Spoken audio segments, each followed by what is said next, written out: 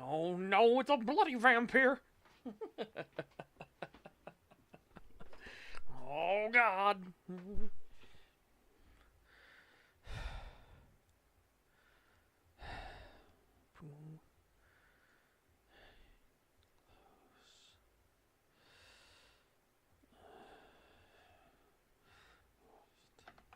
This.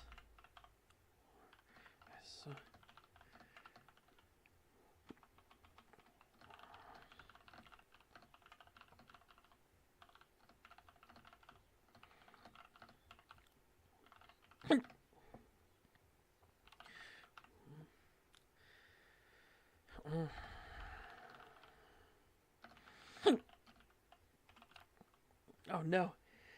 Why do I got the hiccups? Why? Why the hiccups? No.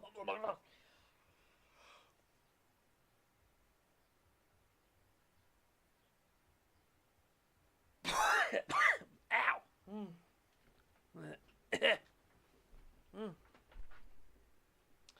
Oh.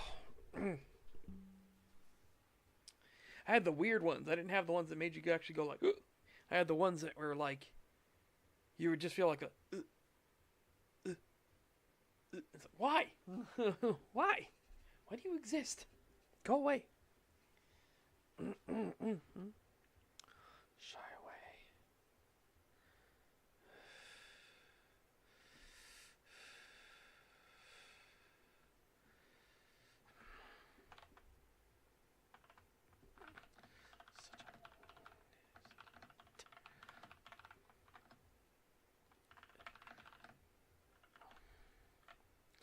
Oh, if only.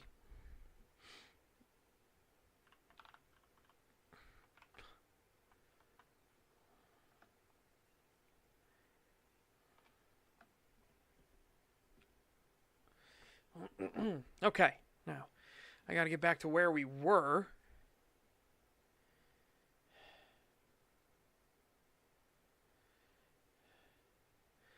Okay. It's about here again. I haven't gotten too much further in the rewrite. A few more pages in the rewrite. Oh, what are they being sued for?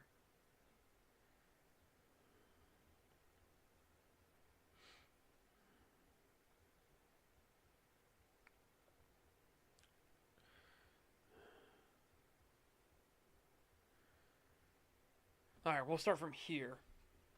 Yeah, what are they being sued for? I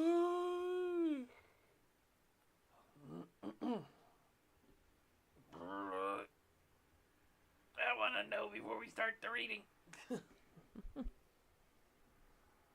Good, fuck them. Guilty. Guilty as fuck. And please set a precedent. Please. Hopefully in the correct direction. If it sets a precedent that game companies can do what they want, fuck that.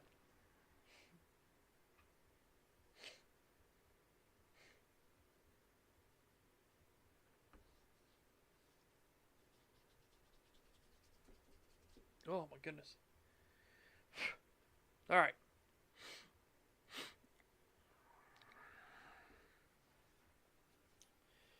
Alright, chat. So again, here we're in the Chapter 4 rewrite for Guardians of Nature. I'm going to continue off.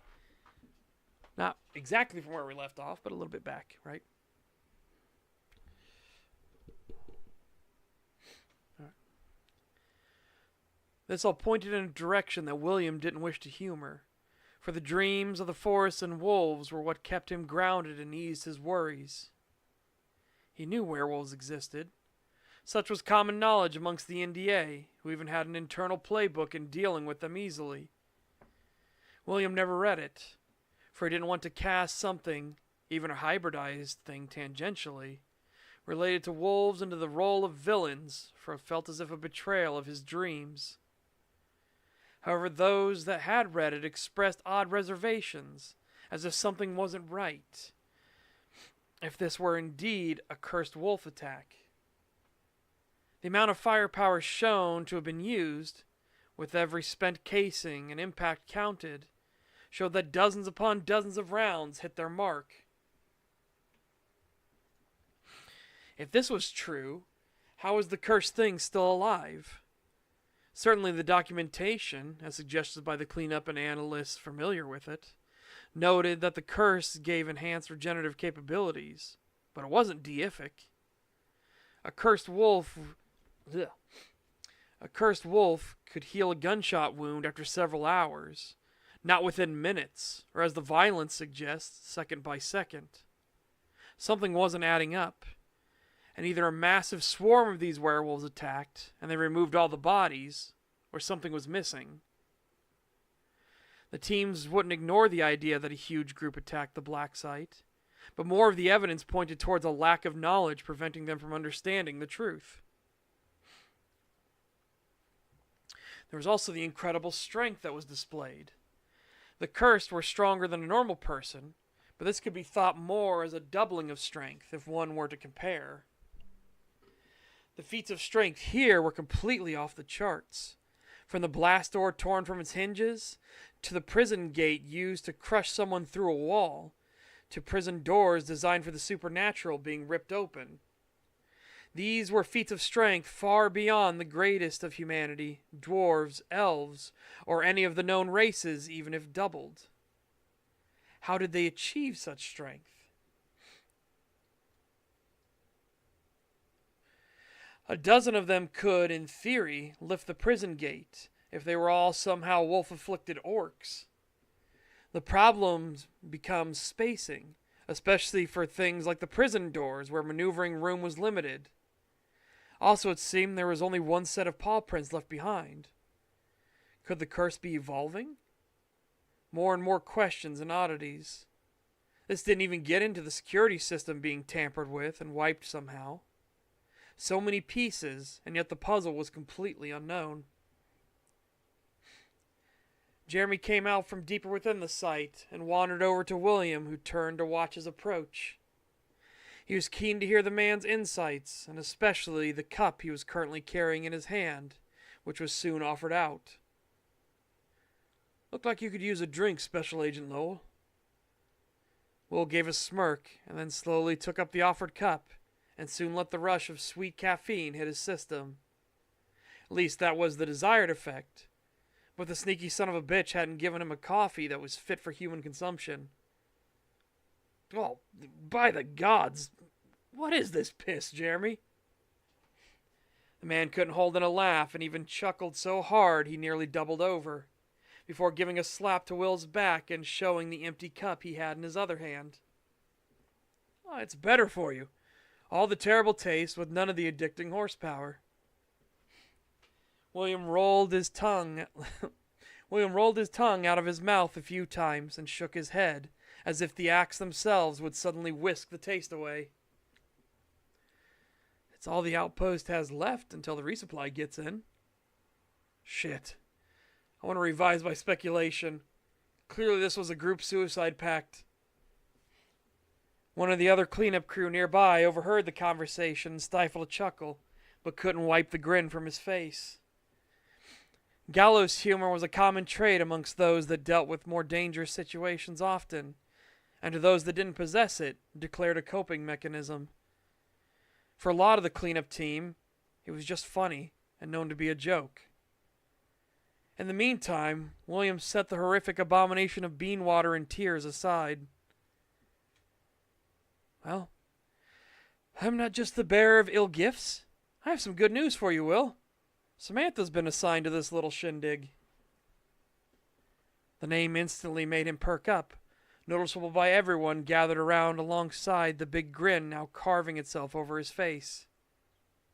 He had long tried to deny such, but it would have been the height of absurdity to pretend that he was not keenly interested in Samantha. "Oh, well, that is..." Jeremy leaned over and raised a brow. "When are you going to ask her?" Will gave a puff of air and waved his hand around, trying to dismiss the idea. No. I mean, we're colleagues and going on dates with our schedules and..." "No, not that. Although it's adorable you're playing hard to get. When are you going to ask her to marry you? The smile on Jeremy's face was wider than William's own, which Lee turned and glared at the man. By the gods, Jeremy, one step at a time. We haven't even dated yet. There are monks living in mountain shrines that are less chastened than you.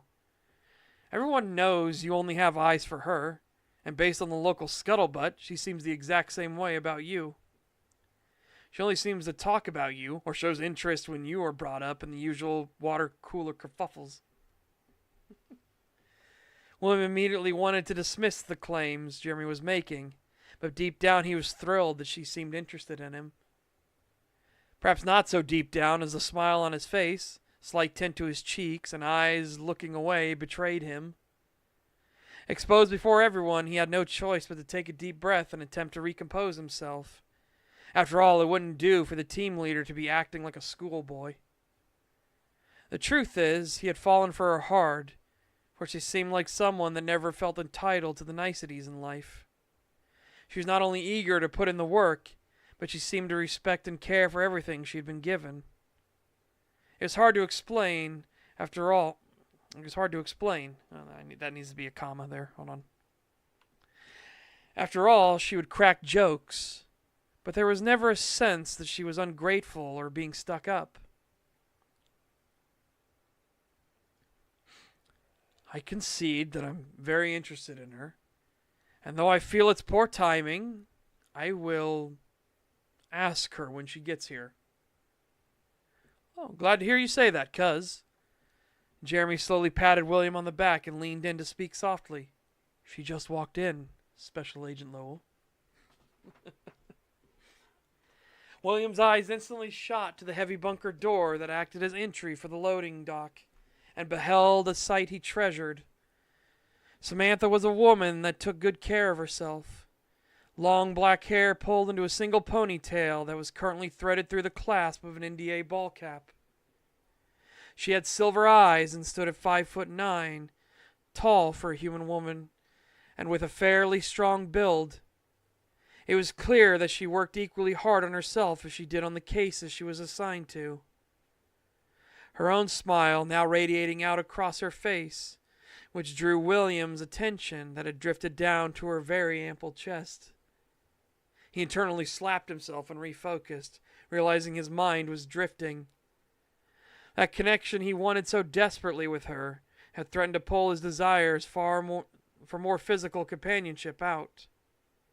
He really did need to actually get out more.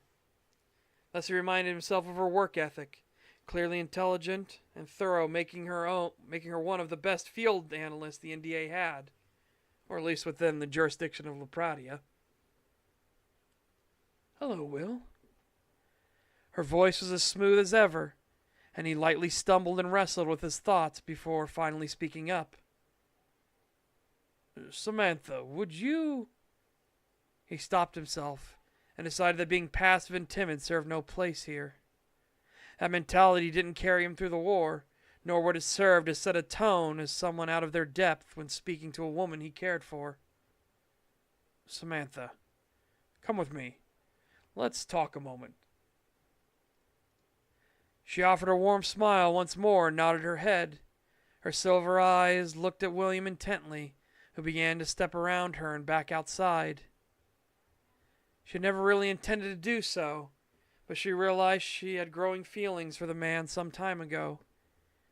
He was tall at 6'5", well-muscled, and she had even seen them up close as he trained at the compound. He had piercing blue eyes that contrasted sharply to his dark brown hair, a rarity that he didn't have brown for both. Both his hair and his beard were well maintained and neatly trimmed, and perhaps most important to herself was that he always smelled incredible. She had even subtly tried to learn what sort of shampoos, deodorants, or colognes William may have liked, thus learning of the scent.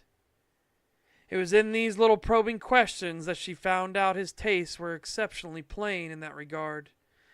Just basic clean scents with hints of grass or smells of the forest. It was a rather silly thing to take note of, at least to her mind, but it was one of those unspoken truths that played a big part in the opinion of someone. The second truth was how the man carried himself and the way he spoke. There was a dignity in everything he did, but not an arrogance to it. Amongst those colleagues and friends who would ask about him, especially her nosy mother, she found it hard to describe it. It was like he just accepted the way things were in the moment and worked harder to change it to something he found better. She'd even been given advice from him, a phrase that stuck with her for so very long. We play with the hand we are dealt.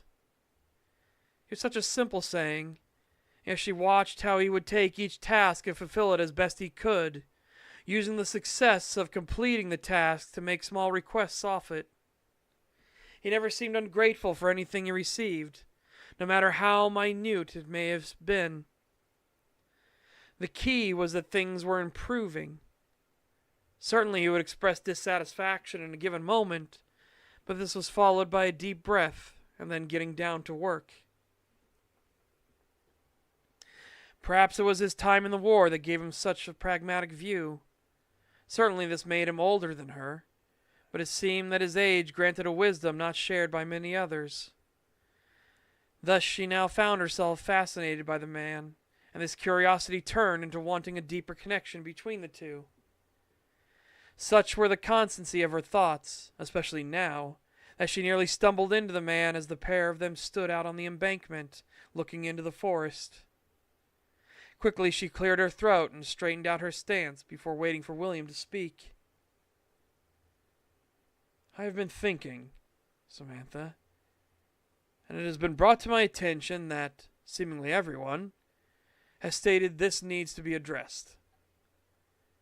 She listened to his words, but then her shoulders visibly slumped at the mention of everyone else.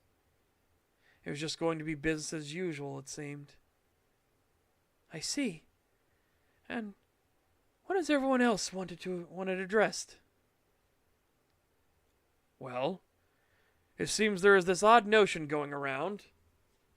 William paused as he slowly turned to look at Samantha, his hands behind his back and carefully cradled before he continued. That I should ask you to marry me. Samantha froze up for a moment and immediately snapped her entire focus to William. For whatever other thoughts she may have had were cast aside. Nothing was more important than this exchange, in this moment, in this place, and thus she waited for more words to sate the beating of her heart. Now, I believe that's going a bit too fast. However, I agree with them in part. William offered a smile and brought his hands back around, as he did his best to keep his eyes locked to her own. Samantha, I would like to take you out for the night on the town, many if I were to have my say in the matter. Yet know, from the outset, that my intention is to one day make a proper woman of you and take your hand in marriage. She stood there completely blindsided and unable to answer. Why wasn't she answering him? Why was she just standing there? She felt her cheeks flush and her breathing get faster as she tried to will herself to move, but the sheer shock of it all stayed her feet. As the milliseconds dragged on, she started to panic. William, for his part, looked at her intently, at first stoic, but this was slowly starting to collapse into panic of his own. Too fast. You went too fast. A thought occurred in the back of his mind, and he did his best to cast it aside. He needed to speak to fix this gross miscalculation now. Yet before he could utter a word of anything, Samantha finally acted as she leapt forward, threw her arms around him, and planted a kiss directly to his lips.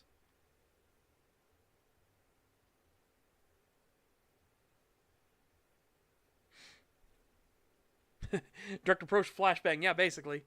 That's essentially what happened. She froze up because it was so unexpected that he was going to be like this is what she wants. It's what she wants, what they both want. But to be so blunt about it and so direct was just like,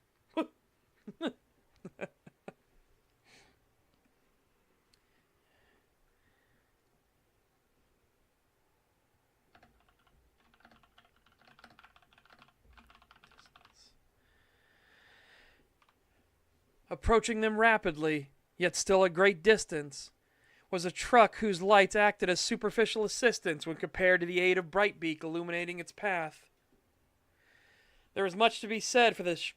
Whoa. Hold on, that was a bit of a spicy belch. I didn't like that some stuff tried to come with it. Hold on.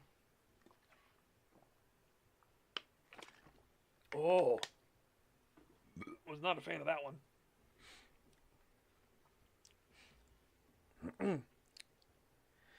There is much to be said for the shapeshifter's ability to see the Ander and the truth of the world, thus giving him a spotlight that only few could recognize.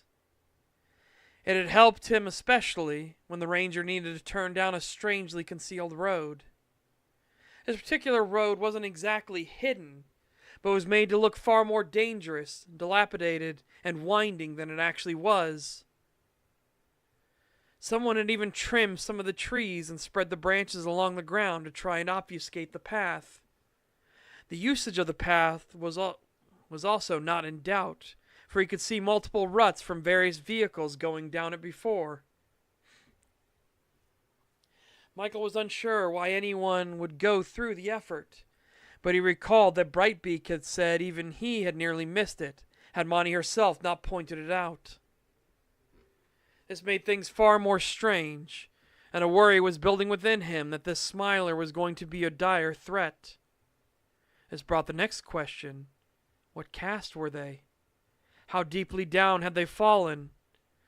The direct involvement from one of the divine dragons certainly made it seem like no ordinary threat.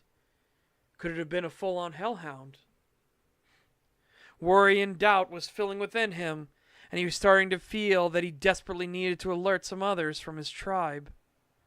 A thought that was suddenly cast to the back of his mind as he watched the light shining from Brightbeak suddenly shift to focus on something. This caused the ranger to slam on the brakes, with the truck crying in protest at his efforts. Oops, I got the wrong form of brakes. It wasn't that he was going particularly fast, for the path was indeed winding, but he only had dirt and loose limbs for a road, and thus the tires skipped. Now both the truck and Brightbeak's guiding light were shining directly on the thing that stumbled out from the trees. I almost said woods. I don't know why I almost corrected myself to woods.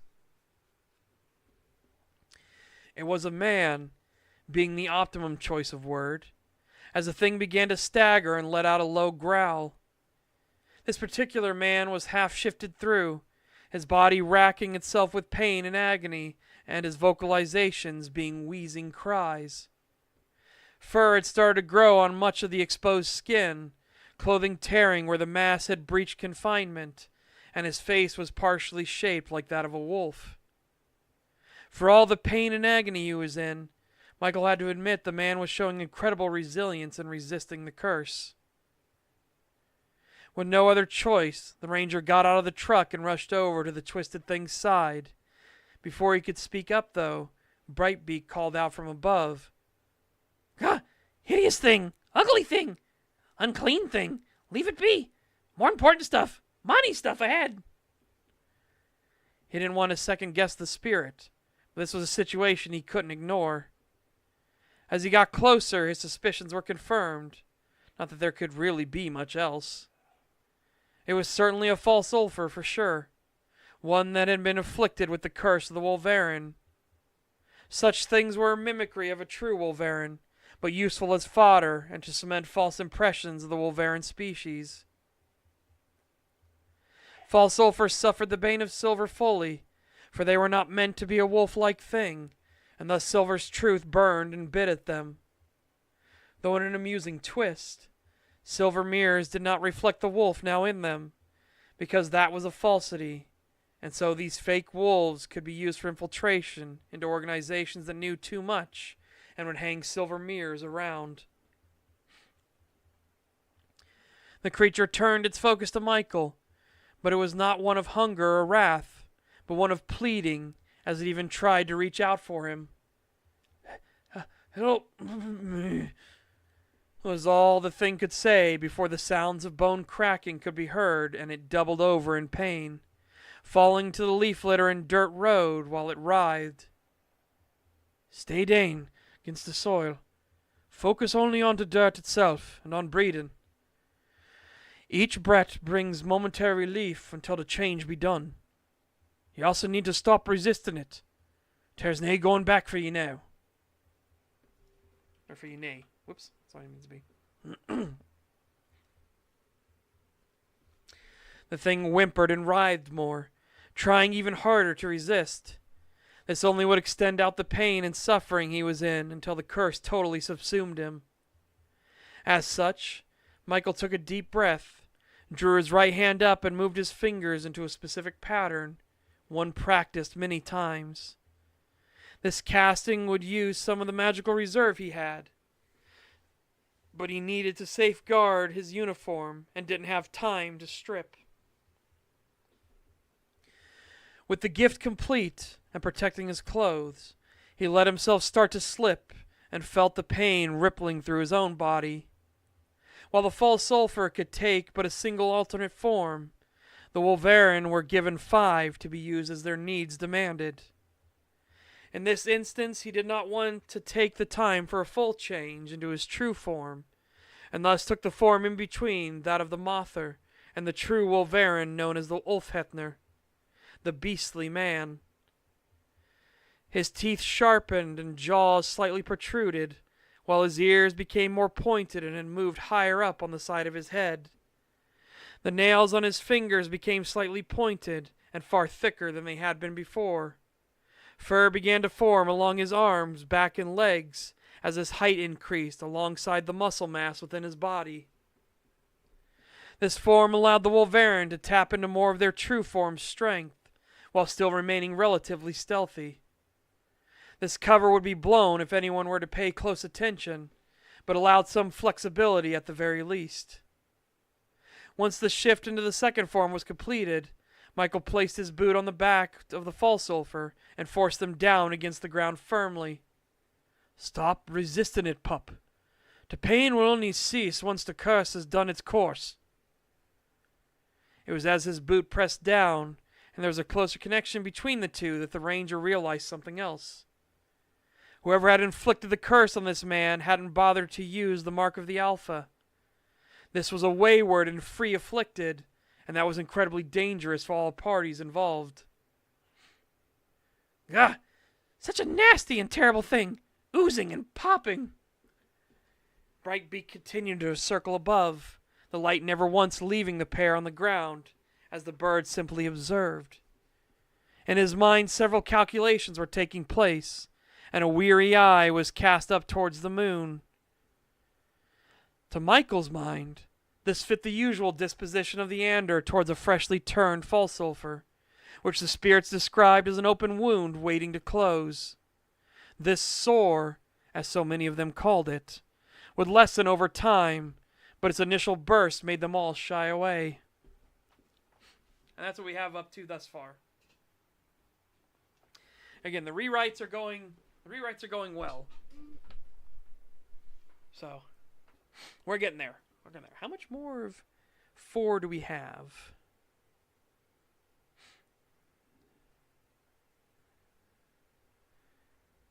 We still have quite a bit of 4 to go. Okay. But then we'll get into 5. 6 will be very quick to do because I already started the rewrite on 6 because I totally redid the whole section with Smiling Wolf Studios. I felt like they weren't emphasized enough in their initial. It was too subtle what they were about. And I don't mean the whole porn studio and stuff like that. That was obvious. But it was too subtle that the fact that they controlled the criminal underworld before. So I rewrote all of that already. Well, they controlled the criminal underworld of Lapradia, I should say. It's basically their turf. They don't want anybody shitting in it. Yeah.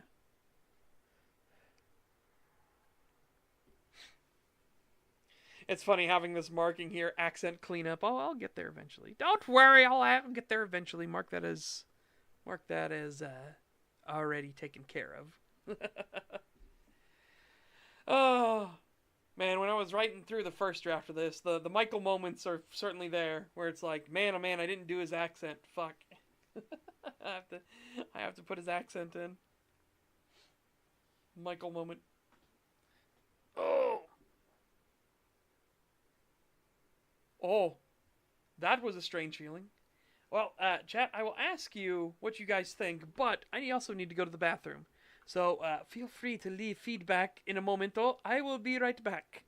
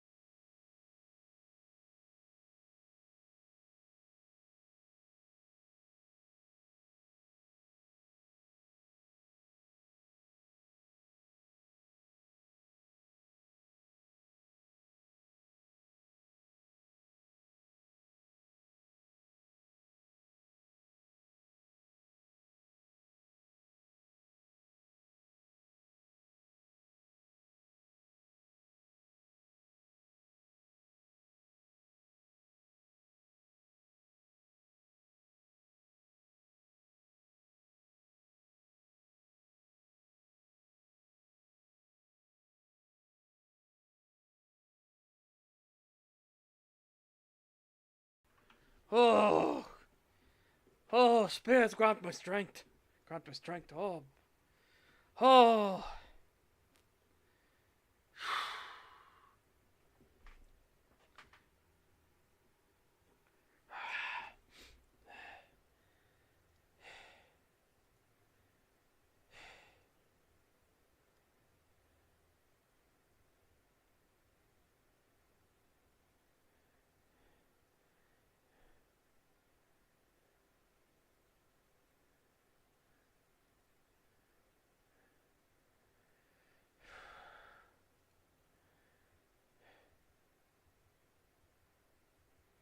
Oh my god, I went to look.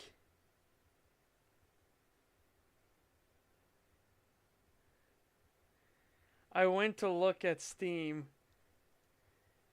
Since you guys said the original Resident Evils are on Steam now. And I saw one of the most adorable games I think I've ever seen. Oh my god, look how beautiful Resident Evil 3 looks. Holy shit. Oh, it's so good.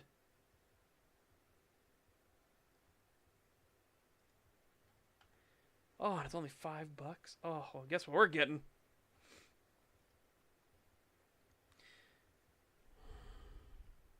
Oh, a billion%. This is way better than the remake.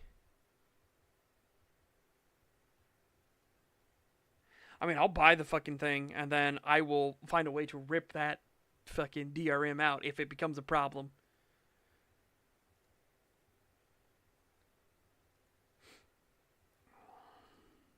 Okay.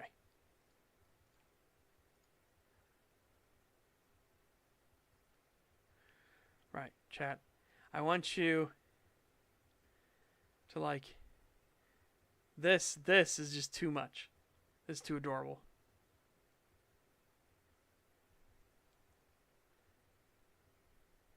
I know. I don't know what they were thinking with Resi 3. With the remake. So with I call it like remake 3. Like, I have no idea what they were doing. Alright. Chat, I saw this. Okay? And I was like, oh my god. The world of mighty heroes. Can you see?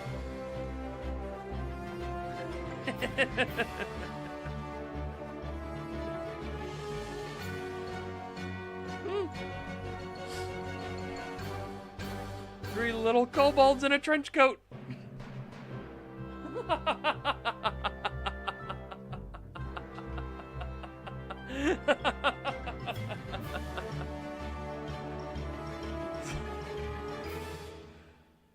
Have you even become a hero? Maybe. Maybe. Three kobolds in a trench coat. The only thing that bothers me is seeing stuff like this. This hurts me deep down.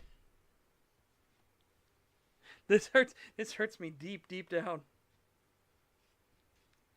So it's a game where you play as yourself, Setch? How fucking rude. Rude!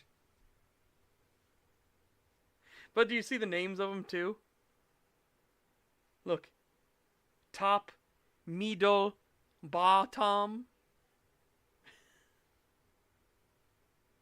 I know, but that's why it hurts me. I don't want them to be hurt. That's the part that like is like, oh no. But see, top, middle, bottom. Oh my god.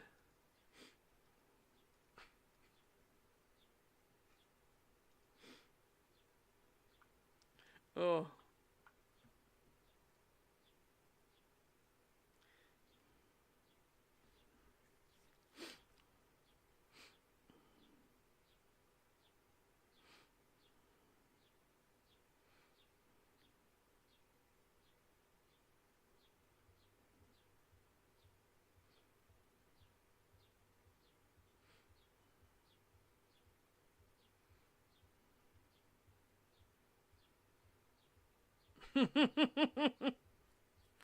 Oh my god.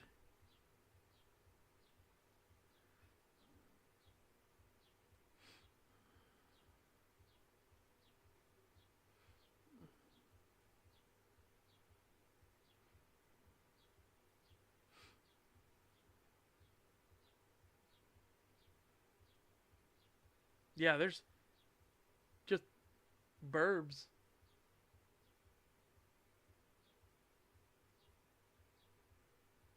What what are you doing? What are you doing? They're having their best burb life. That's what they're doing.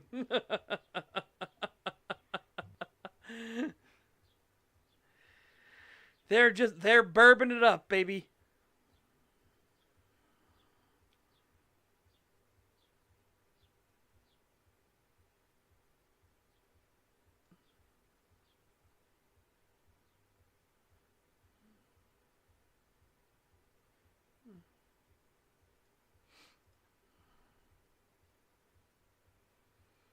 What is your most recommended tabletop game to get into? Oh my god, that's a tough one. That's a tough one. I'm not a fan of current World of Darkness, but 20th anniversary World of Darkness, very big fan of. Now, get into. Okay, if we take from the perspective of a newbie coming into World of Darkness, again, I'm all focusing on 20th anniversary. I don't like 5th edition. I think they tried streamlining way too much stuff. And I get they needed to depower, like, hunters, for example, because the imbued were getting a little too wacky crazy. But you have so many different choices based off of, like, what style of game you're going for. So any of the World of Darkness games, I would recommend. But if you're more of like if you want more like the making plans and like carrying out heists and like dangerous assassinations and things like that, Hunter the Reckoning is an obvious choice, right? Full blood replacement therapy game. If you want more like the political intrigues, the schmoozing and maneuvering, the hobnobbing and stuff like that, with superpowers, Vampire the Masquerade, great fucking choice. If you want more combat, if you want less like, not as much dialogue, but a lot more like action and combat and fighting, Werewolf the Apocalypse, 100%. If your entire group are extremely autistic, Mage the Awakening, which I think I always get them backwards. Was Mage the Awakening 20th edition and then Mage the Ascension is the new one? Or is Mage the Ascension and then now it's Mage the Awakening? I always get them backwards.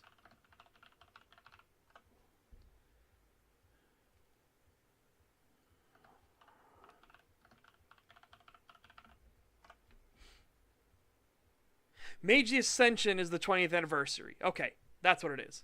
All right. Yeah. Like I said, I always get them backwards. Just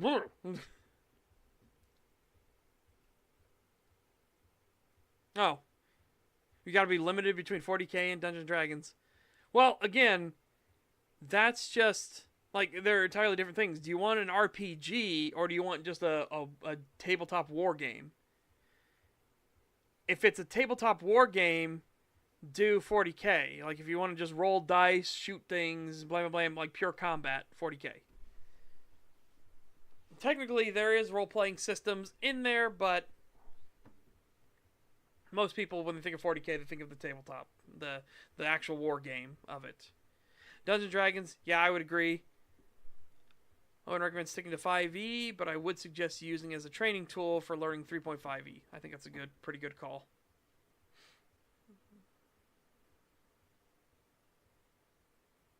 Problem with 5e is that most of the system you have to change everything. Yeah. Mage the Ascension. What was the 20th anniversary? Which, again, oh, chat, dude, the amount of people who are like, I don't want to call them fake fans, right? Because they're not. But the amount of people that saw the Hunter the Reckoning Death Wish trailer, they're like, oh my god, I remember Hunter the Reckoning. And then they're like, why is it first person? Okay, I shouldn't try to do the Midwestern, like, mocking voice. But they're like, why is it first person? Why is it not an isometric or, like, a more gauntlet-style game, right? Like the first game. Like the original game is what they say. And I'm like, oh my god. Like, again, you're not a fake fan. Because you love Hunter the Reckoning, Wayward Redeemer, and Wayward Redeemer, and what was the one? Yeah. They're like, I love those games. It's like, yeah, but those games are very unfaithful to the source material. Like, especially the Wayward not being villains immediately. Like, holy shit, the Wayward are bad guys. They are literally the Hunter splat bad guys. Like your opposing force. Yeah. Just that, and it's like, dude, we have been wanting an RPG, another RPG in the World of Darkness universe for over 2 decades now. We want an actual RPG in World of Darkness. And Teon, from the interviews they have given, the lead on the game, he's like, I don't know too much about the tabletop. He's like, I obviously played Vampire the Masquerade Bloodlines, and I'm big obsessed with Bloodlines. But I don't know too much about the tabletop. However, most of the people on our team can recite the tabletop from scratch. They don't need to like pull anything up or anything like that. They are really into the tabletop. And I'm like, okay, that's already, I'm liking the sound of that. Big thumbs up right there. Even the lead admitting, like, he wasn't trying to, like, oh yeah, no, sure, I played lots of World of Darkness, right? You know what I mean? Like, I hate those people that are, like, clearly faking it to be like, oh yes, what up, my fellow fans? Those kind of people. He's like, no, I didn't really play the tabletop, but I played Vampire the Masquerade Bloodlines and I loved it. Like, that was my jam. And I'm like, you know what? I respect you for admitting that you didn't play the tabletop or anything, right? I respect that.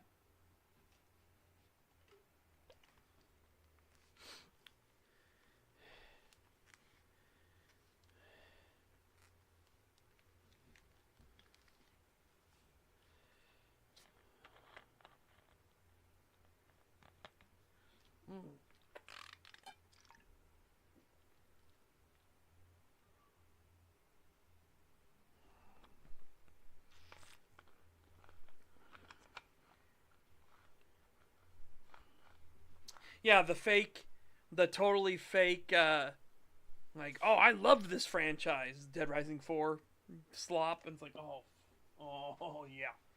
Yeah, I totally believe you love the franchise and know what it's about, you fucking assholes.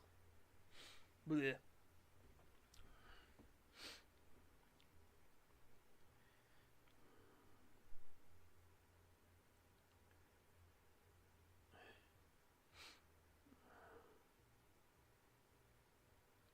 Yeah, exactly. As I said, I'm a big fan that you're honest and upfront about it. You're not trying to what up, my fellow youth? You're not trying to do anything shady, right? You're not just doing marketing thing. You're like, no, I never played the tabletop really. I know it exists. I know bits and pieces of it. But my jam was Vampire the Masquerade Bloodlines, and I loved it. And I wanted to make another Bloodlines. Obviously, the Vampire the Masquerade Bloodlines 2 we actually got was total fucking dog shit. But Teon were like, no, we want to make an actual like RPG set in World of Darkness. And all the rest of us that heard that were immediately like, holy shit, it's been 22 years. Woo! I'm ready, baby.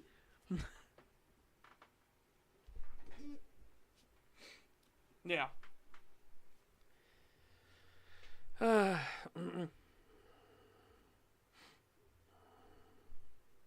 Yeah, I know, Victor, and it's Victor, and it's so like, what the fuck are you doing? But no, like again, the more I hear about Hunter the Reckoning, Death Wish, the more I'm like, I think they could pull it off well. What also helped was the fact that they are, what's the way to put it? I trust that they're going to respect the source material. And it's because of Terminator Resistance and RoboCop Rogue City. They put so much love, care, and attention into both of those settings. It's unreal, right? Like, yeah, you'll get weirdos like fucking ass blasted Alejandro, who are like, the lasers are the wrong color. It's like, dude, they have a progression. Like, they can't let you use the super lasers at the very start of the game. That would kind of defeat the fucking purpose. So, having a progression is fine. They make it clear that this is not the end model. You're getting to the end model later. The Resistance is trying its best. Yep, part of the plot is to get the purple lasers. Mm-hmm.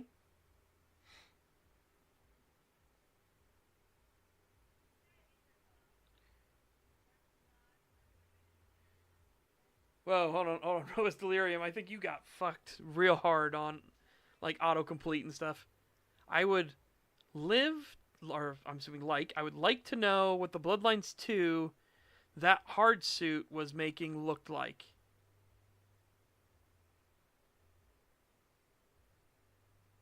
Hard suit? You have to let me know. I don't know if you got schwackadacked. No, I just have stupid fingers. That's fair. That's fair. Again, trust me, I know how that goes because I will think way faster than I type, and I'll have jumped forward and realize I typed bear, as in BEAR, and not BARE, and I'm already 4 more words ahead. And then I look back and I'm like, God damn it! Fuck. Hold on. Hard shit labs. That's some hard shit, brother. Oh my god. What's wrong with increasing your power level as you progress in RPGs? Nothing. But Angry Joe didn't like the fact that the lasers were the wrong color at the start of the game. He had a whole freak out about it.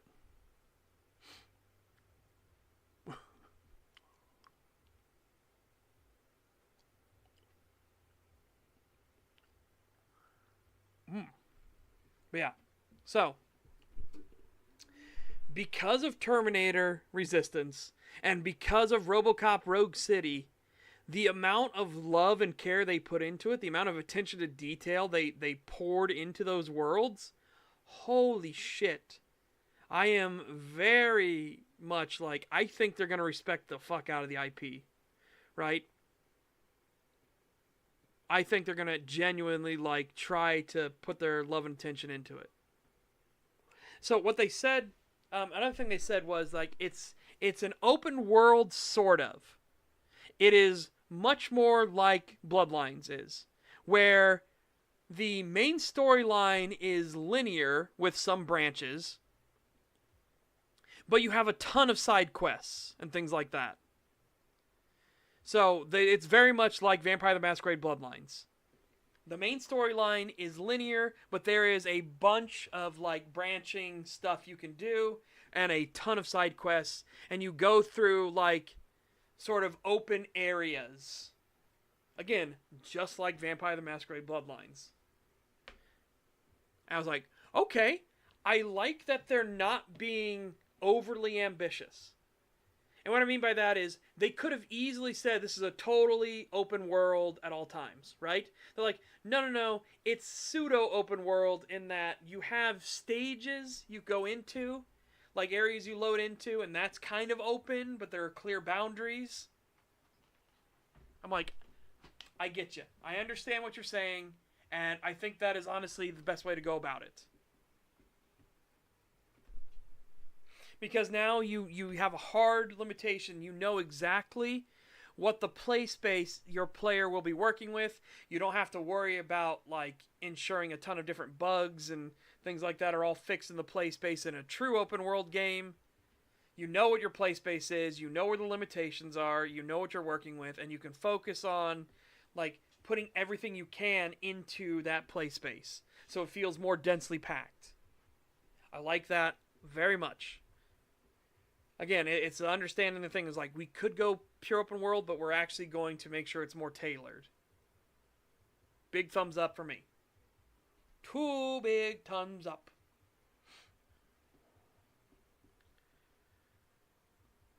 God, if only the new Terminator movies were as good as the game side of the IP. I know, right? Holy shit.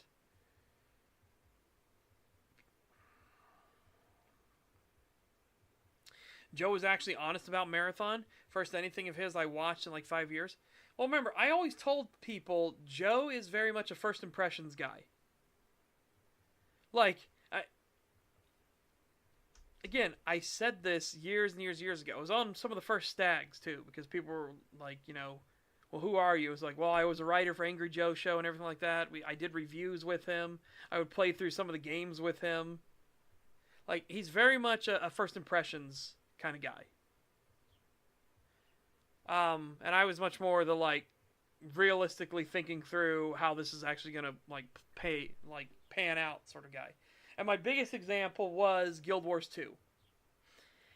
Joe said it was a 10 out of 10, badass seal of approval, the MMO by which all other MMOs would be measured.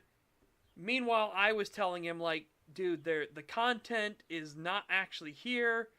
The mechanics and systems aren't actually functional. Like, dungeons are terrible because there's no Trinity, so they can't do, like, any real complex dungeon mechanics or anything. Like, oh my god, the Zhaitan dungeon especially, which was the big, like, here's your big finale for the game. And the way you beat Zhaitan is he spawns his eyeballs on the top of the ship and you kill them. And then Zhaitan is defeated. And it's like, oh, okay. Hooray. Hooray. I was like, dude, you don't understand. It is boring. I was like 5th place in the race to get to 80. But some French guy smoked all of us. But I was like 5th place to get to 80. And I was like telling Joe, I was like, Joe, you do not understand. It is boring at the top. And a bunch of the legendary items and weapons were awful. The only exception were the swords. The sword users were eating fucking good. Let me tell you, the sword users were eating fucking good. Their legendary items, their legendary weapons skins were actual peak. Like, genuinely, unironically, I'm not glazing it enough. You do not understand. The legendary swords in Guild Wars 2 were fucking peak. Now, I hope they added more legendary stuff later. Let me see if I can get this.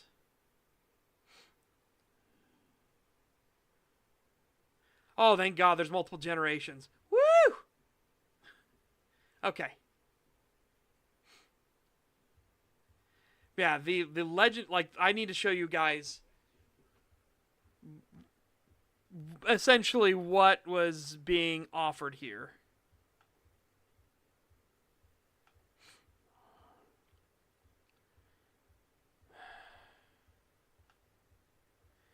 for like how fucked everybody else got. But the swords were eating good. Yes, that's what I'm talking about, baby. I'm specifically talking about that.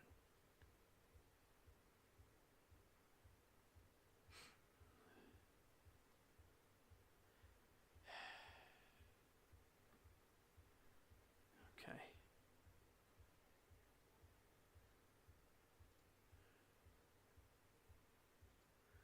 Hang on, I need to. Oh, this one's a perfect image to show. Okay.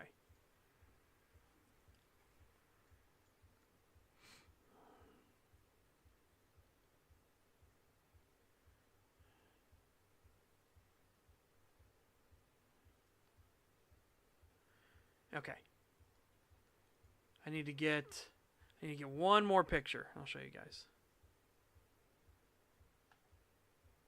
Do this. Okay. All right. So, that's the only one you should remember because all the other ones were trash. All the other Generation 1, like the Generation 1 legendary weapons, were fucking trash. Unironically, I am exceedingly... I'm being generous by calling them trash. They looked that terrible in comparison. Right?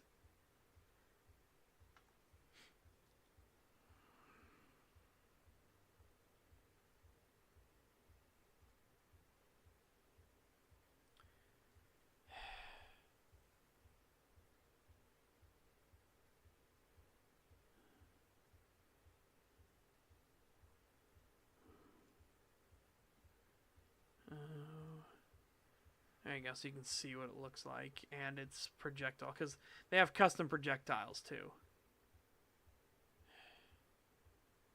Can I get this one with a custom projectile so you can see it?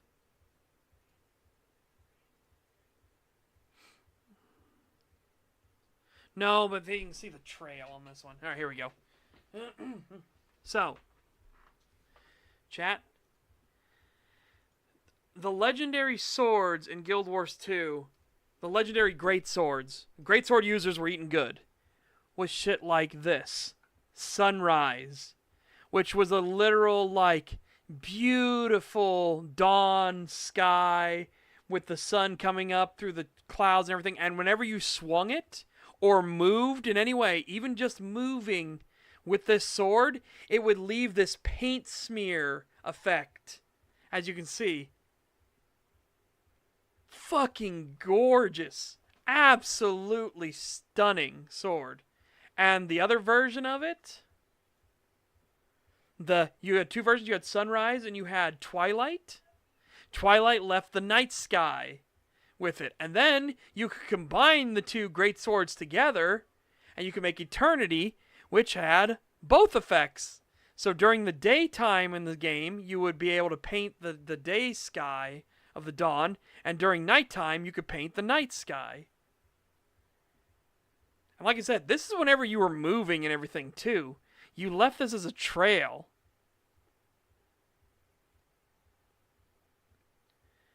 Like, it's just... It is such a cool effect.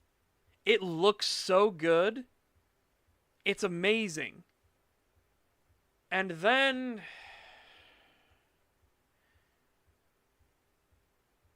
And then we come to some of the other legendary weapons that I got to deal with, like the Bifrost, which is just a staff that leaves a fucking oily, like, spill trail, and you glow, your footsteps glow. And this is what it looks like. To say underwhelming would be a massive fucking understatement. And then you had, like, the kudzu bow, which was just a bow. Hang on. Just a bow that was, like, made from a tree limb. Hooray, the kudzu bow. Oh, I leave little flowers in my wake. Hooray, amazing. Like, Yay. And then the worst offender of them all. The worst offender of them all. The pistols. The pistols. That's actually an even better skin than the original one. Like, oh my god, you do not understand. Like, look at these little fucking JPEG effects being left around. Like, look at this thing.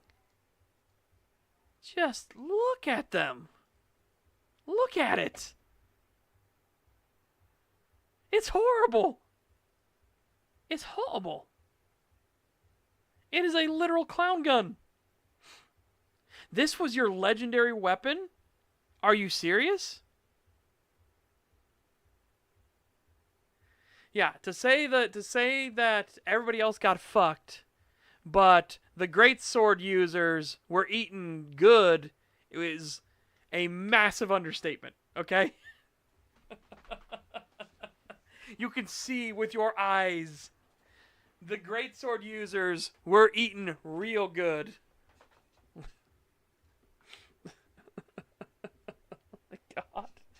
Oh my god. Oh.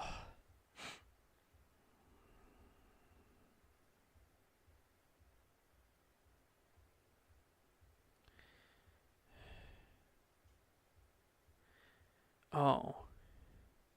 Oh. At least Nevermore looks better. I'm looking at some of these other ones.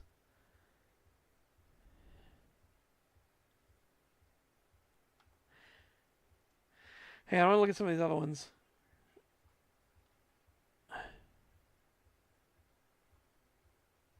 How? How is the Greatsword winning again? What the fuck? I get it. You hate every single other thing in the game. What the fuck?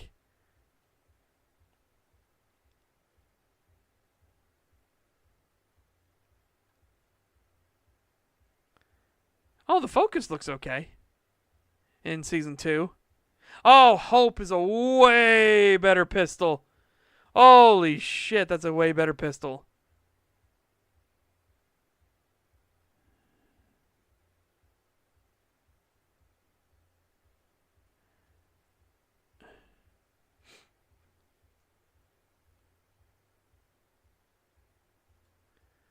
Look at this.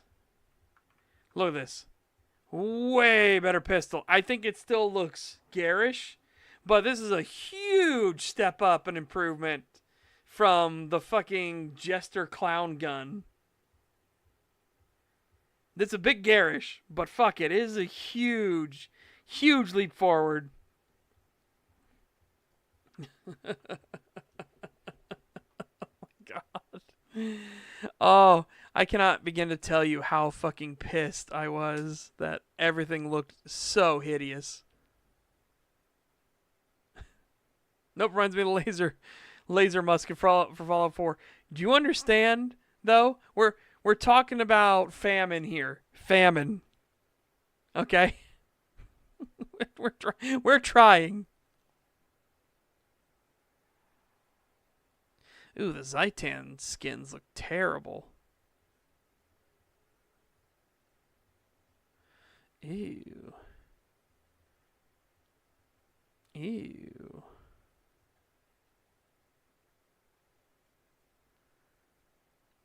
Okay, well, the Zaitan ones are right out. More moth. Nope.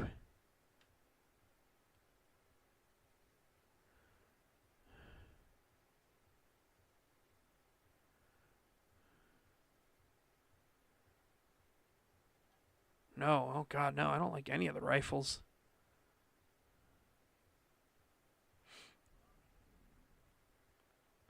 I like none of the rifles. Ugh, they look hideous.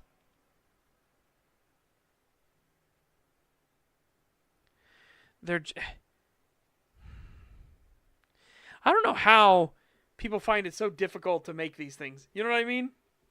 Like, I don't understand how it's difficult to make legendary weapons.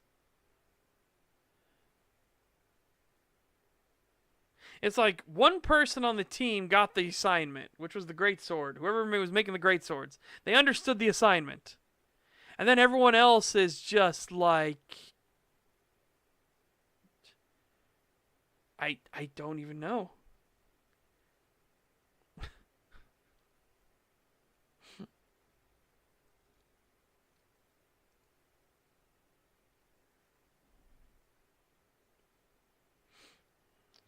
Yeah. All right. Anyways, chat. Anyways. Enough dilly dallying. Enough dawdling. Elder Scrolls Online: Dawn and Dusk now available. Curious. New. Oh, apparently the ESO season direct begins.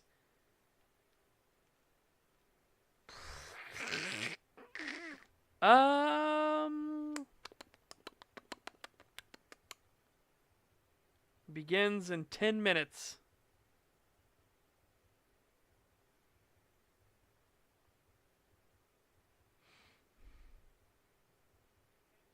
Do something flashy assignment, yeah. Honestly, with all of these like games coming out and they're so obsessed with like I blame a lot of it I blame from the Chinese market, okay? You think an apocalyptic fantasy setting can work? Absolutely. But I blame the Chinese market especially for a lot of like losses in what I consider actual like good quality skins or things that like are super rare and legendaries, things like that, because they are so obsessed with just vomitation textures everywhere. And by that, like, 15 different colors and crazy dazzle camo on all the weapons and stuff like that. It's like, it's also hideous. It really is. Dude, I'll tell you what. I still want to do the train story, the one I've told people about, where it's supposed to be kind of like the setting will then evolve into a stalker. Like, it evolves, it gets better. But it's that bad of an apocalypse. And it's a fantasy apocalypse because, again, it's all about magic. It's the magic storms and everything going around. I don't know, Victor, and I'll show you why. Hang on, let's see. Because this is what gets offered.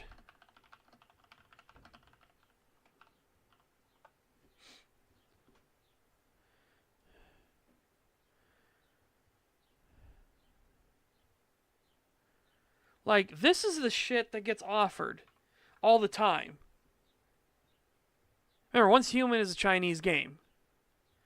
Again, it's shit like this. It's just, this kind of shit gets offered all the time.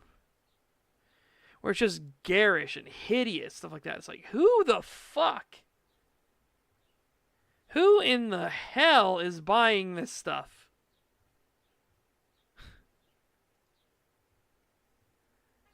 It's just like, oh my god.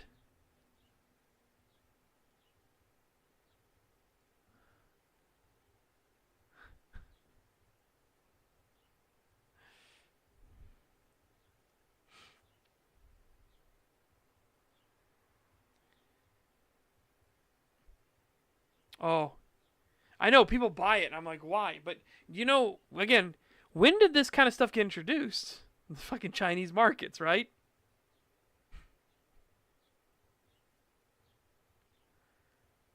Like, look at this shit. It's so fucking hideous.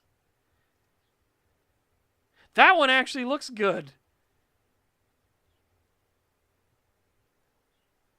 Wait, no. Never mind. I take it back. That's Tiger Stripe. I thought this was like wrapped. Wrappings is like, that one actually looks okay. No, it's Tiger Stripe. Okay, it doesn't look terrible. But, bleh.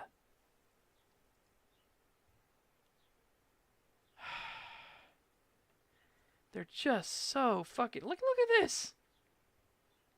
Fucking stop it. Just stop it, please. I fucking beg. I beg. Stop.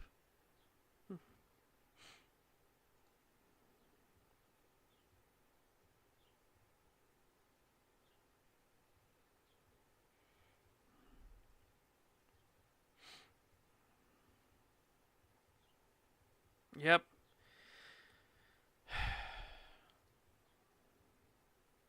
This makes me sad.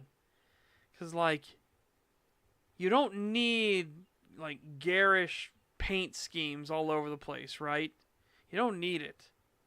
You can make some genuinely awesome looking weaponry without it. And in fact, the creativity comes in that way. Like, could you imagine, instead of the normal double barrel shotgun? Okay, hold on. Let's look at this. Once human, double barrel shotgun. Okay. So what we're going to do.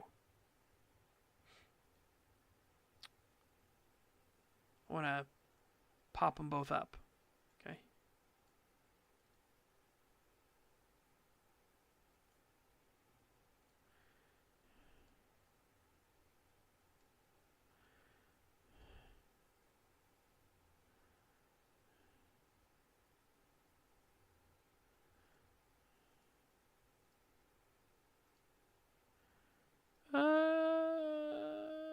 Yeah, we'll go with this. We'll go with this. It's fine. These will work. Okay. So, double barrel shotgun. This is one of the default double barrel shotguns. What it looks like with the paint scheme and everything. I don't like it, but whatever. It's the fucking paint scheme. You can get versions that don't have the paint scheme. I think it looks way better, just in general, right? But imagine if you wanted like a legendary double barrel shotgun. Make it an over-under instead. Make it an over-under shotgun. It's still a double barrel. Still the exact same ammunition thing. It hasn't changed. But the legendary skin is it's an over-under shotgun. And you add in all the finery. The fine like carvings and everything along the barrels and stuff. You know, nice, beautiful walnut and everything. Just, oh. Exactly. Engravings. Which is what double barrel shotguns. Hang on. Let's do some over under shotguns.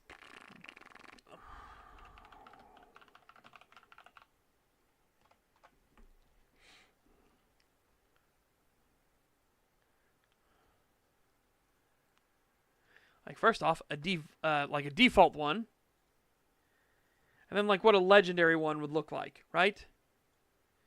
So again, we're gonna go from this. Okay, this is what your standard double barrel shotgun looks like. Looks nice, looks nice, looks fine. And then maybe you get your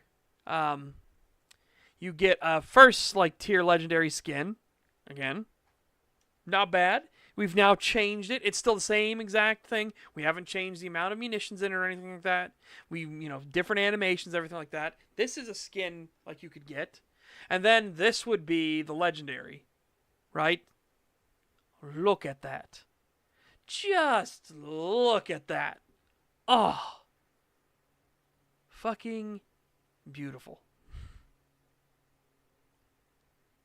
Fucking beautiful. You don't even need the gold leaf. If you know how to engrave it properly and give shadowing effect in the engraving, oh, you don't need the gold leaf. Oh. Absolutely beautiful. This could be a legendary double barrel shotgun skin. Easy peasy. All right. Enough. We need to actually get to Vampyr at some point today. Oh, I do so badly want to watch the ESO season direct because I'm fucking curious what the hell they mean.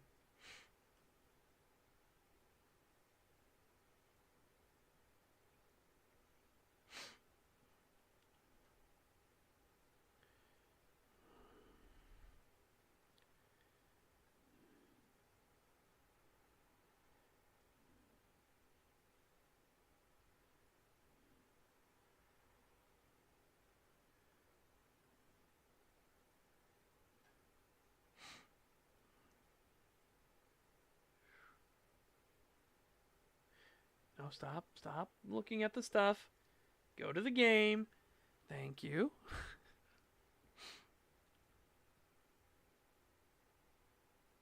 But such, how will I flex on the pores if my solid gold gun doesn't shoot purple lasers instead of bullets? Oh, I know. That's the fucking truth.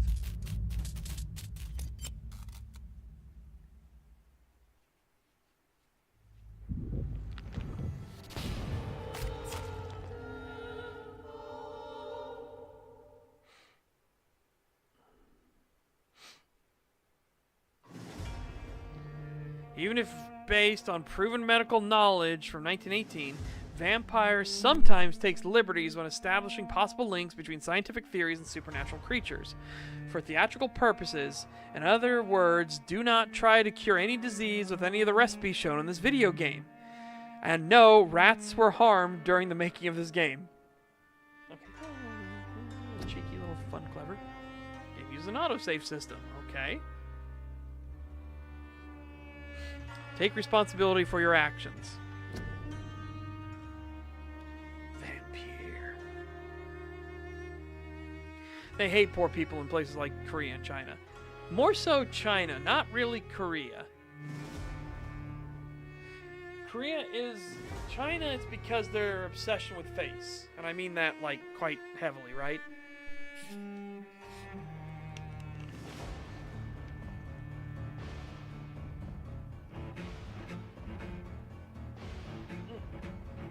Ah, tasty. China is totally like enslaved to the concept of face. So being poor in China is considered like a sin, basically. That's why you want to show off the wealth you have. That's why pay to win and all that stuff like that is super big in China. Super fucking big. Because I have money, you plebeian. Right? That's their default state. Oh, hey, you don't need modern Chinese enough.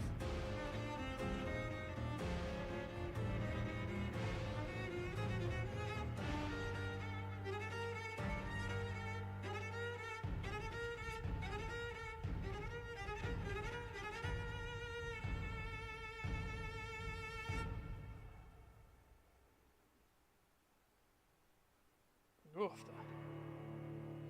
Sorry, I had an eye booger. That just decided to finally become a problem. Oh my god. Alright, let's go. Let's freeze.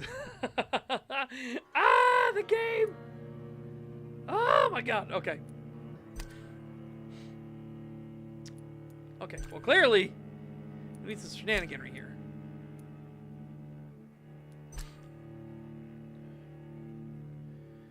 Wow. What great options we have here. This is a bit better.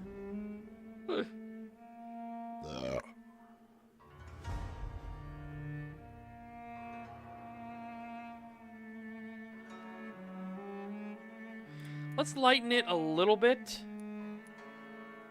Just because we have those hard freezes.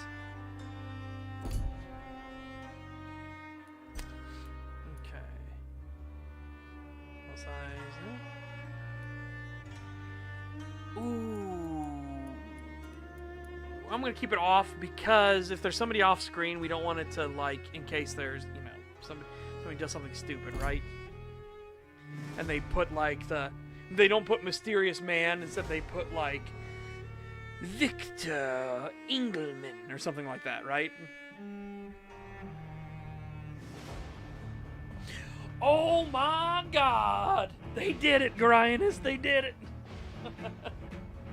You know what I said for years? I said that you should have, like, training for the stables. Because you gotta remember, the stables to upgrade your mount, your capabilities and everything, if you were there to actually do that in ESO, they go to 60. And it's once per day. And there's 3 categories. You need to play 180 fucking days. Okay? Oh my god.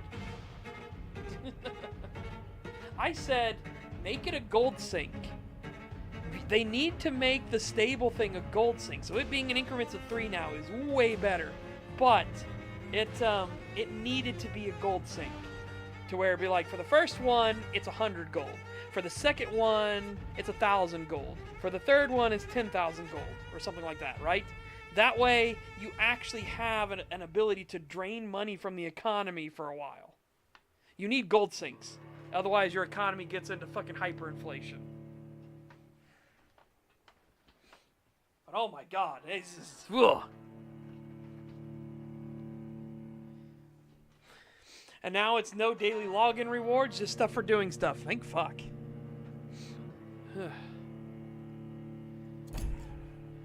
Opinion on cosmic and body horror? It very much depends. Body horror, I think, gets overplayed, so there's not really too much good body horror.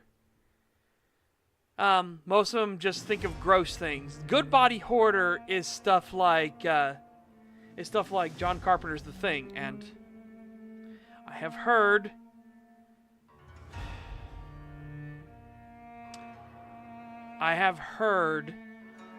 that they are remaking The Thing. They are remaking John Carpenter's The Thing because Hollywood has no creativity whatsoever. And the director is going to be M. Night Shyamalan Ding Dong.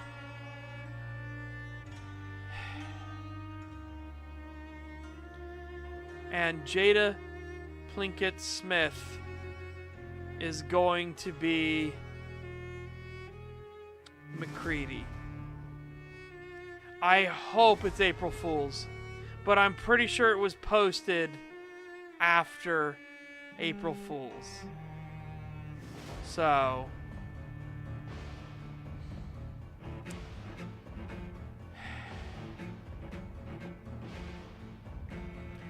I'm really hoping it was a mistimed April Fool's joke, because fuck right the hell off.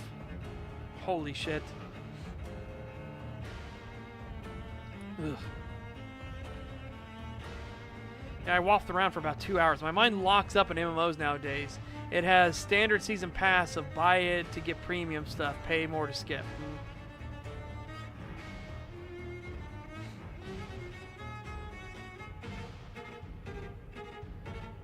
Oh my god. Okay, hang on a second. Play Vampyr with low challenge. This will cut an important part of the experience, but will allow you to enjoy the story and explore with little danger. Combat is very easy. There is no reward for finishing this mode without killing any citizens.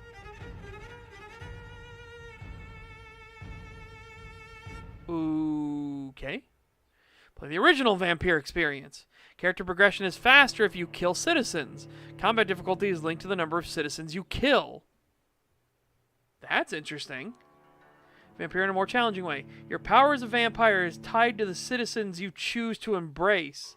Enemies are harder to kill and hit harder.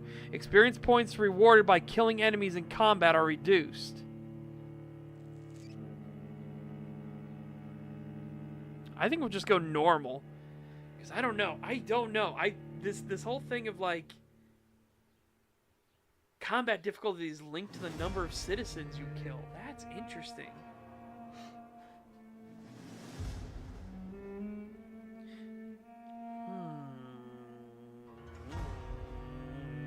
Again, we don't know what the combat or anything's going to be like, so let's go to new game. I didn't get to read it, you bastard bitch! 12 dreams for the Red Queen under crown of stone. 8 voracious beasts born from 8 restless nights. 4 nails piercing the flesh of the sinner. 1 prayer for the summoned, called by this song. 'Tis perhaps the countdown to oblivion for the once proud city of London. 'Tis perchance her inhabitants' last dance alone to face death and pestilence. Confronted by the eerie and unknown, mortals became desperate for answers. A flock's flight makes for an omen, the falling of a star a dire presage. Turning to priests for interpretation when there was no reason to be found. When religion failed, men turned to science. I saw them build such vain cities, crafting machines made for endless war. New questions flourished as old answers withered. What is darkness but lurking sun? What is wall but enslaved stone?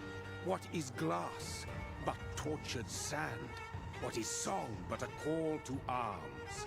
What is hate but jilted love? What is life but death pending? What is pretension but this very game? Holy fuck. Death. Since the apple was plucked from the sacred tree, mortality was believed to be God's punishment, a righteous snare to keep mankind from ascending to the stars. They were all so wrong. Death is not a wicked thing, nor some holy retribution. A true punishment would be to never know its sweet kiss. Awaken from the harshness and be born once more.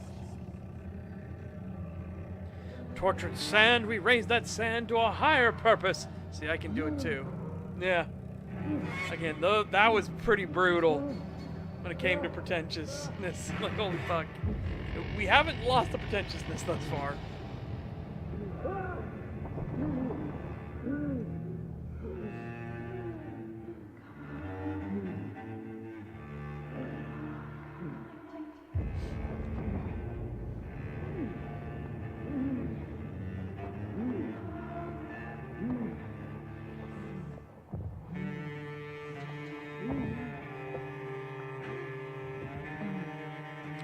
Dude, it's a cutscene. You're having clipping and warping issues. Oh, this is the sequel to Kingdoms of Amalur? No, it takes place in London, unfortunately. Whoa. Whoa!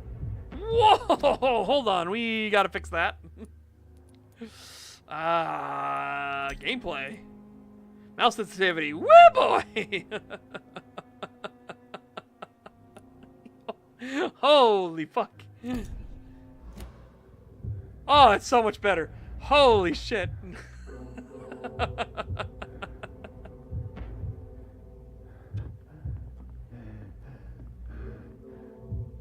Don't go into the light. Don't go into the light. Don't go. Oh, it's a lantern.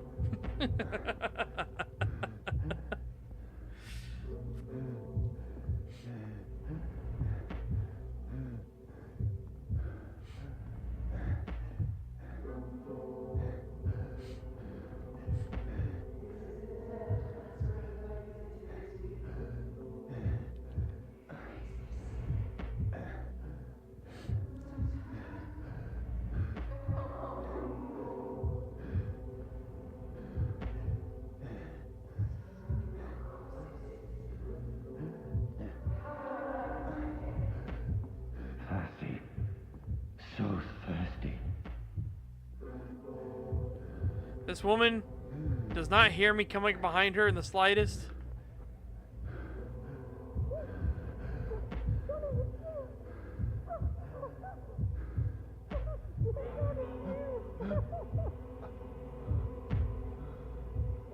Well, clearly we care about this woman, but unfortunately we're currently in blood mode.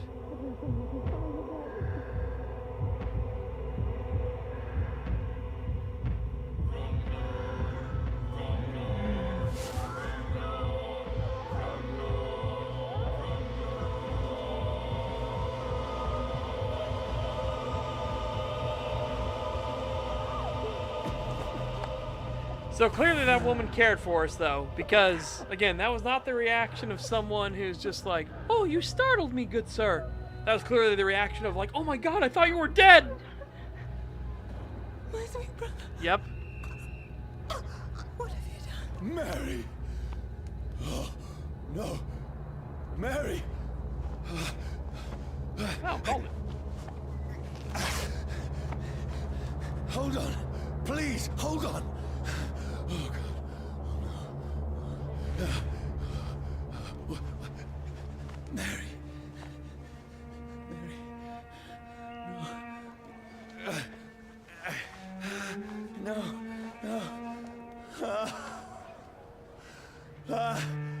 I'm sorry, but Mary got naturally selected. She was so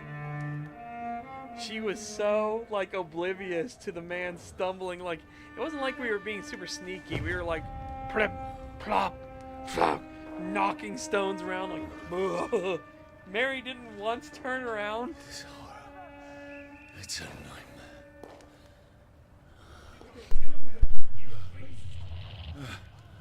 No!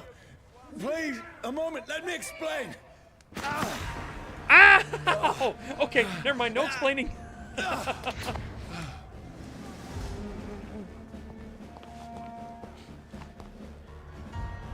After me. Ah! Bullets hurt! Don't shoot! Bullets hurt! I need to get out of here!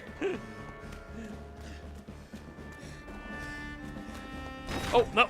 Oh, I thought we could climb up there. No, we cannot. This can't be happening. Oh my god, his running animation's like he's got to poop. He's like, I've cacked my pants! Help! I mean you no harm. What's going on? Oh, Mary. What have I done? What's all this about? Oh my god. Now, I can defend myself. Now I can defend myself. Who are you? Stay back! Sorry, but you left me no choice. Yeah, again, you started fighting. You started shooting me first. I get he's like, stay back, so I stopped, and then he started shooting me. It's like, well, I mean, now you've chosen Who are death. you? Stupid beast!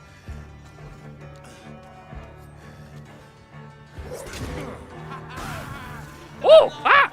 Spicy! Sorry.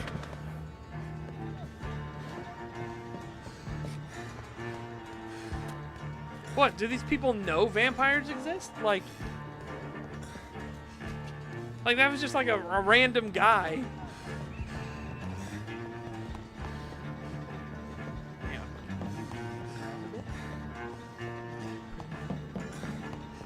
Thou shalt progress. No, please, stop! But you're fucking... Put it down. Thank you. Oh my god, if you try to look around, it switches your camera angle. What do you want?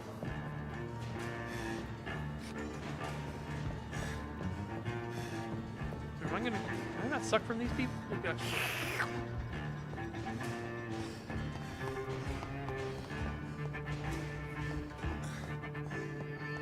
I don't know. You know what? That's a good question. Can we just run past these? It doesn't seem like we can, because they're standing in the way, right?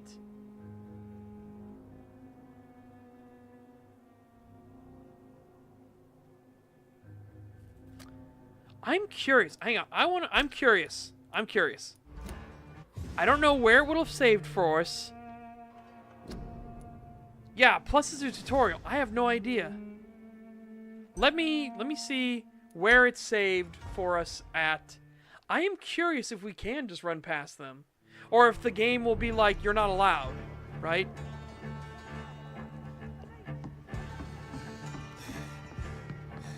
No, because we already killed that guy. We killed that guy in particular. Okay, hang on. We're going to restart, chat. Because I am morbidly curious if it will actually let us just blitz past. Right? I am actually curious, and we're not very far, so...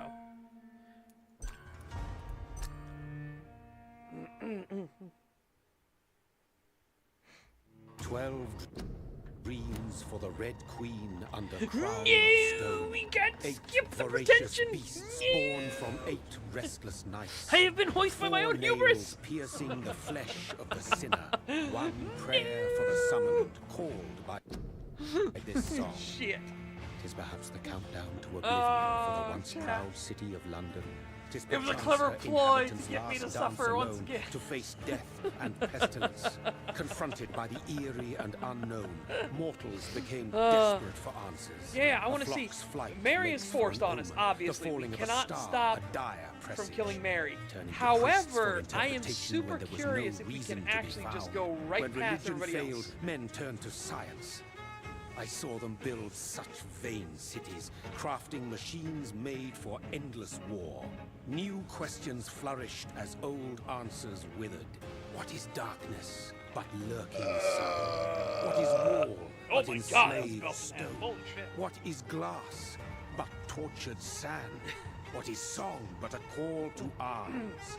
What is hate but jilted love? What is life but death pending? Again, what is pretension but this entire game? Death. Since the apple was plucked from the sacred tree, Yeah, that's what I mean. mortality was But I believed don't to know if be it'll, like, God's stop us in an area. You know what I mean? Oh, hey, cool. We can skip this. Nice. Nice. What I'm saying is I don't know if it'll let us, like, skip areas or if it'll be like, this gate is closed until you deal with the threats or whatever. Right?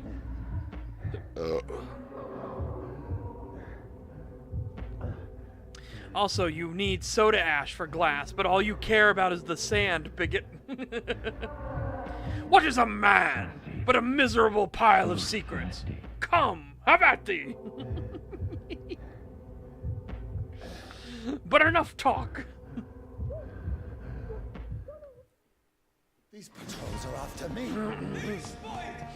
No, no, don't shoot. This is a nightmare. I need to get out of here. This can't be happening. No, please, stop. I mean you no harm. What's going on? Oh, Mary. What have I done? What's all this about? Has it fled? Now, I can defend myself.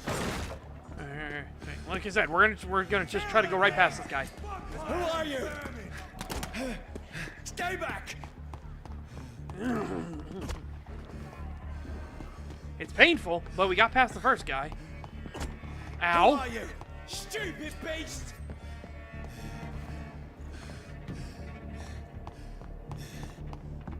Get their weapons ready! No, please, stop! Uh-oh. Uh-oh. Chat. Uh-oh. The door is not open. I think we do have to kill all of them.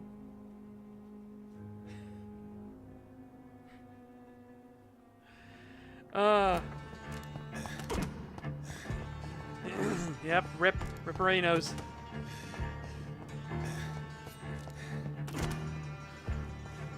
Just to be extra sure, I'm going to get these guys, Filthy piece of shit! and we'll see if the door opens. What do you want? Yeah, now we can interact with it. Hold on. Make extra sure, right? Because remember where it saved last time. It saved before we got up there. I want to make extra sure that I can't run up to that door. Because the door is shut, and I didn't see a prompt before. But let's make extra sure. Who are you? See, we didn't kill that guy down there. We didn't kill this guy.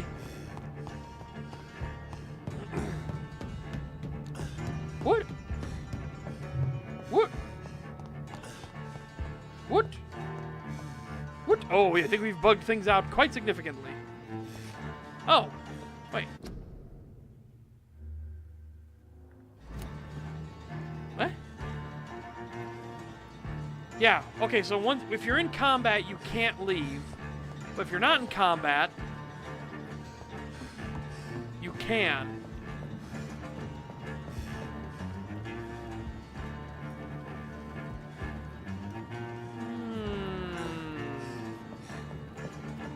These two guys didn't spawn. Does this count as me not killing them, I wonder?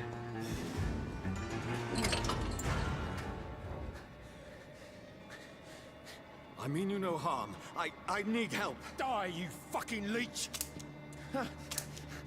Please, listen to me. I can't make any sense of this. Shut up, beast! Who are you? What is this all about? What in God's name? I'll do the rest of the job. Just leave me.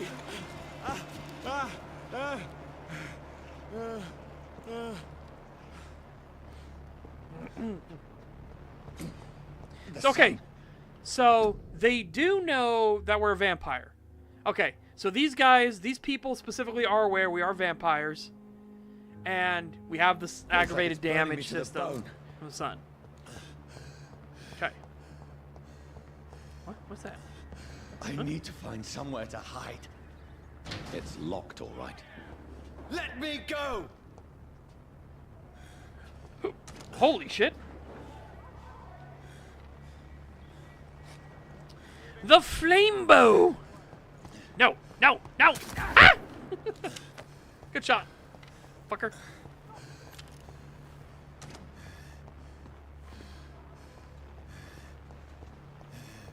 Come on. Oh, thank goodness. Cool, we can still try it. All right. Is anybody there?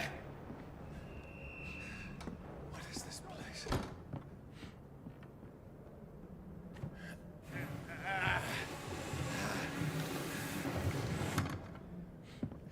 The place seems abandoned.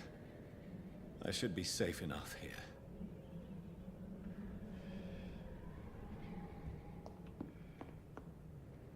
Oh.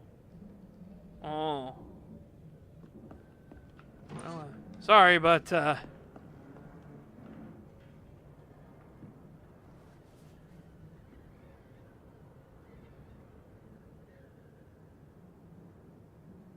don't think she's going to be in Vampire 2. Or Vampyr 2.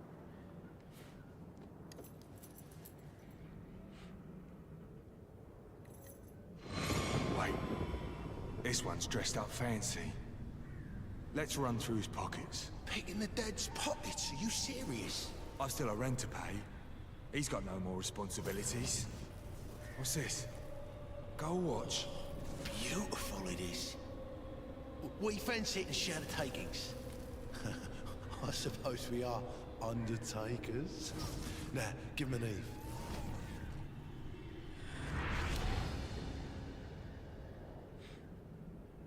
That's impossible.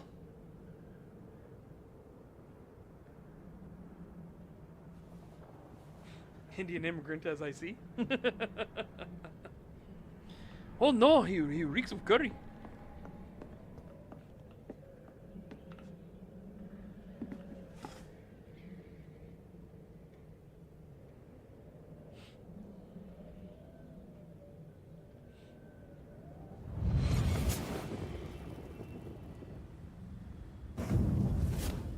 Brother.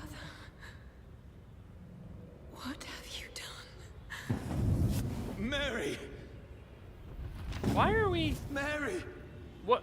Why are you showing us this again? Mary. Game. I'm sorry. Whoever did this to us, I will find them.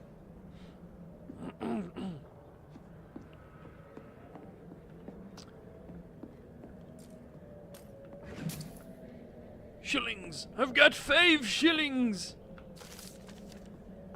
Fire and sun. Right. Leeches do not fear the sun or fire, and they do not burst into flames or ashes when they are caught under rays of daylight. But it hurts them good, really good. I have personally chained a vampire to a tree to see what would happen when the sun rises.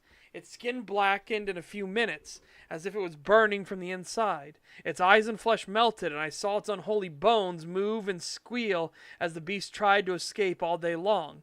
In the end, only a desiccated corpse remained, which started to slowly regenerate when the sun disappeared behind the horizon. I cut its head off to finally destroy it, and when I tried the same test with fire, the bloody leech never came back from the ashes. Fire is our weapon of choice, brothers. To burn the beast is the best way to kill it for good. From Know Your Enemies by Carl Eldritch, Prewin Leader. Okay.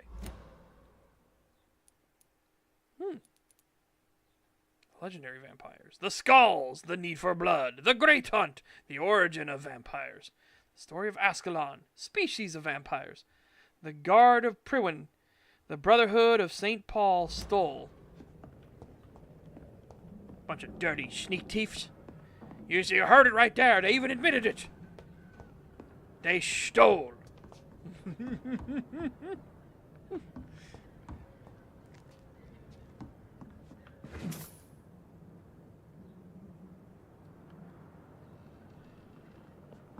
Yeah, I'm thinking...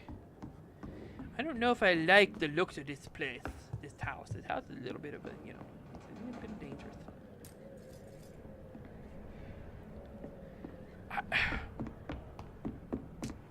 I don't know if that's just to open the door or if that's to leave. Let's see. Let's see if, you know, we can see any, if we can see, actually see our reflection or not. Okay, so we can see our reflection apparently. 12 dreams for the Red Queen that sleeps under crown of stone, that she might linger longer, her eyes as white as snow. Who goes there? A prayer for the summoned by warrior song. A child born from darkness must take scent of his path. Who's there? Are you referring to me?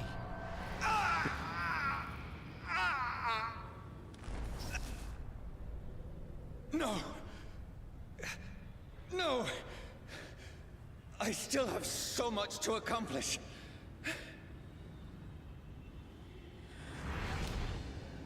I still have so much left that needs doing. I'm gonna say the same thing, but slightly different.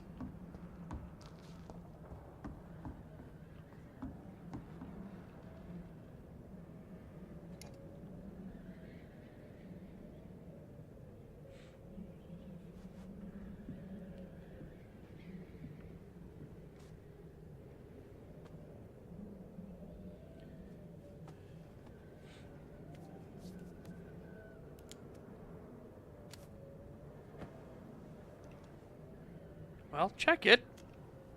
Check if it's loaded. Johnny, this one's lost. We need to leave. And now! No. There's time.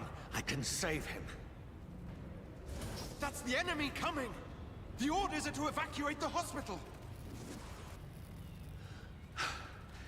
Done. He'll live. And now what? We fight.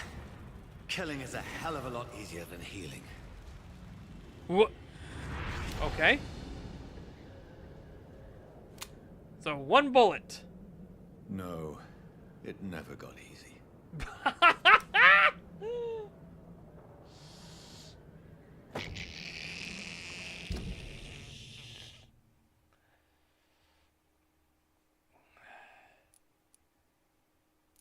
A good revolver. A remarkable revolver. A perfect revolver.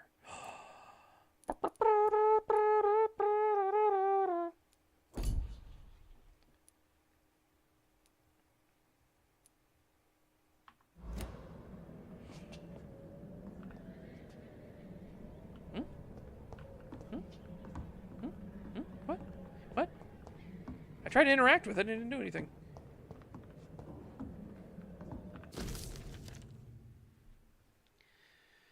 October, bad sleep. Becky coughed all night. The fever made her delirious. I heard a loud noise in the morning. It's a big machine. Some men brought by the banks to dig a big hole in the ground.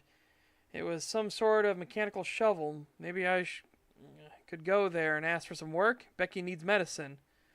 I talked to the men with the mechanical shovel. They told me they're digging mass graves all around London. Safety measures, apparently. Is there a new epidemic? Is the flu coming back? They had no work for me. Becky slept a little last night. The foundry has been closed, and there are no more jobs nearby.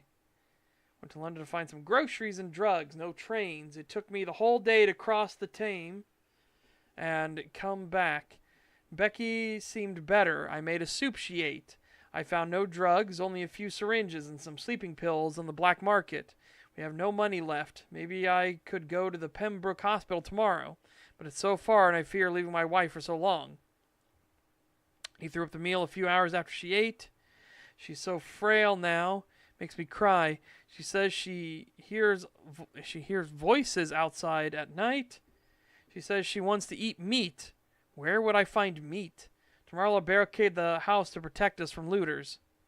The men with the mechanical shovel have stopped digging the mass grave. I heard shouts last night as if they were attacked. Now there are only a few boats throwing bodies day and night into the giant hole. The smell is terrible. We should have left this house a week ago, but Becky, she refuses to leave. She'd rather die, she said with a nasty smile. Why is she torturing me so? Becky just attacked me. She jumped on me from the stairs and tried to bite me. I had to smack her, but she smacked me back. I went upstairs and locked myself in the bedroom. Now I can hear her crying and mumbling downstairs. I retrieved the gun I hid in the ceiling since the war to protect the house. That's a statement.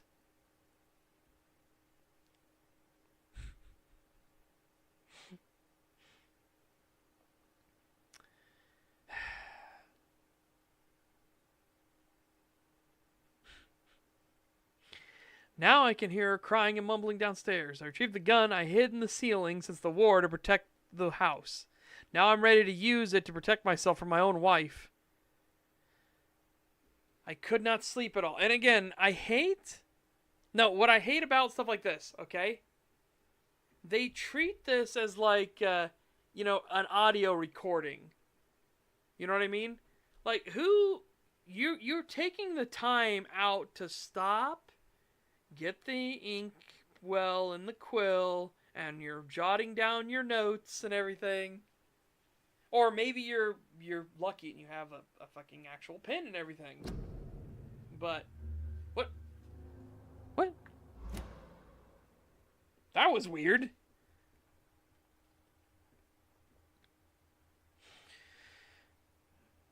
I hate journal storytelling. Me too. 23rd October. Like, I understand if you actually leave it as a journal, like the 19th of October. My wife hasn't improved. I'm going to try and look for something tomorrow. And then, like, the 20th of October, there's nothing left. I looked all night and there's nothing. Yeah, I know. Then wrote about it as it happened. This is the kind of bullshit I'm talking about. This is terrible writing, right? Yeah, and the reason it worked with System Shock was because of the neural implant stuff. Because System Shock got fucky wucky, right? And they didn't have stuff like this.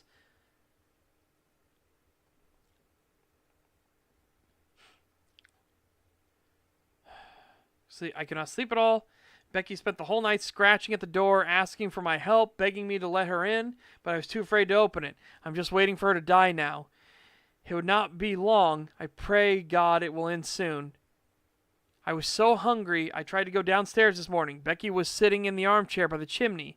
She was panting like a dog, looking at me without moving, just following me around the room with her eyes. I pointed the gun at her sore face, but she did not react. I could not pull the trigger. I went back to my room. The house is silent like a tomb. No more noises.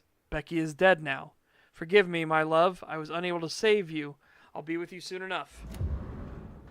So, why did they have my...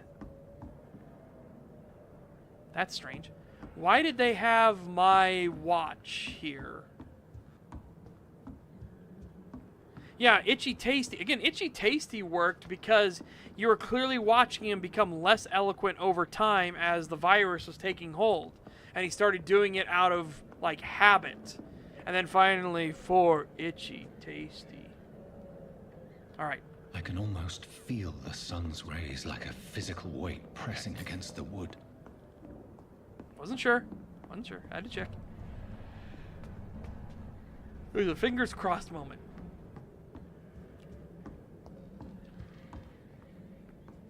Yeah, so here's my question now. Who did this?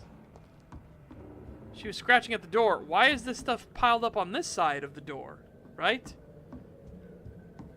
This wall, why was this wall open? Who did this? Who opened this wall? You know? No, yeah, that's what I'm saying. We know my watch was stolen, right? We know that for a fact. But why did these people have it? You know?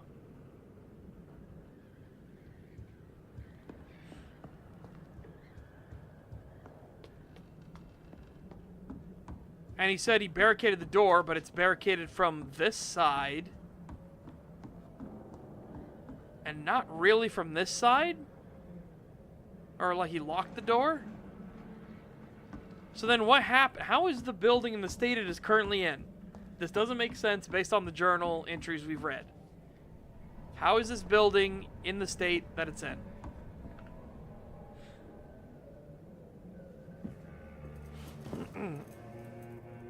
This makes no sense. None of it. I agree! I No agree! sense at all.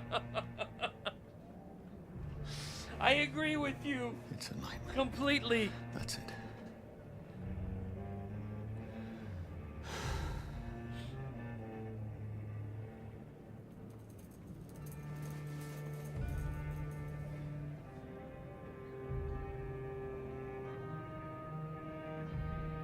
So be it.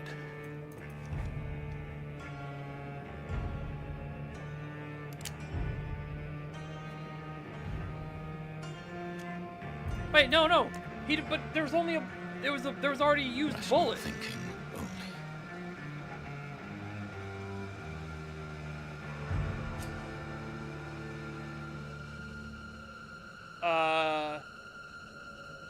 Pause it. Time out. Okay. We take the gun. Okay. We take the gun from the dude's corpse. Right? There's only a single round in the cylinder. Clearly, that is the round he used to shoot himself in the head. He has a gunshot wound in his head. He has a gunshot wound in his head, right? There's only a single round in the chamber. If this actually is a bullet, if this actually fires... This is another case where developers have no fucking idea how a gun works.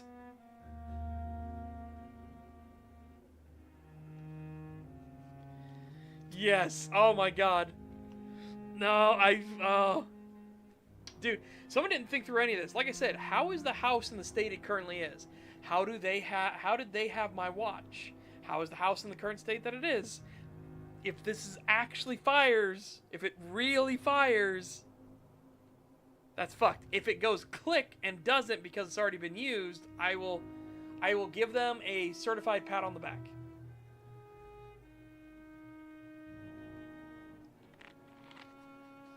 Because remember, he didn't say he barricaded the room. He said he locked the door, and his wife couldn't get through the door. But why would his wife need to get through the door if the entire wall is open? And then we see that the doorway is totally, like, fucked. You know what I mean? The doorway has been barricaded from both sides, somehow, for some reason. But why would you need to do that, and then not the gaping, massive hole? But then, who created the hole and why? And they didn't take the gun, or the watch, or anything else in this building? And then again, we'll find out. I'm not going to pull the trigger, though. I'm not going to pull the trigger. I want to see what happens if it will force us here to do this, right? And then if we do pull the trigger, we need to see if it actually fires.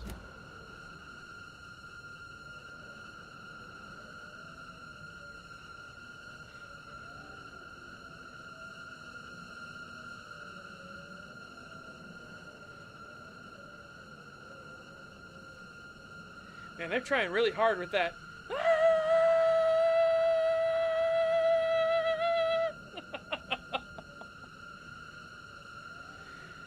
Alright, so clearly you have to do it. Fine. If this actually fires, though... if this fires, developers, you're all idiots. Developers, you're all idiots!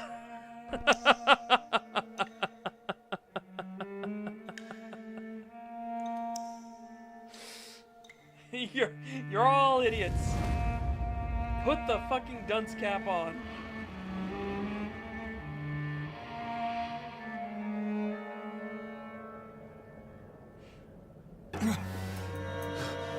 It actually fired.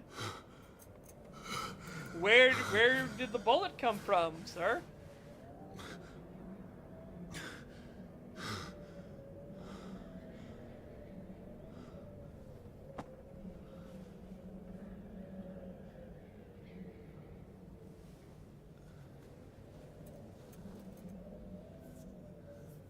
This is absolute madness. I've lost touch with the real. Madness it is, as mad as the moon, contains blinding sunlight into a glowing reflection. Hideout beds allow you to evolve and rest. Spend experience points to level up and improve your vampiric skills. What? I know. I don't know why he thought it would work when he got shot so many times before, but like, what the fuck are you talking about?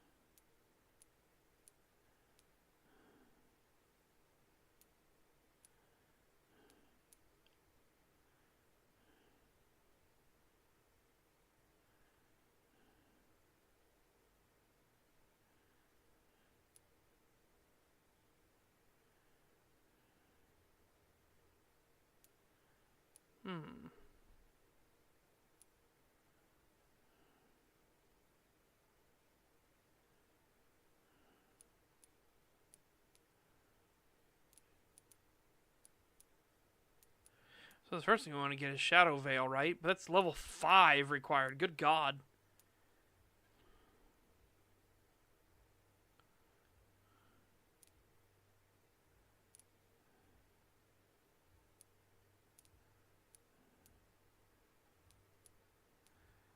Well, I mean, I guess. Oh, and there's multiple tiers of it, too.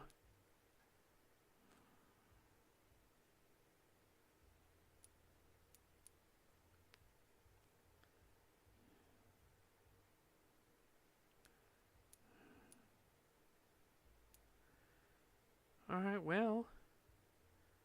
I guess we'll spend some points. Because you're going to make me.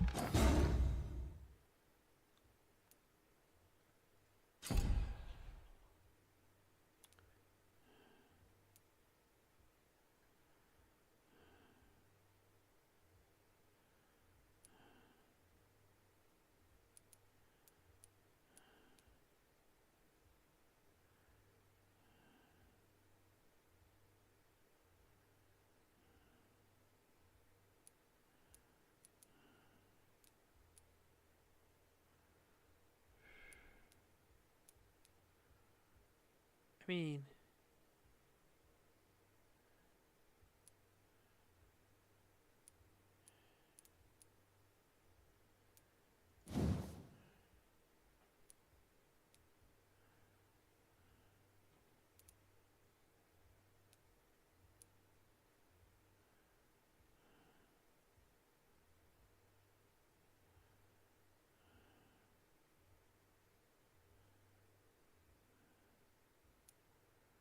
That's fucking nutty.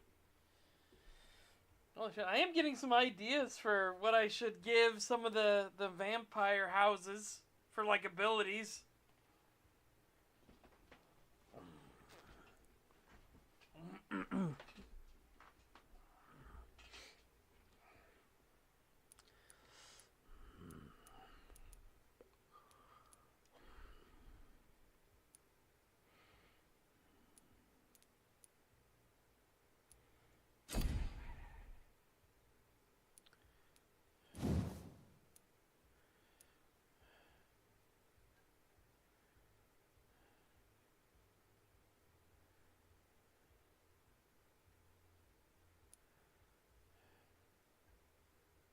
Mines, lots of mines. Now that's a bloody spear.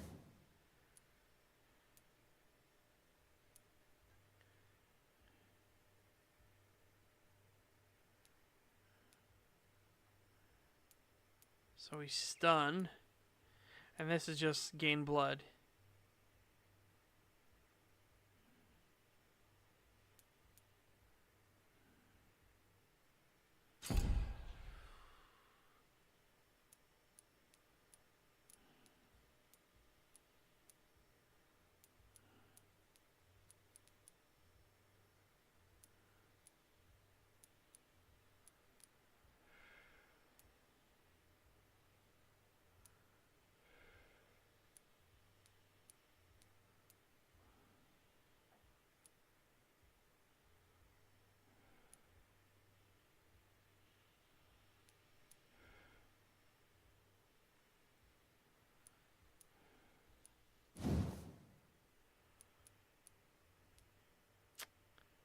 I'm gonna use Blood Spear.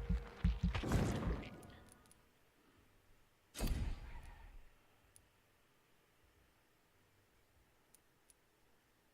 can undo it? No, okay. Hey, now we're level 3 and we can get these now. I need 2 more levels and I can get Shadow Veil.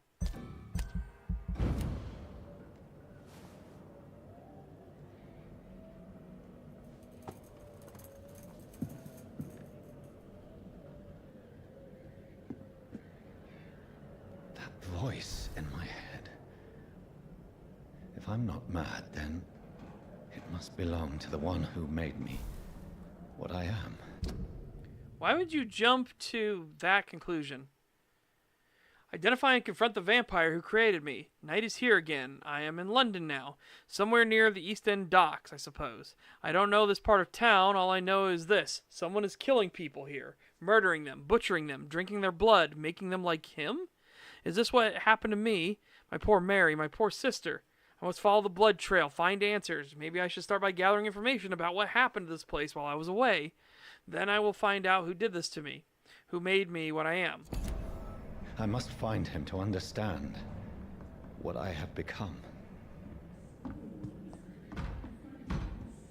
I don't know why that's the conclusion you would jump to. You know what I mean? Where is it? It's closed.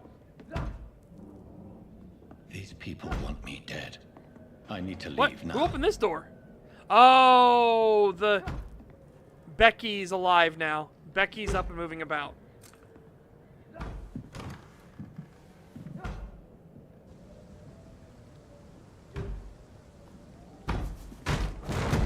Here's the leech. Here! What?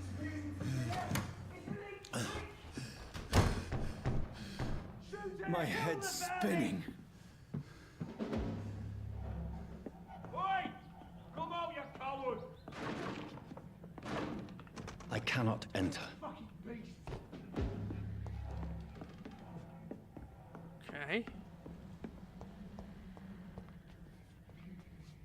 That one's gonna be used by pressing.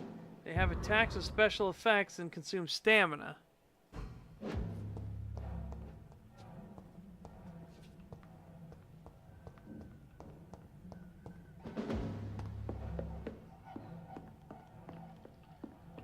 It's locked. Okay, I thought I might have gotten the key. My bad.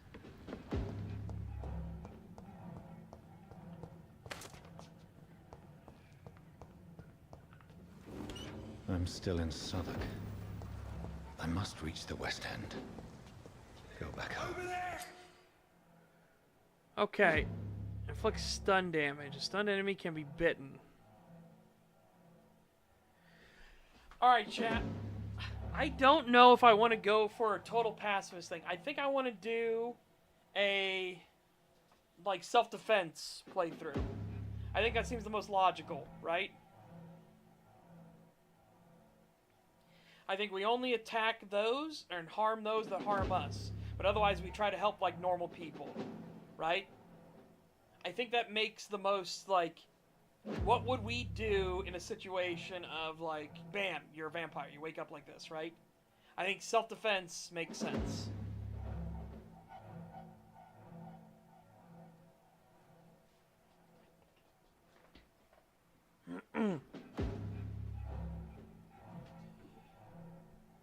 Yeah. Again, help those who are innocent. Like, genuinely try to keep as many people safe as we can. But if they draw on us or they try to kill us, kill them first. Total self-defense playthrough. Die, vermin! One of them vermin! Oh my god! We fucking walloped him right off his fucking feet, didn't we? Holy shit! Just completely... Whadoom!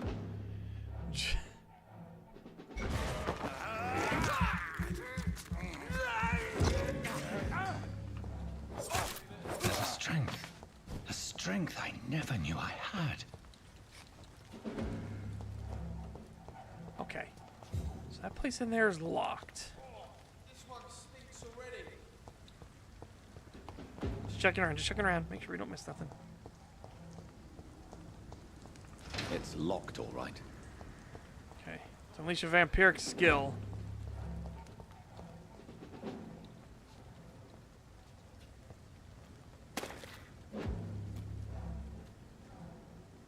This is no place for a gentleman.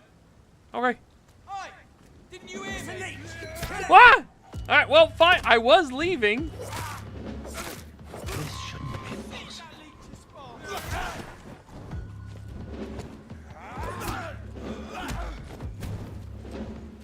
Every sinew, every fiber of my being is afire. I was leaving, but you were like, no!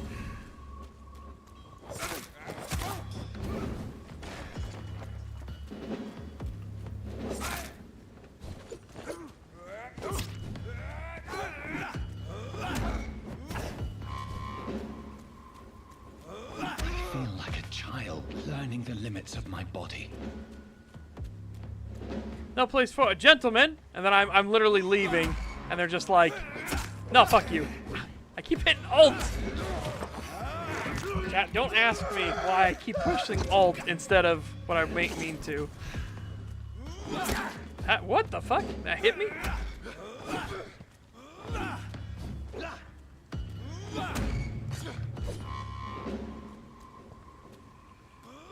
Ah, fuck, we both.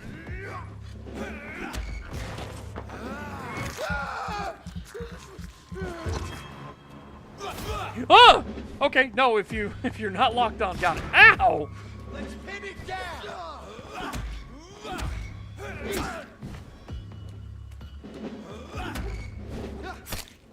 Ow.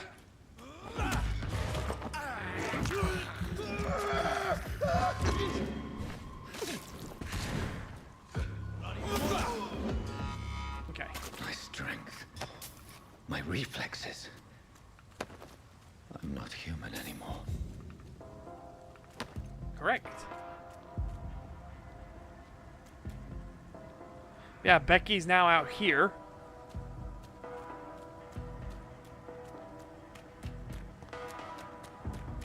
Checking around. Oh?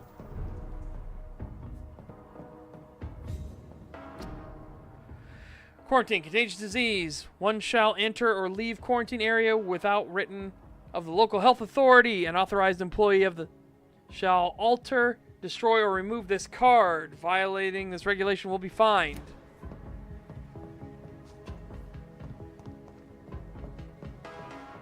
Look around.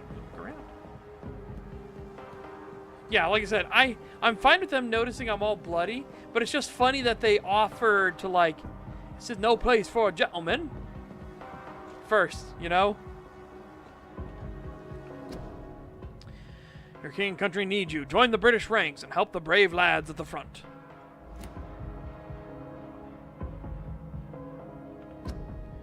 King and country need you. Join the... and help. My poor sister. If only I had controlled my need for blood. Oh, hang on, wait. Mary, Someone will pay for what happened to you. For what happened to us. Hold on. Hold the fucking phone. Hold the fucking phone. What was this then?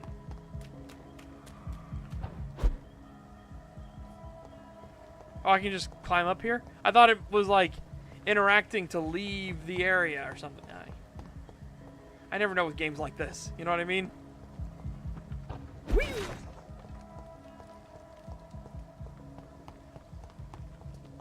I know. I'm just waiting for him to stare at the moon and be like, crawling in my skin.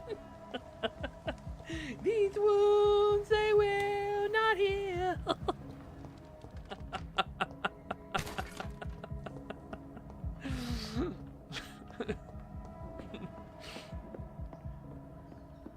Local werewolf shoots I man. cannot enter. Says his singing was terrible.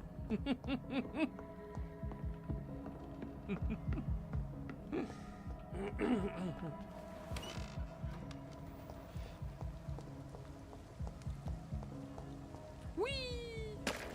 Okay. Okay. Fine. No more dilly-dallying. Fine. Fine. Fine.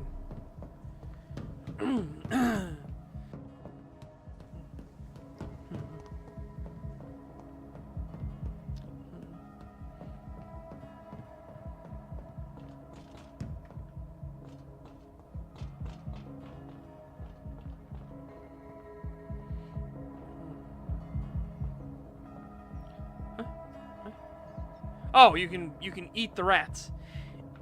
Eat the rats. I have this thirst. Eat the rats. Blood. Okay, that's is it locked. It's locked.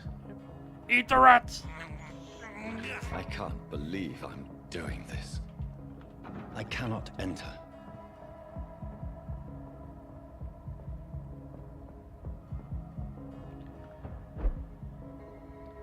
Okay, so we can do that, but we can't like do that into there. The dizziness from the jump. I can now control it. Ree.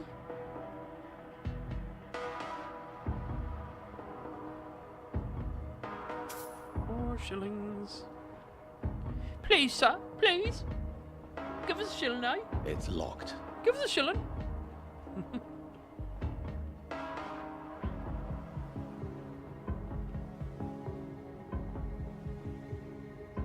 Lakeland. The land of I have lakes. this thirst for blood. What will London have to say to me?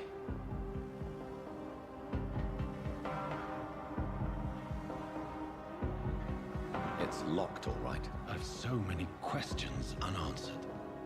I do too. Where'd you get the other bullet?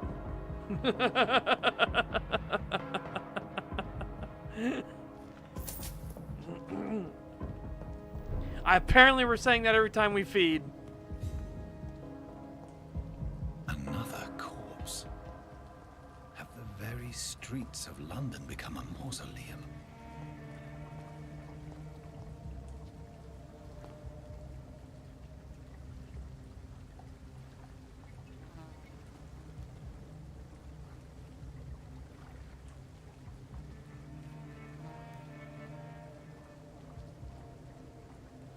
The man has been drained of all blood, but I can still smell the scent of it. Okay. Oh, I'm hungry, I Jack. follow the scent's trail. Perhaps it will lead me to my assailant. Perhaps. Perchance. Maybe. Alright, I'll be right back a second, chat. I'm gonna make myself some food. It's gonna be some pizza. I'm gonna be right back with some pizza.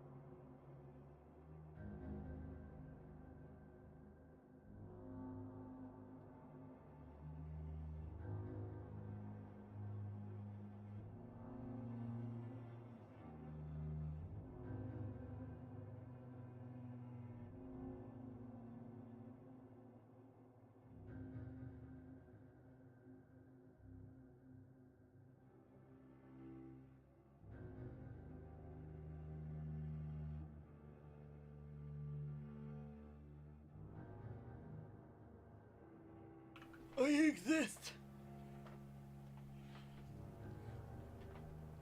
Never again enjoy British cuisine like liver and grout or jellied toffee. Ugh. What would London have to say? You have a license for that? Or did you made any sort of hate speech? Oh, Chester West, talking such foul things out on the town square. Oh, well, we don't have many cells left. We'll kick out the kitty diddlers and we'll put in the hate speakers. Welcome to London, London town.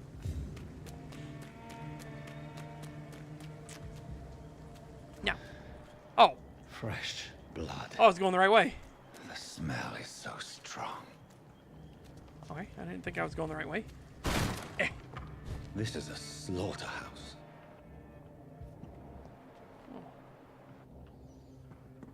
There's a little hand there. Look at that little hand. Look at that little bitty hand. Look at that little bitty hand.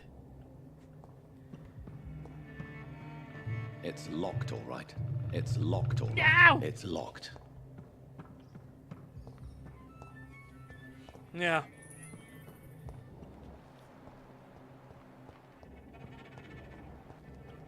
Fine. Fine, screw me for trying to look around. Ooh, some aluminum shards and grease. Oh, we're rolling big now, chat.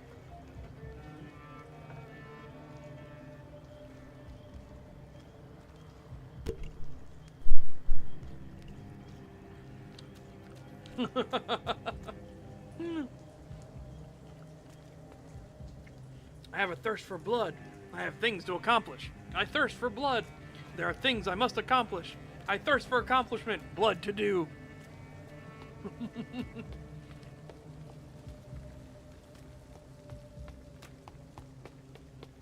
Well, you got a license for them things.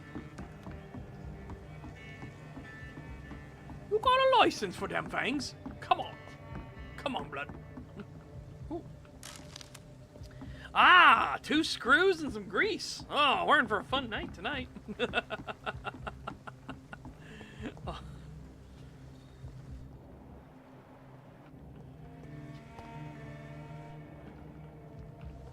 Okay, B. I accidentally hit B. I was like, what slowed me down? City, you. Life saved by efficient medical aid is a blow struck at the flu epidemic. Volunteers make the difference. Well, I agree, but I agree with only some of the messages. It's locked. It's locked. It's all locked. It's always locked. It will never not be unlocked.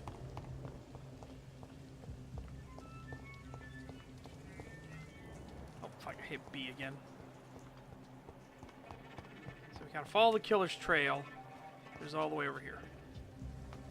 I guess I shouldn't go, like, exploration and too much yet, you know? Where has everyone gone?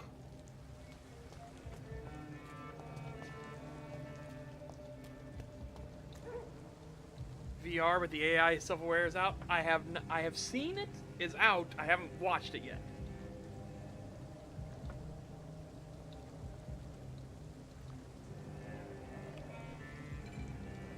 Wait,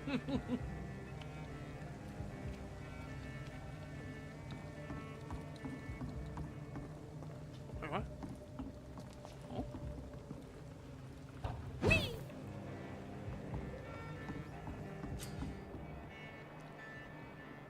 New hideout is available in the district. Okay. Okay. Ah, so all of the hideouts are conveniently with giant red doors that say keep out.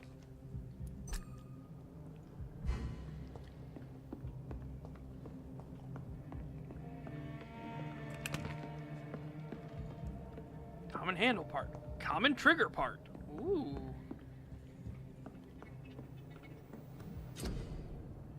Oh. What's not working? Oh, hang on. Medical, to heal, weapon upgrades, to improve and customize weapons. Okay.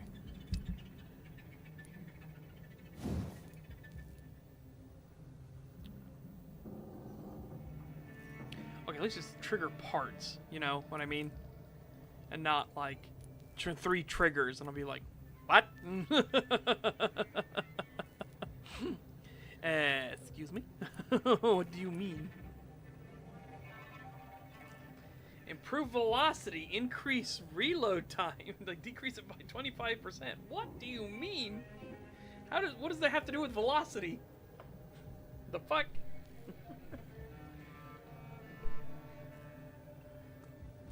Alright, that's new.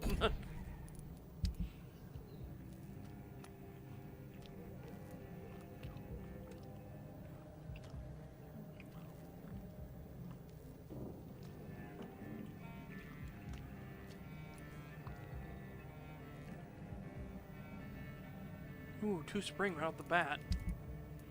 I don't have. I need 2 more trigger parts.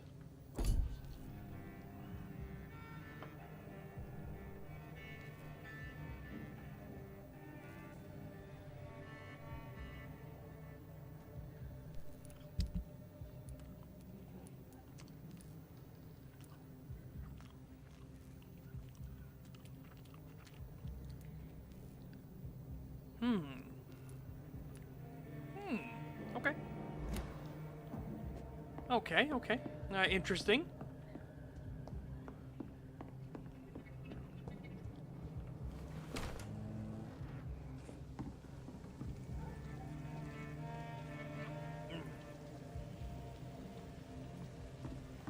Wah! Oh god.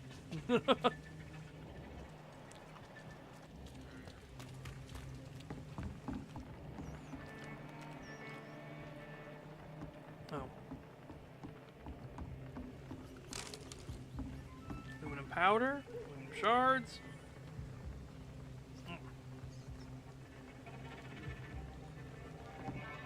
I am consuming a pizza. Pizza.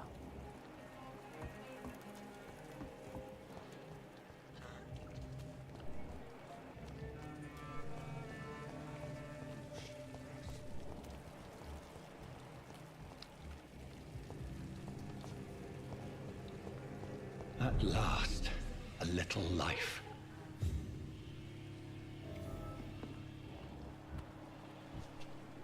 Welcome, sir. All right, so I actually talk with people or what? Good thing you cannot see me now, Mum. Oh, God, sir. You look like Jonah's whale just spat you out of hell. Can I get you a drink? No, thank you. I'm not thirsty. Well, grab a chair and get some rest. This is going to be another long night. Why is it going to be a long night? You must be new around here. Don't you know about the murders? Tell me more about these murders. Every morning for the last few weeks, bodies have been found. And those poor sods didn't die of flu. Do the police have any leads on a suspect? Even before the outbreak, coppers never came round here. We're on our own. People die in these parts all the time, and no one cares. Where am I? Where is this place? You're at my bar, sir, the Turquoise Turtle. The last ray of light in this dangerous part of town. Aren't you scared? Scared of what? All the bad shit happens out on the foggy streets. And I never go outside. So you're open all night? Yep. Figured people might need a place to rest in these dark times. All right.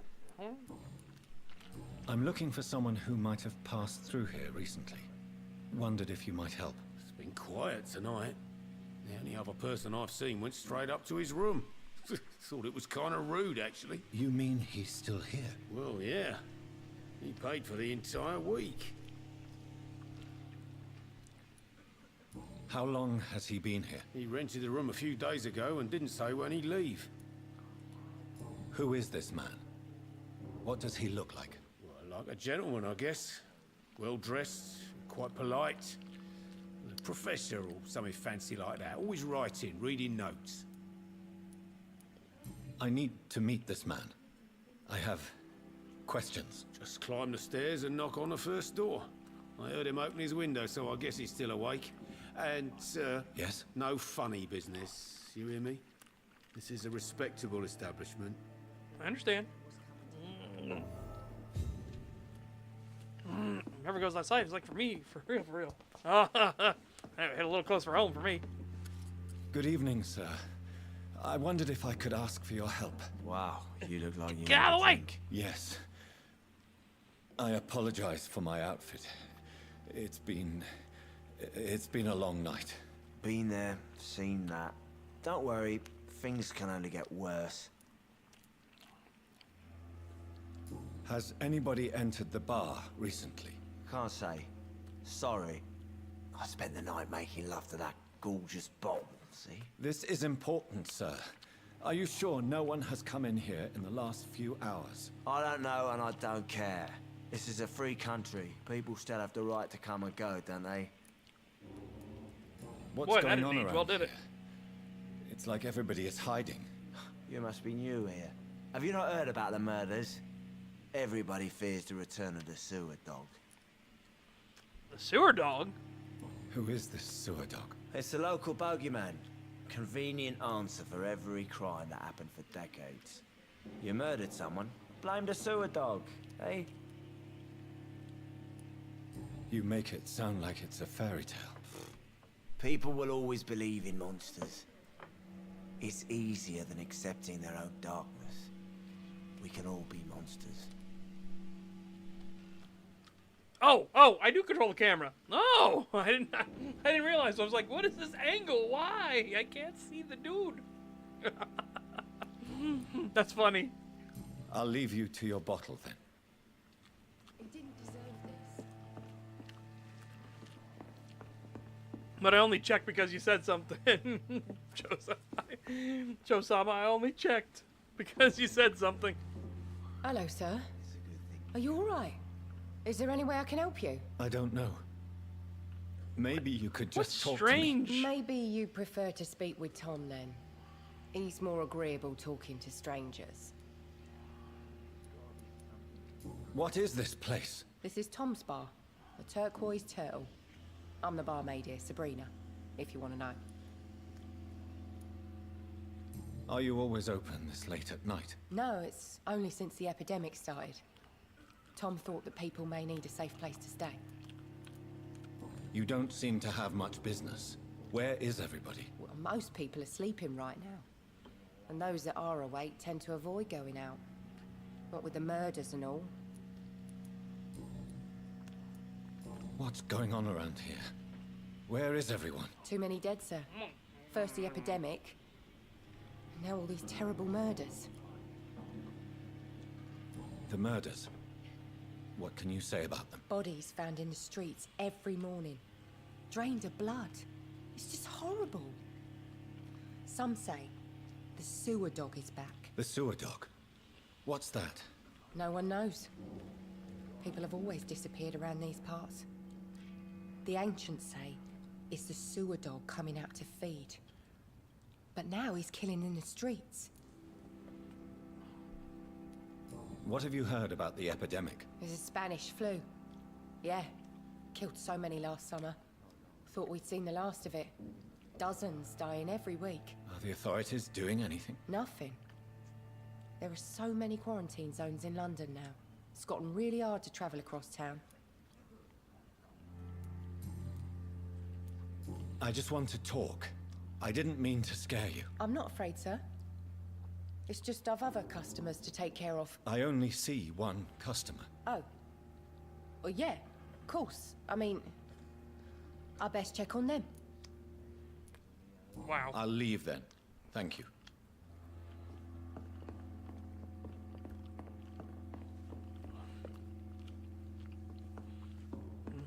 Jack. It didn't deserve this. This is no place for you. Priwen has several patrols roaming the area. They do not pursue me. But they're looking for vampires, and they're most efficient. They'll not relent until the killer has been identified. I have a common objective, but I require... I think someone is eavesdropping. Are you certain? You might as well come in, whoever you are. Slowly, vampire. Who are you? I mean you no harm. Saith the vampire. Present yourself. I need a word.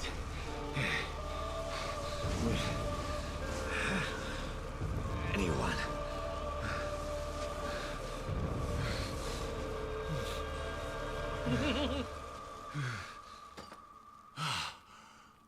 Well, that's something I can do for you.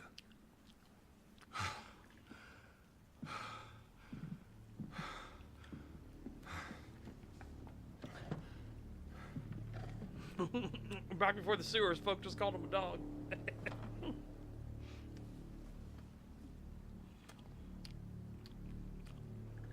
What? And who might you be? A weird ass, like, introduction.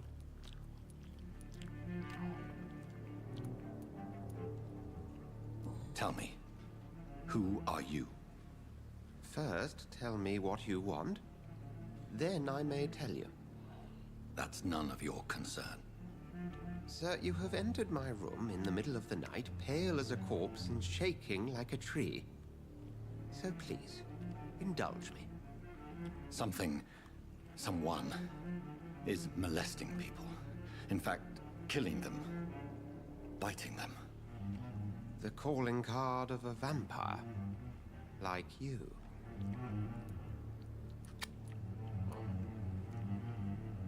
I've been hunted down in the streets and attacked. I'm a victim here too. I believe you. Then if you are not a vampire, who or what are you? Dr. Edgar Swansea of the Brotherhood of St. Paul. I'm performing an independent investigation here in an attempt to understand precisely what is going on.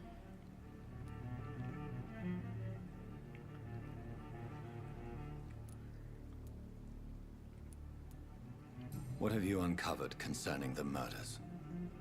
It started a few nights ago. Rumors of violent murders. The docks have always been, shall we say, somewhat unsavory. But this is different. How different? A vampire is at work here. Famished. Reckless. It must be brought to ground, and quickly. Well, I'll gladly fucking help. Apparently this dickhead. I heard another voice, that of a woman. Who were you talking to? Ridiculous.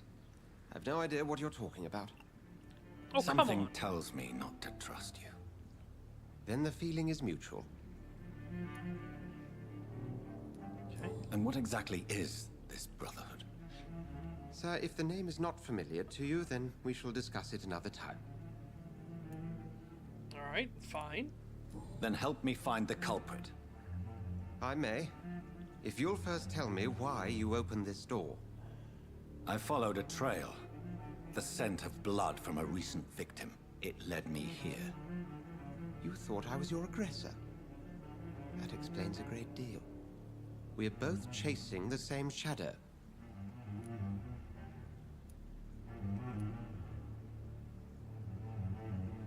I almost feel like I'm not sure, because like, why would the blood draw me here? You know what I mean?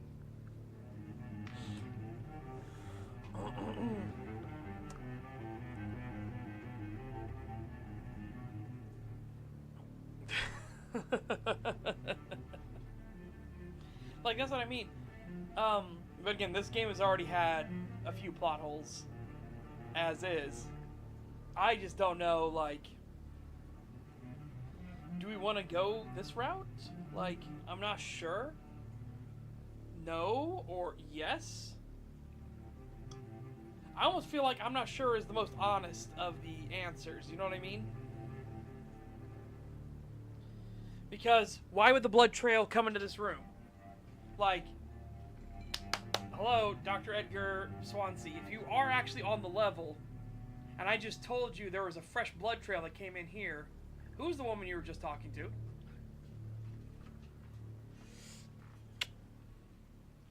Yeah, I don't know why he's also denying that there was somebody else in here, when clearly, like, he knew, well, you might as well come in. Perhaps. This is all new to me. I'm not even certain what I'm looking for. You should let me handle this affair. You've no idea what you're up against. No. I will find the monster. He is mine. How will you do any better than I? But then let me ask you this. What are your intentions if you find the killer?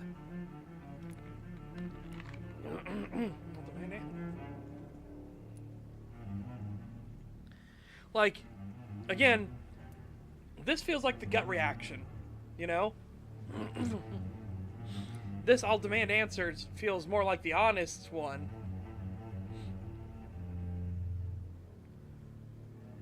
And then I don't know, it just seems like you're being passive, right? I feel like I'll demand answers. I will at last have the answers to my questions. Then I can only wish you good hunting. And pray we shall meet again. Yep. Yeah. Just don't do the cross thing. That hurts. Like, you flashed that cross at me and he was just like... I'm like, ow, it hurts. I mean, I know you're sitting right there, but... Yoink! My shillings! My shillings now! Oh my god. Christ, flashbang! I cannot enter. My eyes! If Swansea is not my attacker, it means somebody else came here tonight. Someone must know something. Evening, sir. Can I help you? I have a few questions for you. Well, if you must.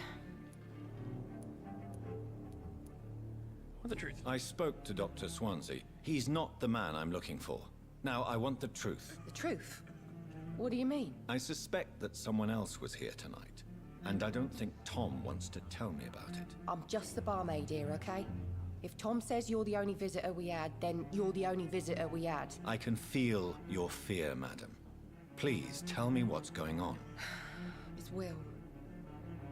William Bishop. He came in here earlier tonight and he... Well, I thought he was going to clock someone. What happened tonight? He was dead drunk, as usual. But my God, his eyes. His face. He must have caught something awful. He shouted and cried.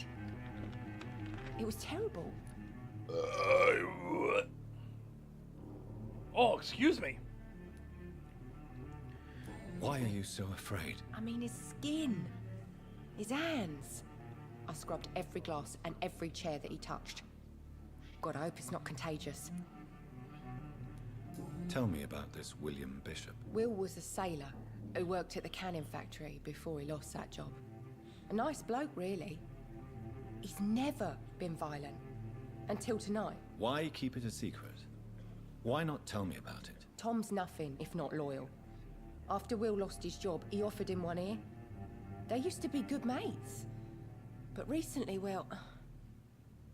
Will started to get very aggressive. I see. Thank you for your candor. I'll be sure to talk to Tom. Okay. Just discovered a hint. It reveals a secret about a citizen or someone related to them. Okay.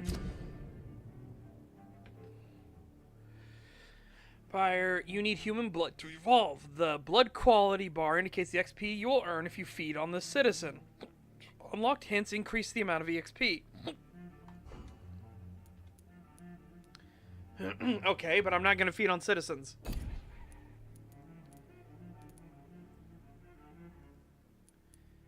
Like, sorry, but that's... Again, we are going a self-defense playthrough. But also, if somebody's, like, becoming very deathly ill and stuff... Hold on. Oh, shit. Wrong button. Right button.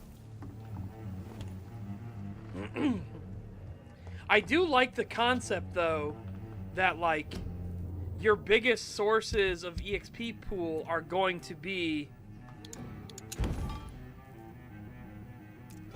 from the citizenry, right?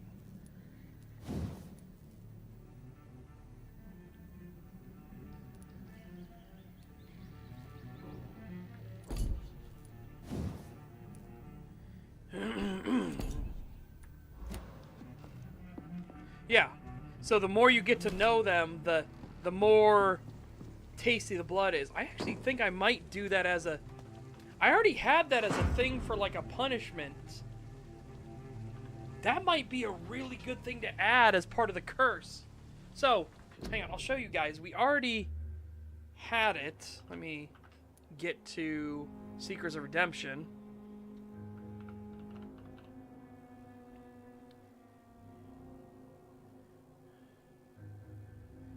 Yeah, here we go. So, let's see, don't even think about it. It's better for your family to mourn your loss than be given the poison of your continued survival. This is a lesson hard learned from hundreds of others across the entirety of history, to the point we now know for sure that there's something built into the curse to force us to target our loved ones for feeding. We need blood to sustain ourselves and continue existing. This is not mercy, but designed desperation. Blood from animals will work, but is bland and dull. Blood from people is the only source that sates the hunger. Blood from loved ones is said to be the most exceptional taste of them all. You understand?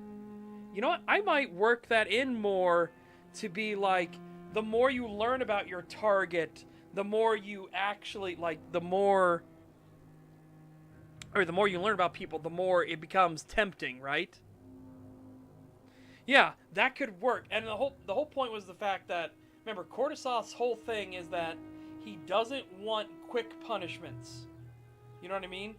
He doesn't want you to be like, oh, you know, you're a thief, so I, took your hand off. That's too quick. He wants you to suffer for the crimes you've committed. Yes, I think that's a really good idea. I remember I already had it worked in, the whole point where, like, if you get in contact with your family, it will drive you crazy. You can resist it a little bit, but it will want you to feed. It wants you to consume your loved ones.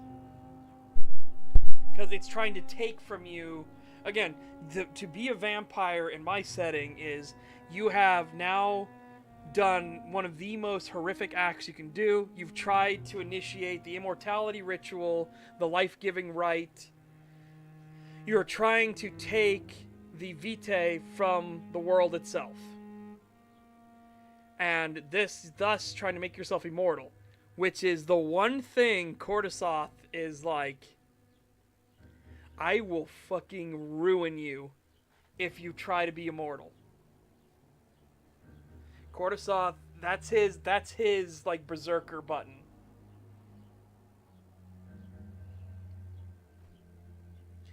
Like, no, you don't get you don't get to be immortal. No, fuck you. But yeah. So I think adding that in would be a genuinely good idea.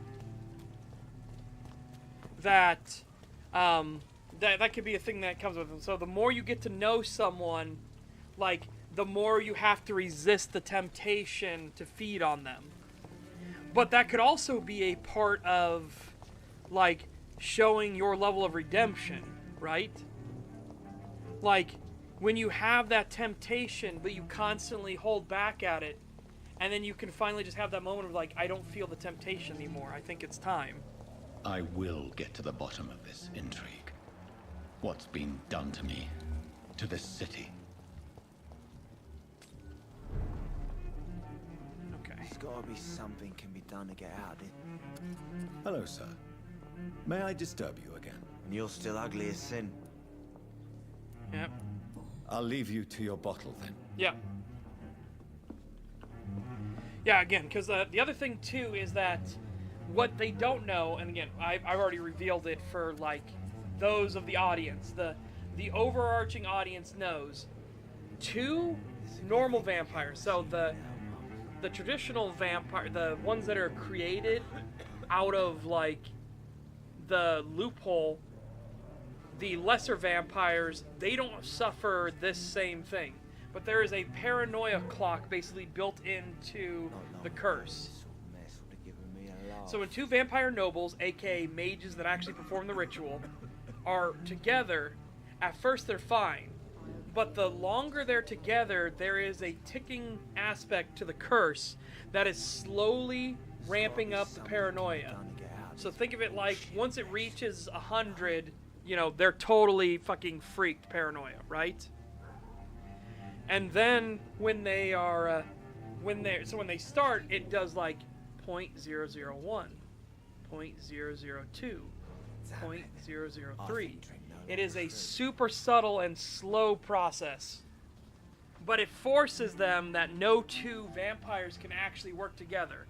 Now, the loopholed vampires can, but they come with their own problems. So, a loopholed vampire is somebody that is not curse-afflicted, but the vampires figured out that they could have companionship if they drain something entirely of blood, and then they put their cursed blood back into the drained victim. They can then create a lesser vampire of themselves. Now, the lesser vampire isn't held with as much scorn by Cordyceps because it wasn't their fucking choice. You know what I mean? Yes, there are thralls, but they're not... What's the way to put it? It's an addiction, and they're called familiars. I am annoyed the Blade came up with it first, but they're called familiars, and again, it's an old tie back to the connection that the vampires, the actual vampires, had. All vampire nobles are mages that perform the ritual, and they had magic and stuff ripped from them. And part of that is no longer having familiars. So they've kind of done this like addictiveness to give themselves familiars, right? And they even call them familiars as like a way to snub their nose at Cordyceps. I hope I live long enough to see them. But same thing with loopholes. Again, Cordyceps took away their true magic capabilities, but they figured out that they could sacrifice parts of themselves using sorcery to actually continue using magic. But the sacrifice of itself means like they can't do light magics, for example, because there's nothing in the body. I think it just auto goes to the menu. Anyways, there's no light in the body, but they could do like water magics. They could do fire magics because body warmth, blood, water content. They could do construct magics. You know what I mean? They have the things that they can actually are part of their body. And using sorcery instead of actual magic to do it. So again, a loophole in the curse. Just like it's a loophole in the curse to make another vampire.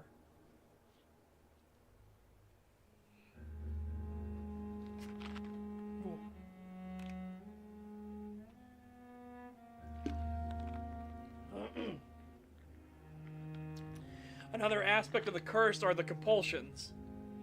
So, remember, Cordyceps is all about the long punishment.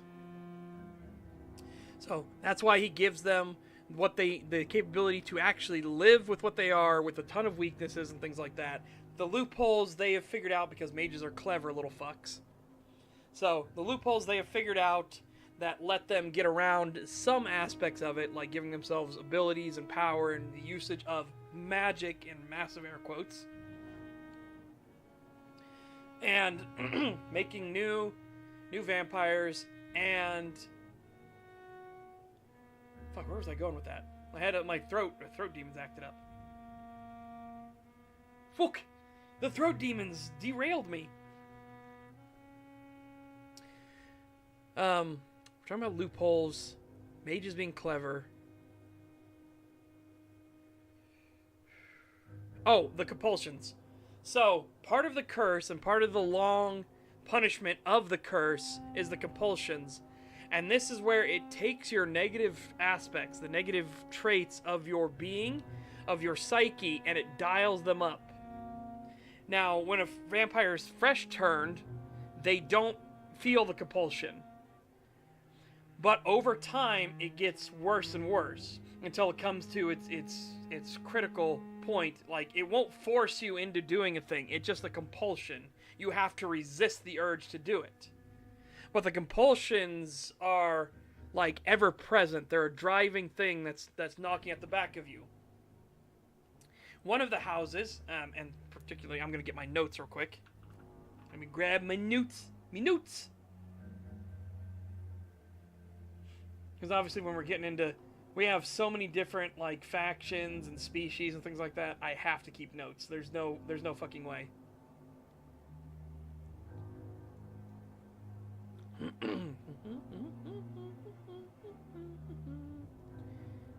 Okay.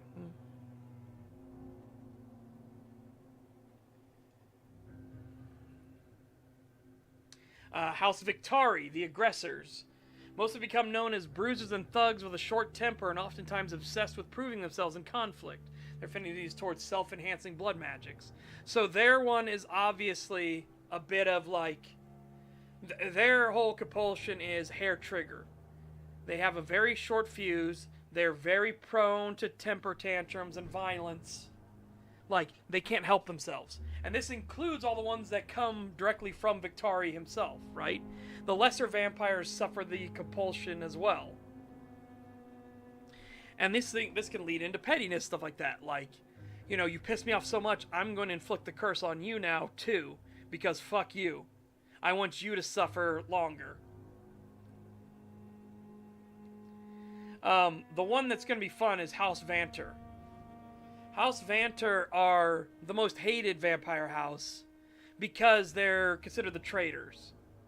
Right? They are literally the wolves in sheep's clothing. House Vampyr comes from a mage who, curious to a fault, he liked bumbling into situations and he liked being helpful. But in that kind of helpful where... what's the way to put it? Have you guys ever seen a constant Good Samaritan? Where they try to get involved in every single situation, irregardless of what's actually going on. They will bungle into it and be like, I am here to help. No matter what. Even though they don't know the first thing about what the hell is happening. House Vampyr suffers that compulsion. Where they feel like they have to do something. And this has caused so many fucking problems.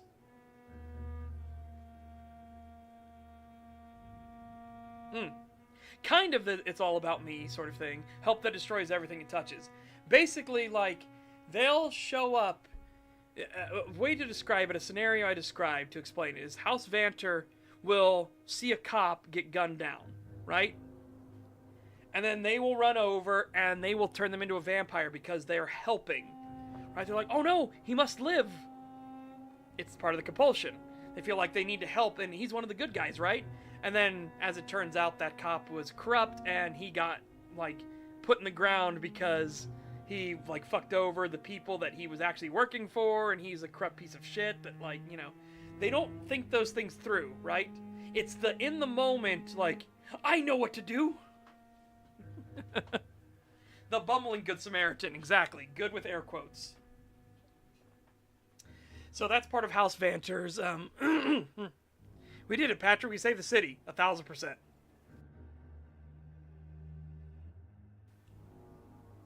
So that's House Vampyr's kind of like compulsion, one of many. The other one is obsessiveness and curiosity. Like, they get fixated on things. And then their curiosity forces them to, like, try to dig and dig and dig. And that obviously leads to problems. Because once they become fixated on something, they can then assign roles in their mind, even though they try not to. They can assign roles of, like, good, bad, sort of thing. Even though they don't have all the answers. Now, what's strange about House Vampyr is that they are already cursed. House Vampyr was already afflicted with the curse of the Wolverine. So they could turn into the fake werewolves. Right? But House Vampyr, instead of, like, this being his cue that maybe he should stop bungling into situations, no, Vampyr instead, like, kept up his, like, curious digging and things like that, and he ran across the life ritual. And as all the werewolves say, all the shapeshifters, the werefoxes, the wereravens, everything like that, the vampires don't have a fucking excuse.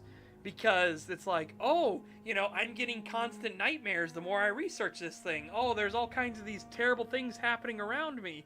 Oh, there are voices telling me to stop. I'll go ahead anyways.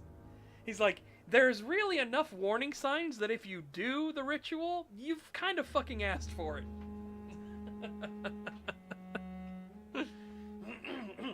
Oh, yeah, but I'll be careful is especially, like, a very common saying that a lot of vampire nobles had. It's like, I know it's dangerous, but I'll be careful.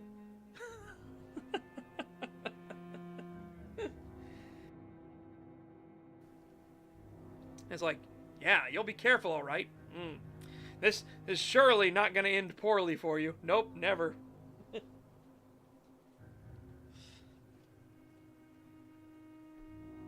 Oh, absolutely. You're going to find Balrogs with that kind of mindset. Yeah, they are they are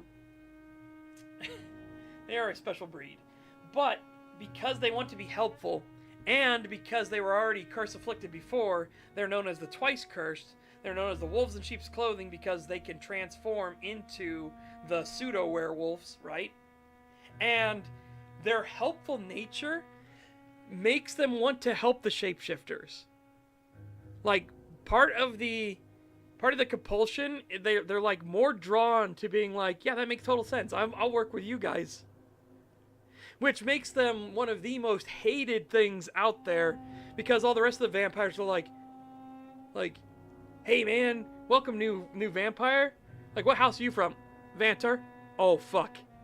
And then they realize that they've been marked, and they've called the shapeshifters all to them. So now the shapeshifters know where another vampire den is. So that's why House Vampyr earns the nickname the Wolves in Sheep Clothing, quite literally because of the curse, but also because they are not to be trusted. And it's funny because they don't do it like as a no, fuck you sort of thing, or like this is my pathway to redemption. No, they do it because they think they're helping. And I know that makes them sound... So, that's the thing, is like, you need to understand, the compulsion is being dialed up. It's done to an absurdity because it's being forced into an absurdity. You know what I mean? Like, they know the problem is. Like, Victari, he had a temper problem, but he wasn't flying off the handle all the time. You know what I mean?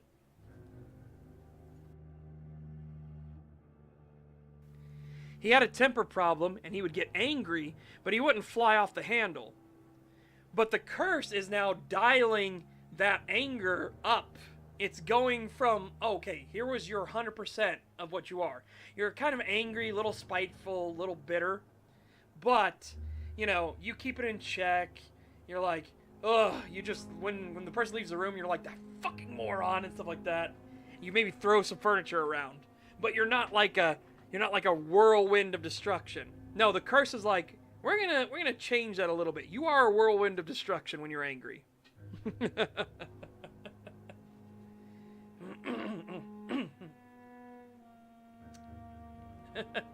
I can do this. I'll figure it out. AKA, nothing bad ever happens to the Kennedys.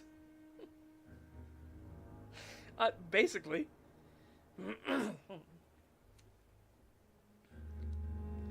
There are no words more terrifying than I'm from House Vampyr and I'm here to help. And again, the other aspect of Seekers of Redemption is the fact that all the people that we meet, the whole point about this is to set the foundation that all the vampires that we meet, well, the vast majority, in the book Seekers of Redemption are actually looking for how they can redeem themselves in the eyes of Cordyceps. And also giving the aspect that there's no one true path to redemption. Right? There's no, well, if I say 15 Hail Marys a day for the next 15 years, I'll be redeemed. There's nothing like that. Your path to redemption is forged by your own hands. What Cordyceps wants as the dragon god of smithing, the dragon god of creation, he wants to see you put in the work, the effort. The effort through which you are trying to redeem yourself matters to Cordyceps. That is the most important part. Some of them, like in the book, they meet a vampire hunter who is a double pun because he is a hunter who hunts vampires, and he's also a vampire who's a hunter of vampires. That is his path to redemption. Like, he believes that one day he will be struck down, and that he will face judgment before Cordysoth, and he hopes that he will have done enough in Cordysoth's eyes to be forgiven. Now, what a lot of, again, what they don't know, because death is the ultimate barrier for them, they don't realize that a lot of the fresh-turned, the brand new, it was not a choice they made, it was forced upon them, those ones that end up killing themselves immediately are actually spared. Because it wasn't a choice that they made. It was a thing, an infliction upon them. They didn't knowingly transgress against the gods. But again, they don't know that. None of the characters would have any possible way of knowing that that's true. So there's that hope. They're like, I hope it's true in universe. They're like, I hope it's true, but they have no fucking way of knowing. They don't have any idea. Remember, the Andvaki, the shapeshifters, so the Wolverine, the Volpavin, the Krodoxin, the Barovin, they can actually go to the other side in the divine realms. The wizards, the mages and stuff can go to the other side in the arcane realms. Well, it is the divine realms. They're the same thing, different names for it. But they don't understand how the mechanical systems work. Because the souls that Cordysoth pardons, they don't stay in that universe they were in. They get moved to a different afterlife. Remember, it's not the same divine realms. The divine realms is fucking enormous. So Saren's divine realm is not the same as Averil's divine realm. They're different universes, but they're all technically interconnected. Again, that'll get into way more complexities. Let's not go into the super complexities of that, right? Oh my god. I could go on for like the actual mechanical like systems and triggers and things like that, but let's not go into that for now. But no, I like this concept of like adding a new compulsion. The more you learn about a person, the more you want to taste that person. I actually find that should be a really good like extra fuck you for the curse, right? That should be a really good extra fuck you. And that, like, getting to know, making actual human connections harms you. And that you'll feel that urge to feed on them more and more. The more you learn about them, the more you actually connect with them. The more you have a closer bond, the more you want to go after them. We already have the fact that health plays a factor, right? If you feed on somebody that's some geriatric 97-year-old who can barely move, he already has both feet in the grave, he just hasn't laid down yet, you're not going to get much satedness or satiation from that compared to a young college buck who's the top athlete at the school. He's in the peak physical condition of his life.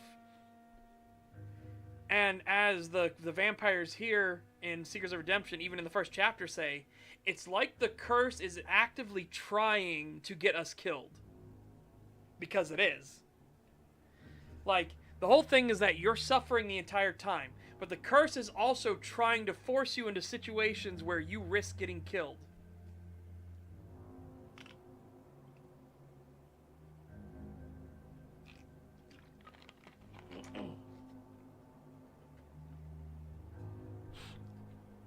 And they all know what happens when they do get killed.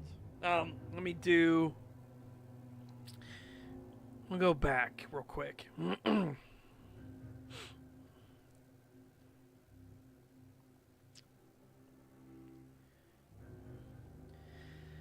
Let me just do these couple of paragraphs here before he flips the fuck out. It's 3 paragraphs. Darkness was a constant companion that stretched on as if an eternity. Each breath he took in that abyss came at the whim of a repeated hammer strike, finding forging steel. No matter how much he tossed and turned, he could not see from whence the smithing came, and yet it was a constant and steady, a rhythm matching to his needs before he heard the words that resounded. Each word booming as if spoken in a scream, yet with careful enunciation and calm, near cruelly cold demeanor. Desecration begets damnation, and thus the wicked find themselves not upon the shores of the divine, but in the jaws of the smith to be smited. The hammering of the forge got louder and louder, the pace maintaining the same monotonous rhythm, until at last he could see the eyes. Those eyes that were just a whim of imagination at first, for there was no light, and yet he swore he could see the outline of them getting closer. Colorless and blank until he was staring straight into those that peered directly into his own. His breathing caught in his throat, and he nearly gagged, as he desperately tried to catch a breath and found no air to sate his need. It was then he saw the teeth as the eyes moved away and the great jaws opened to reveal the terror within. These were not the teeth of a man, but a great beastly predator, sharp and wicked in all countenance. Between all those teeth he could see millions upon millions, numbers far beyond counting, screaming and writhing in agony, and reaching twisted and broken limbs out as if begging desperately for him to save them. It was all he could do but try to scream as the jaws suddenly snapped closed upon him as well. And then... And we'll end it there for that one. We'll end that one for that one. But that's basically the moment you realize that, no, you have been fucking cursed. It's, your destiny is to be chewed upon by Cortisoth. It's not good times. Good times are not to be had. You don't get to have good things in, what the? Not long ago, this... Oh, I hit control and then, yeah. Welcome back. Did you find what you were after? I can't say I have. Are you sure no one else came into your bar before I arrived? Hey, I told you, you were the only other stranger I've had. That's it, right there, stranger. Tom, talk to me about the visit from your old friend, William. Yes, Will came by tonight, but he's not my friend anymore. Why lie to me? Why lie to me if he is not your friend? I didn't lie. I said you were my only unannounced customer, and that's the truth. Oh my god. Who is he? William. Just an old sailor who loves his gin too much. He worked for years at the canning factory before it closed. Is he dangerous? Yeah. Like many drunks, he's all bark and no bite. He can barely stand up most of the time. How was he tonight? Was he different? Yeah, I hate that I didn't technically lie. Sicker than usual, perhaps. He whined and mumbled about how mean people were to him and how he'd like to talk to me outside, and then he left when I refused. I need to find him. It's a matter of urgency. Do you know where he is? You could try his boat. It's up by the North Pier. He sleeps there when he's too drunk to get home. Please describe him to me. What do you expect? He's a tall, sick bastard with a bad rash and torn old clothes. William used to be strong. Now he's a mess. Thank you, Tom. If you see him, tell him I don't want him back here unless he cleans up his act, okay? I will. Whoa.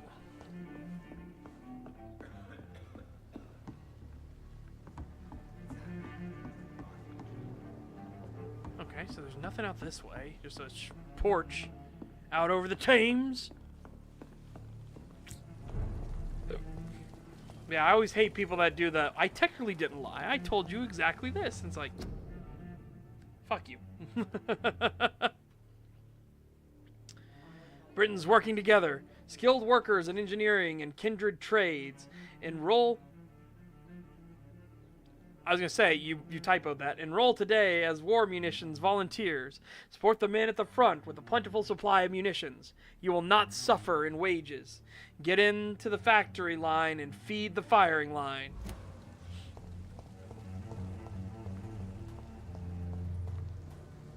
Rental rooms available. Available. Join the Royal Fleet today. Would you like to know more? Ask at your nearest recruiting office. Whee! Trying to see if there's any more lootables nearby. Oh, apparently we can go in there at some point. It's locked. It's locked. Knock, knock. Let me in. Oh, that's another thing too. What they don't realize too, because again, they have no way of possibly figuring it out, is why there are some buildings they just can't go into. And what's the deal with holy water? Like not all water is blessed the same. They're like, you can literally sit there and watch a priest bless the holy water, and then they throw it on you and it does nothing.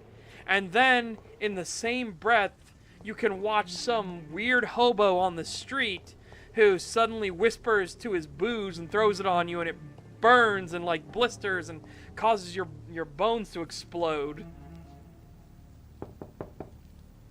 There's no one in.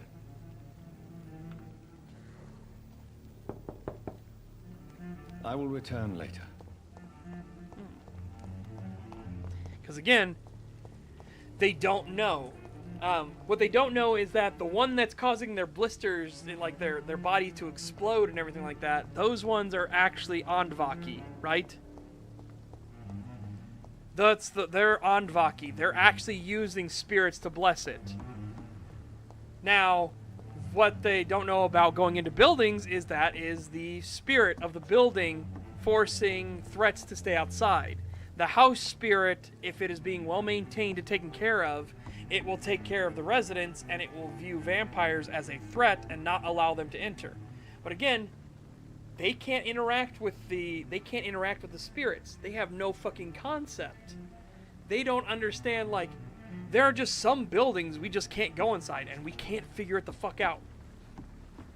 Like, you will try to walk into this building, and you'll hit like a brick wall, and suddenly just boom, and you just can't move.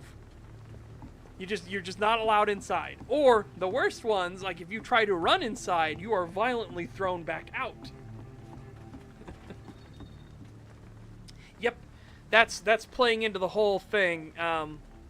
That plays into the whole thing of part of other vampire myths. So the same thing with the life ritual, right? Part of the life ritual is you bury yourself in the soils. This goes back to an old vampire myth where vampires have to dig themselves out of the ground. So I'm reincorporating that into in my mythos, right? So the life ritual needs to be done. You dig yourself out of the ground, and now you are a vampire noble. And the whole nobility thing, the titles, that became a convenient like shield. There were authors throughout history, and at some point they latched onto this idea of like, oh, the counts of old castles are actually bloodsuckers and things like that. And the vampires don't know where that originally came from, but they're going to take advantage of it for sure. So they basically, they now take on those noble titles for themselves. The original noble, the one at the very top, is the king or queen. And then it goes down the line from there in the royal pecking order. Based off of like, are you a first turn, a second turn, a third turn? How close are you to the top, and so on. It just became a convenient thing. It was like, hey, people believe this dumb thing about us? We can use that as a cover.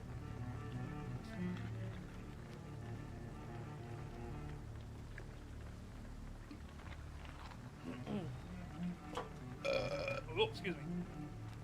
But that's the whole thing with silver, with mirrors, too. In normal mirrors, vampires have a reflection. But in silver mirrors, they don't. Because remember, silver is the metal of truth in my setting. So, it will always be used in like truth spells or in creating truthful serums and things like that, or it will attack falsity or show what the truth is. It's why the shapeshifters are kind of wary of silver, not because silver hurts them, because it doesn't. It's just metal to them because they're not a fake thing. They're not a falsity.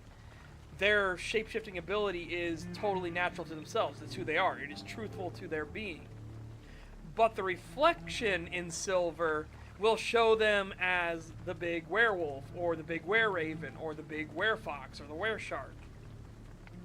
So they're hesitant around silver because of the reflection.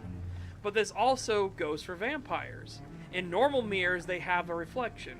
In silver mirrors, they do not. Because the truth is, their soul is already in Cordyceps' jaws. So they're basically like hollows. They're not actually there. And some of the like titles for vampires are literally hollows, like empties, vessels, basically.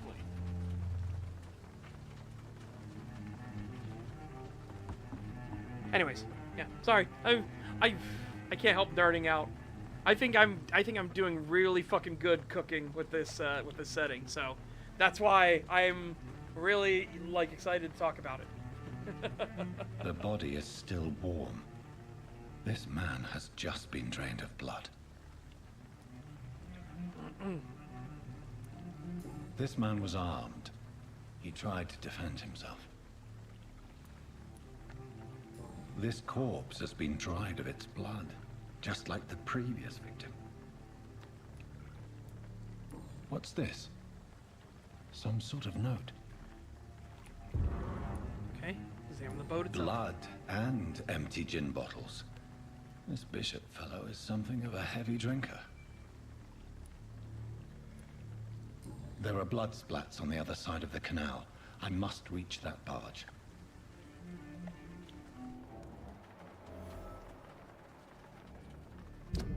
Okay, but first, hold on.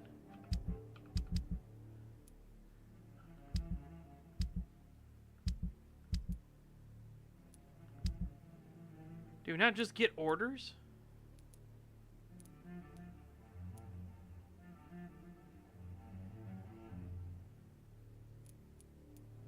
Cure with the treatment for fatigue. No investigations. But he got Pridwin orders, right? Why am I not allowed to look at those?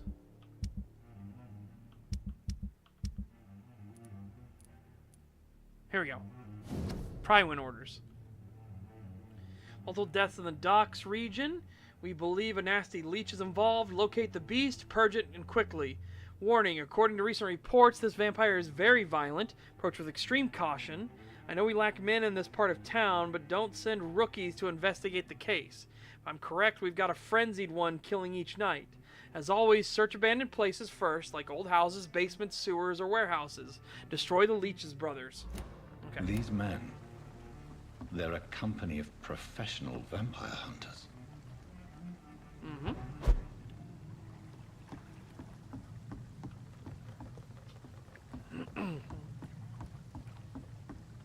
Oh, and another aspect of my setting too is that, like, you don't have to be an Anvaki or one of the shapeshifters or mage or anything like that to technically use magic. There are mundane magics. There's like curses people can inflict on each other and things like that. Even though they don't know if it works, but if you speak ill of a person over and over again, it might cause a spirit or an ander to form and try to carry out that because they're like, ooh, you're so hated and things like that, right? Remember, the mundane influences the divine influences the mundane. And it's influence. It isn't like totally creates, but it is an influence. Now, this also gets into like the idea of shrine tenders. Not all shrine tenders are Andvaki, but a lot of Andvaki will flock to shrines because it's the closest thing to like local land gods and things. So they'll flock to shrines to work with the Ander and gain more abilities for themselves and everything like that. But normal shrine tenders stuff technically have power. If they, like, if the spirit likes them enough, right? If the spirit actually likes them enough, they can do, like, talismans or rituals and things. They aren't like the Anvaki who borrow and through contracts. A normal person can do it, but the spirit has to like them. You know what I mean? It's not one of those things like, oh, I'm contractually obligated to help an Anvaki. It's, no, I like you, silly man. I will help you. Yes, that talisman will in fact burn that vampire.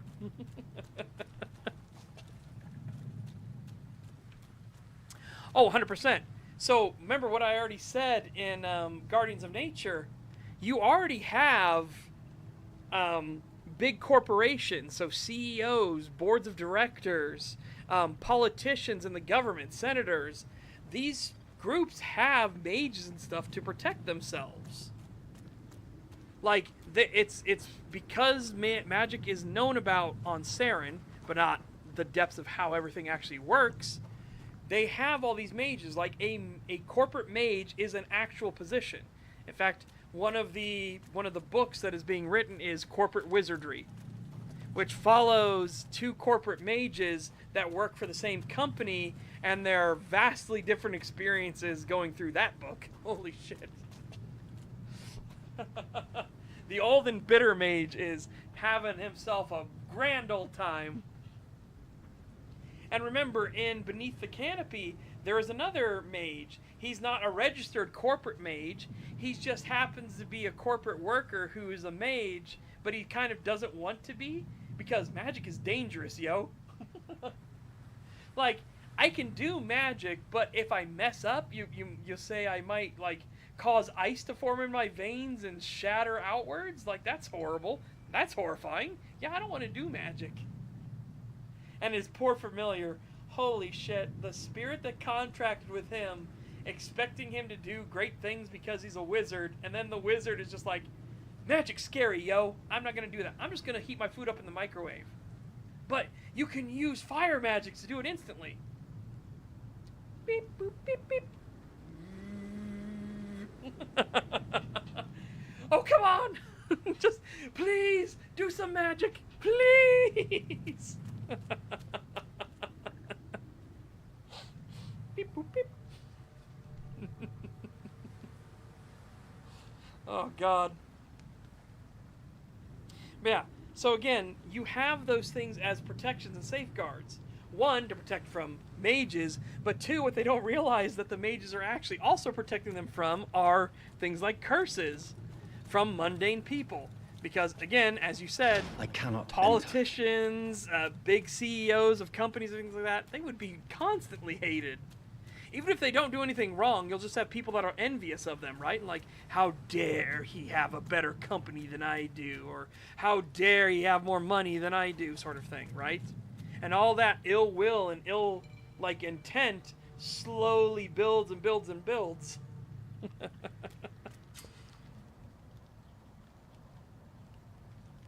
Okay. Can I crouch or anything? Is there any capability to, like, be sneaky? I don't want to do this, but... yeah.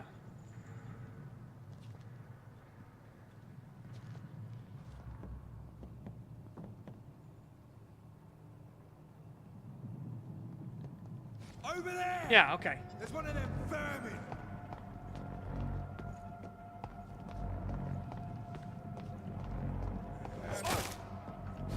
I keep hitting alt to, like, dodge.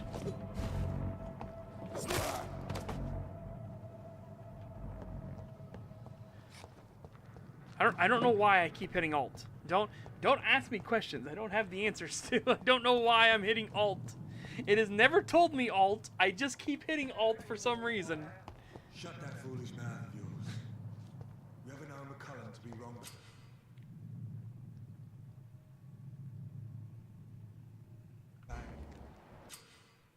Okay. Some enemies are more resistant to certain types of damage. There are 4 types of resistance. Physical, melee, ranged, powers, blood, shadow. Orange indicates a medium resistance. Red indicates a high resistance. So he's highly resistant to gunfire. He's somewhat resistant to melee, and he has no resistance to blood and shadow. Right. No time I can remember. But I've only been part of the guard 3 weeks to the day. All the more reason to shut this down. If the man says bloodsuckers dug in here, you've got one job, and that's to find it. Oh, trust me. No, it's this whole thing.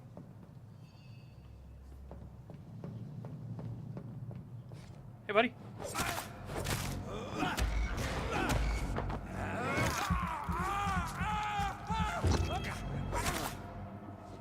Oh my god, he's still alive! Woo!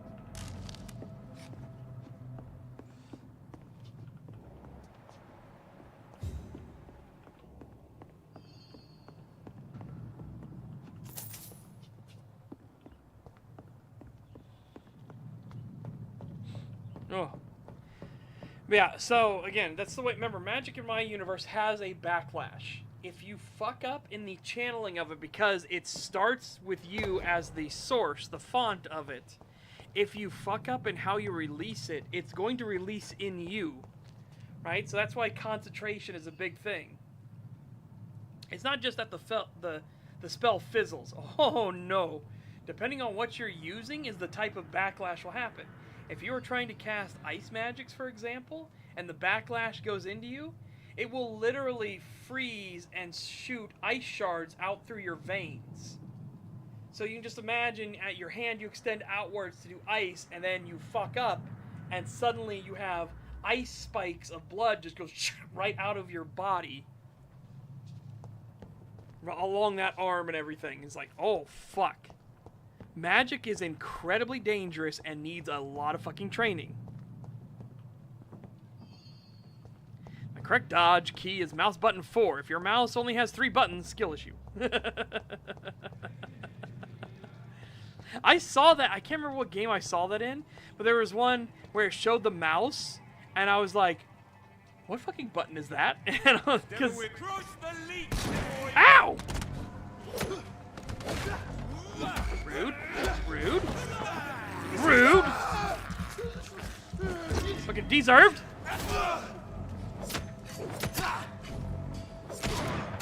Filthy piece of shit!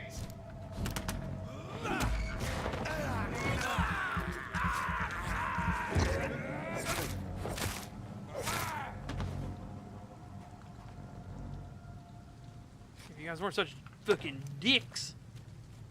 Dicks. Every single one of you. Just a dick.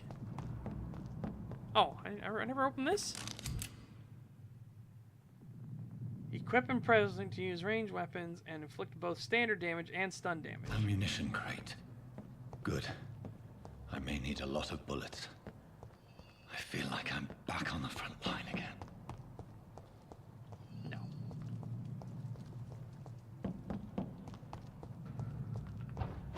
F is the interact button, by the way. F. Like, me, if you mean which one do I prefer, E. I can't help myself. I grew up with Half-Life, right? So E was the use button for me all the time. E, like, all the time. I've started to get used to F being use and Q being lean left, E being lean right. I've started to get used to that. But muscle memory for me, I will sometimes hit E on instinct to interact with something.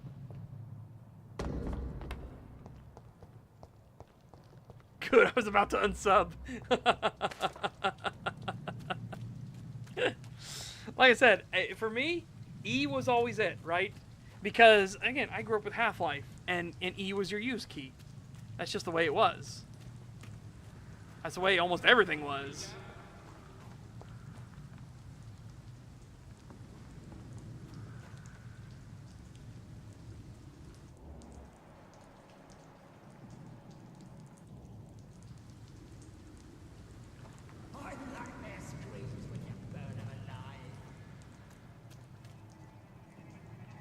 Don't come closer! Oh! Ah! Again, I hit alt again.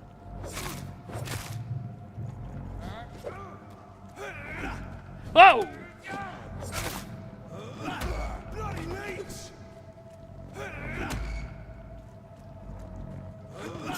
Oh, what? That was weird.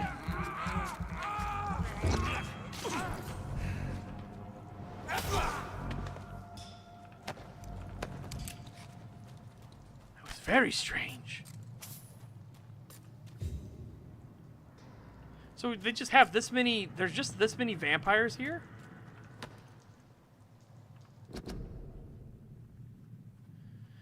I know that some of our companions consider that the best advantage we have in our fight against leeches is that they can't go out during the day. Thus, we can hunt them down when they hide, powerless in their sleep. This is a rookie mistake. First, because vampires are clever, and they have countless ruses and tricks to avoid being spotted in their den. Second, because they deploy many deadly traps to kill any intruders in what they consider their most precious sanctuary. It would cost us too much men and too much time to explore and eradicate vampires and their hideouts. The best tactic is to follow and destroy them when they really are vulnerable, when they hunt at night. It is much easier to attack them then, for they can be easily spotted. I disagree with this on so many levels, and I'll explain why. That's why the Guard of Prywin must evolve and deploy new tactics to hunt leeches. Small and mobile patrols, tactics based on technological advantages, modern communications. We can learn many things from the war in France. New strategy, new equipment, and new weaponry. Grenades, white phosphorus, ultraviolet light, bulletproof vests, and flamethrower. It is time for the Guard to embrace the 20th century. For New War by Geoffrey McCullum, Prywin leader. I agree in an aspect of, like, I understand what they're saying. It would be dangerous to try to beard the dragon in its lair. That, by the way, that is an old saying. I understand that philosophy. However, if you discover where the lair is, booby trap the fuck out of the exits. Like, wait in ambush at the exits, and then when they come out to hunt and they trigger the traps, you have now started the fight in a significant advantage without having to risk them going into a populated area and, like, finding people and shit like that. Like, no, here is your advantage. Here's what you've done.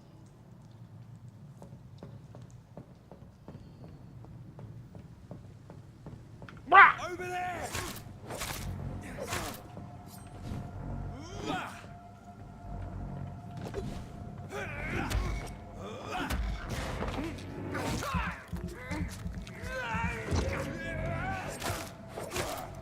Again, ambush. Ambush tactics should be your go-to. 100% of the time. This trying to fight them on an even footing is very strange. However, white phosphorus grenades, flamethrowers, yeah, I agree with that though. 100%. Use that. Use the new technology you have. There is no reason not to use the technology against the vampire. No reason.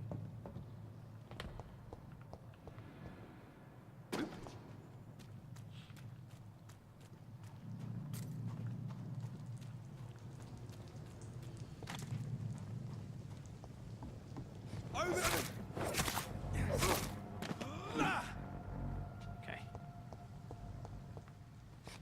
Yeah. Holy shit. And we saw what the cross can do. Are you kidding me? Like, my God.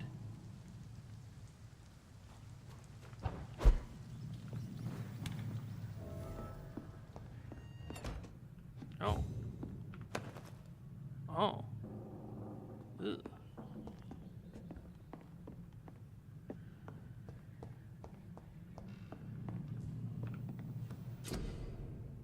Yeah, it literally rendered me helpless. Nothing to recycle. This is a shotgun, eh?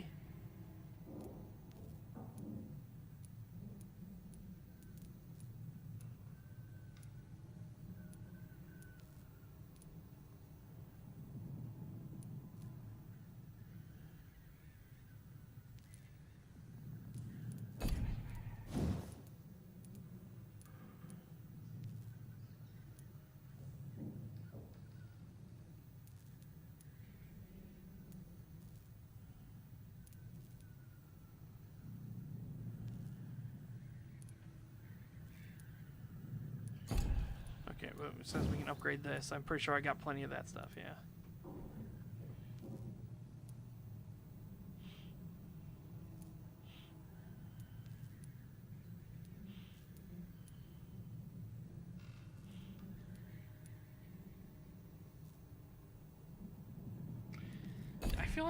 I feel like I'd want to wait and use this stuff, you know what I mean? Like, I don't know. I feel like I should wait on it. I guess we have enough that we can do another one if need be. So instead of damage, change to 64. Stamina decrease would be really nice. Oh, and then you need powder and stuff like that here. Well, I'm going to do this. There. Okay.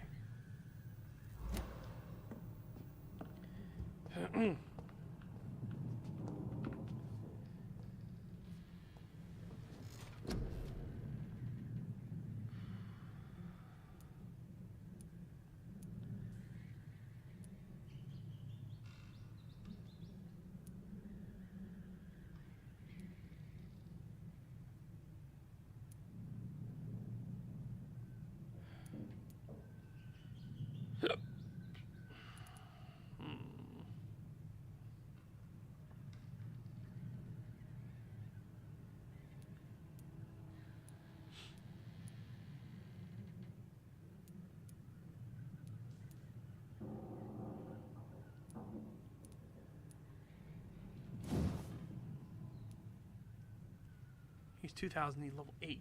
Okay.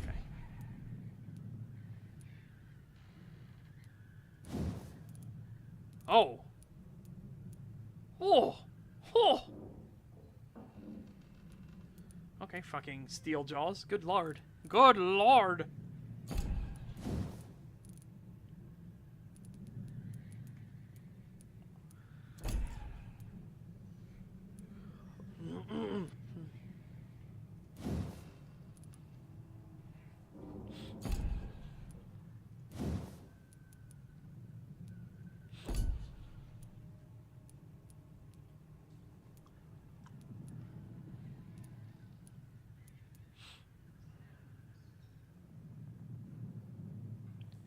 It's actually Jesus himself, miniaturized in bronze. Oh no! Jesus, please! Ah! Okay, here's what I'm gonna do. We're gonna increase stamina, and I'll explain why. Increase stamina.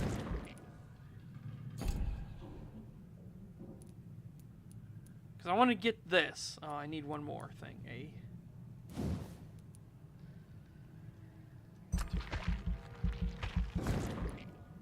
Okay.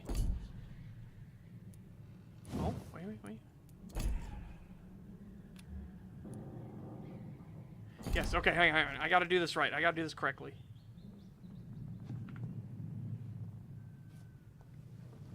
So we want to increase stamina. For sure. Back.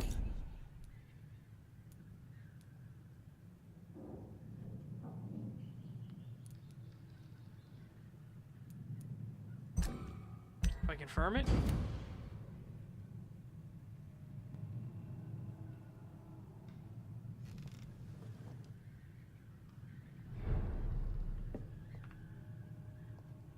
Or are we still 4? We're still 4. Okay. So I'll do another stamina here. Because I want to use this, and this says it drains stamina, right? So the higher stamina we have, the better. For this capability that I want to use. Because I want to be a sneaky sneakster. I want to be a sneaky sneakster. Remember, we only want to try to go after the people trying to genuinely kill us, right? We are doing a...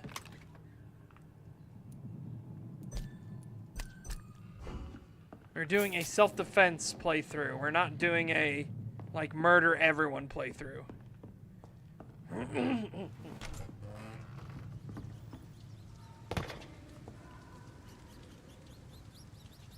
What? They're back. Yeah. Okay, well.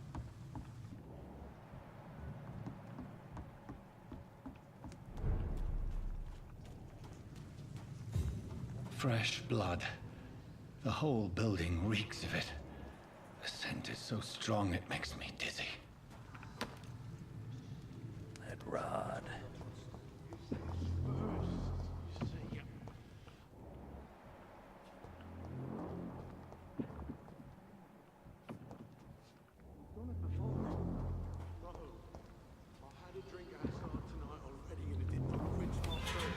This place reeks of bloodshed.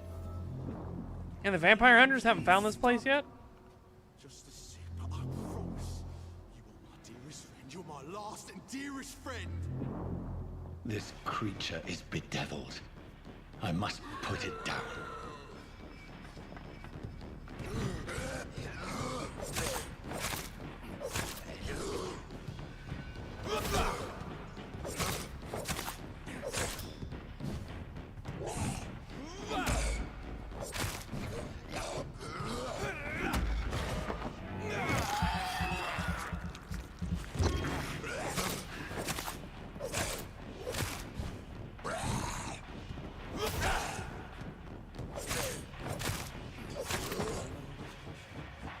Woo!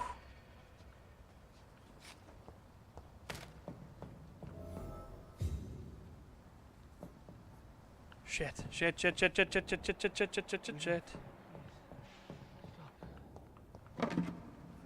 William, please stop. Is there any, like, bandages or anything we can actually use to try to help this guy? Let me go.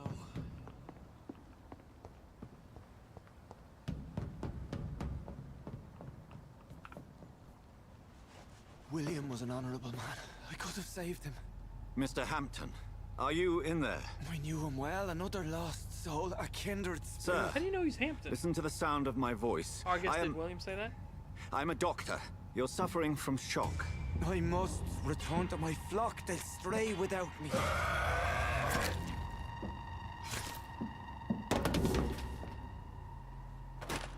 Remember, certain skulls are every bit as resistant as we are. Who are you? What do you mean by scowl? You truly are a newborn. I should have realized. Wait. You are the woman from the bar. Are you like me? Can you help me? I believe, sir, I already have.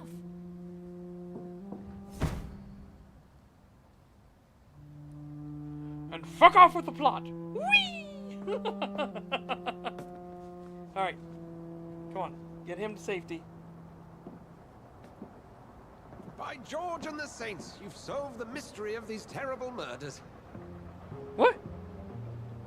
Patience, good fellows, I've come to offer help. Just give me a moment to secure my boat. We can leave this awful place. William was not the evil man they claimed. He was just taken by the thirst. He needed his drink. This man requires medical attention. We'll see he gets to the nearest hospital. No, please, I must tend to my fold. My flock needs me. There, sir. Go with the good Dr. Swansea. He's resourceful, and I'm sure he'll take good care of you. You'd best come as well. The sun is soon to rise, and you'll need a place to rest. I just need a moment. If I can learn something about what has happened to William, I'll be a step closer to understanding what happened to me. Are we gonna dissect him? Are we gonna dissect him? Ooh. Ooh. This poor creature can't be my maker. Could it be some subspecies of vampire? I must find a place to analyze the blood.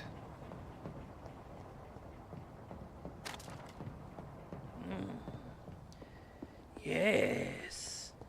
Analyze the blood. A fine vintage. Woo! A two-handed weapon. A two-handed weapon and press to use a special ability. The scythe, for instance, can be used to parry an incoming attack, making heavy stun damage if timed correctly. You got a license for that? What does it look like? How do you equip it? How doth one do equip thus? Okay.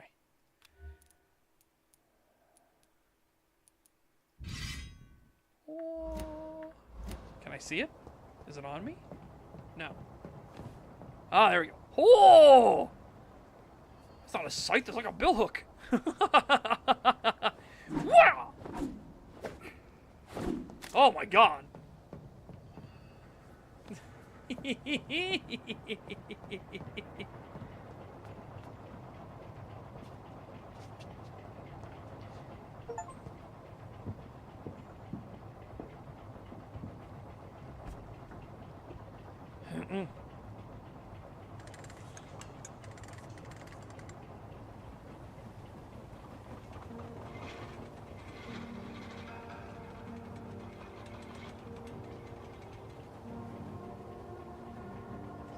Three men in a tub. Oh no, I think I've heard this fable before. No! Where are we headed? We're on our way to the Pembroke Hospital. It's just across the canal. They'll have a bed for poor Mr. Hampton. William was... What manner of creature was he? Predator, prey, villain, and victim. Who can say? The important thing is that he's been stopped. Duly noted. And the woman? What... Who is she? What woman? Oh, don't play me for a fool. You used me to locate that skull. You must know who she is. And I thought you a gentleman. You shouldn't talk about a lady behind her back, but I will tell you she values her privacy. Privacy. Privacy. Were London as peaceful as she appears from the middle of the canal? If only that were the reality of the situation. To be honest, I've always tried to avoid this part of town. Pembroke Hospital is the last bastion I don't between know. the rest of I London don't know why and the the epidemic. cross here doesn't have the effect. The flu has decimated the East End and the war still rages. Welcome to the front lines of a plague. This is where you work, Dr. Swansea? I am the administrator of Pembroke Hospital. I thought you were here in service of your mysterious order, the Brotherhood of... Of St. Paul's Stole, yes. But first See? and foremost, They're I'm thieves! a man They of stole! science. A physician, like yourself, Dr. Reed. How do you know who I am? No need for modesty. You are Dr. Jonathan Reed, a surgeon of some caliber and renown, if I'm not mistaken. You are correct, sir. I knew it. I had my suspicions. But when you took the blood sample from the corpse of poor William, I was certain. Oh, there's been multiple bottles already. Trust me. Dr. Reed. Marvelous. Have we met? I attended 3 of your seminars before the war. I have the utmost admiration for your research. And what a turn of fate. England's most esteemed blood specialist returns to London a vampire. That word, again. From a so-called man of science. I understand. Traditionally, the role of science is to refute myth, but when myth walks among us, the Brotherhood of St. Paul has dedicated its purpose to their study. There's so much for you to learn. Of that, you are right. What, Well, then let me be blunt. Join my staff at Pembroke Hospital. As a physician. I suspect you'll not find a better post of employment to contemplate your predicament. This is sudden. I was returning home to see my sickly mother. But alas, that was before contracting this... affliction. Yeah, Dr. I know. Reed, take a moment to consider. The post would be for the night shift, providing a good explanation for your absence during daylight hours. You'll be adequately reimbursed, and have a place to hide. I even had the forethought to bring some clean clothes. So, what do you say? Abso-fucking-lutely. Absolutely. Yes, yes, yes, yes, yes, yes. It seems I have little choice, but yours is a generous offer, so I thank you. Brilliant! Oh, Jonathan, this is one for the book, and the beginning Well, the of first a modern beautiful scientists were priests and friendship. monks. Correct. No, I love my blood shirt. You can trust me. I'm a surgeon. See, I did surgery on myself. Ignore the blood.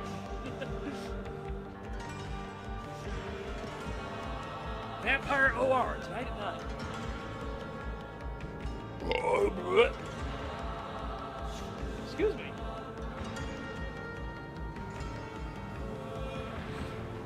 Work at night with pay, I would take it without being a I was vampire. beginning to be concerned. Worry no more, Nurse Crane, for I bring good news. Well, Oh, Doctor, what mixed a night. news. We lost 2 more patients. Nurse Scow said she couldn't take it anymore and resigned. Yes, well, I'll make a new rota in the morning. In the meantime, find a good bed for Mr. Hampton.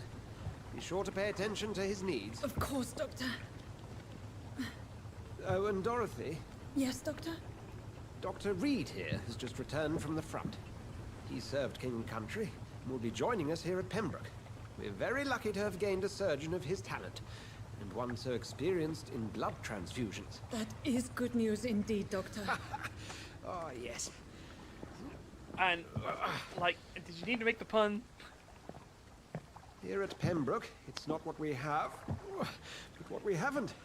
It's only thanks Apparently- to Nurse Crane and the staff that our ship doesn't sink. If you have any questions, just ask her. Duly noted. Thank you. Your assistance is required, Dr. Swansea, immediately. Welcome aboard, Jonathan. We'll catch up after my rounds. Coming, Nurse Crane. I'm coming. What I think they're implying is that they've lost so many people, right? That these were the last 2, the final straw, basically, right? Not that they lost 2 and this was it, you know, period. Oh, I lost 2 people. It's over.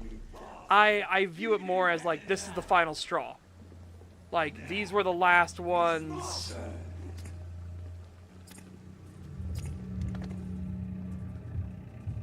Rotten or pristine, each heart contains the seeds of life.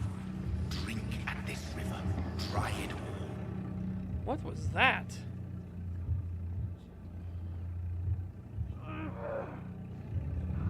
Bastard gave me a good poke. Oh, come on, you bastard. I won't bite. Sir, please. You've lost too much blood. Calm yourself. You think I didn't notice? Stop your staring and get me to an hospital, you arse.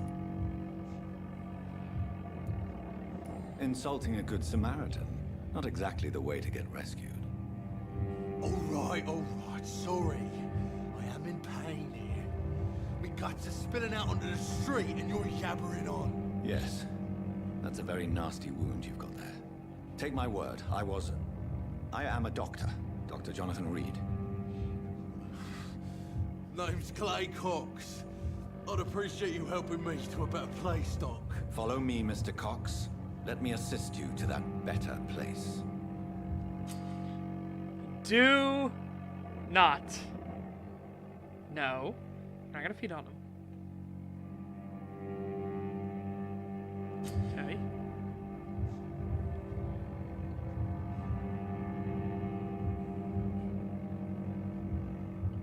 I don't want to mesmerize them. Let me not. Can I not? Do I have to? Do I have to?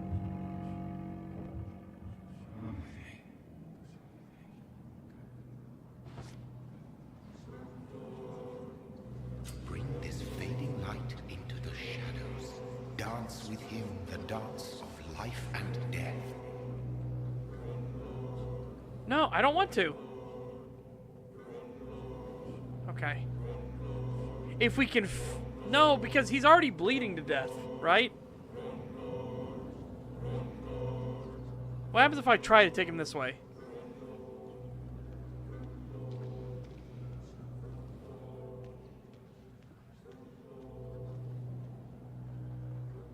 Because remember, we're going for a pure self-defense playthrough. This guy hasn't done us any harm. He just fought that guy, but we don't know the situation. We don't know if the other dude shanked him first, right?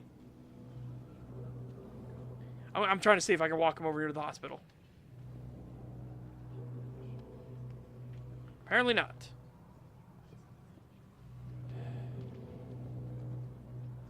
That's tragic.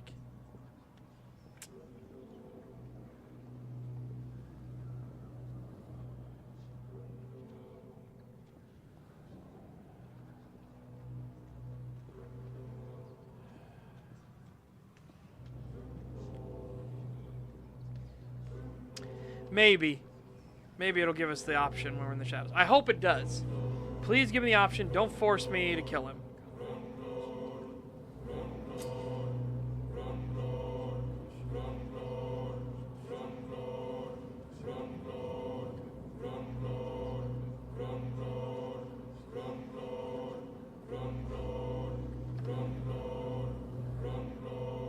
No more. Not tonight. Not like this. I will not take another life. Okay.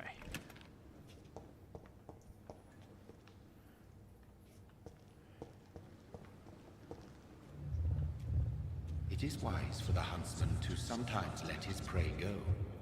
But no famished hunter can run for long. Whoa, I feel giddy. Okay. I thought maybe we could try to patch him up or something. But, okay. It is what it is.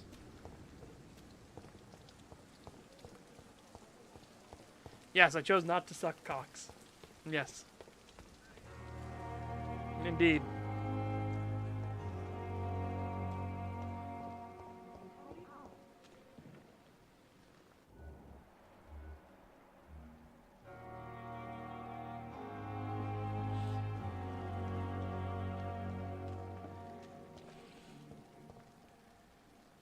Man bleeds out from his injuries as we leave him. Yeah, I know.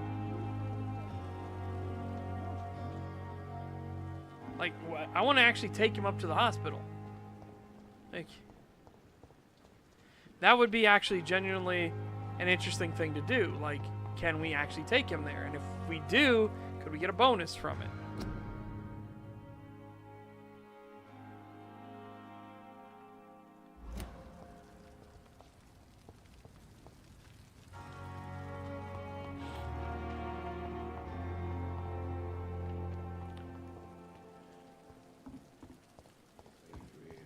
Apparently it's both at once.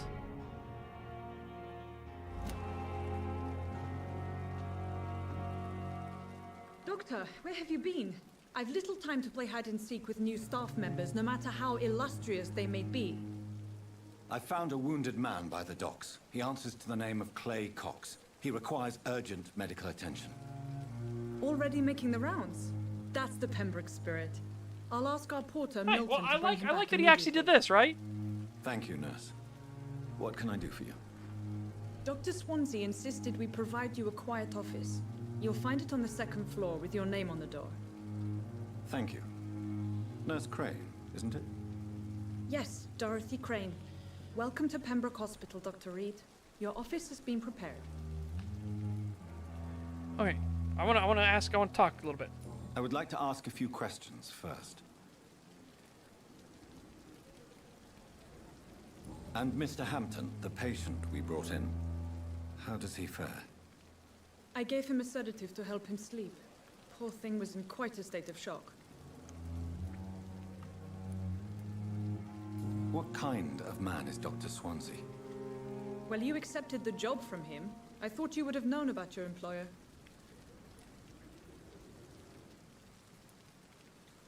It's right to assume Dr. Swansea knows far more about me than I do about him. You'll get to know him soon enough, and better than me. The administrator has better things to do than mix with us. Fair enough.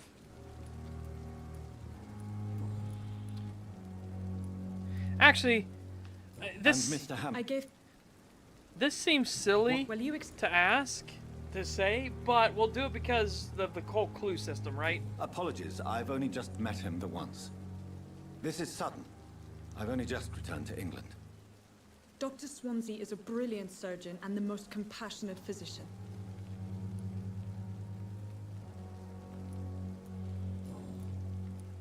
If you could point me in the direction of my room again, nurse. Second floor of the hospital, left after the stairs. It's the last vacant office at the end of the corridor. All right, goodbye. Thank you, Nurse Crane.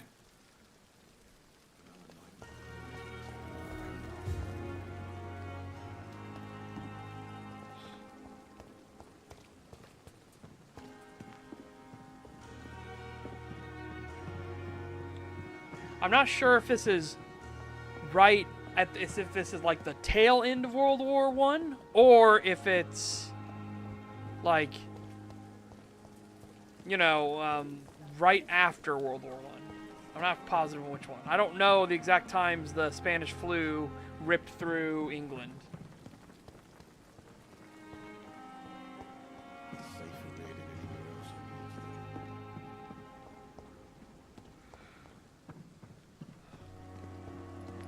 Dr. Swansea is right. This place seems perfect to conduct my research.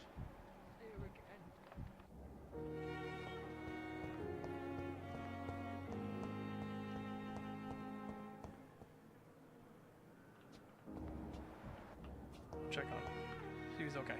Good evening, Mr. Hampton. How do you feel? Dr. Reed, is it? Oh, sir, I must apologize for my behavior. What do you mean? I was not myself in the factory. Fear and exhaustion made me say awful things to you, I'm afraid. You remained perfectly nice and polite. A little delirious, perhaps. But who wouldn't be after enduring an abduction? Thank you, Doctor. That's a relief. Now all I need to do is rest and return to my flock.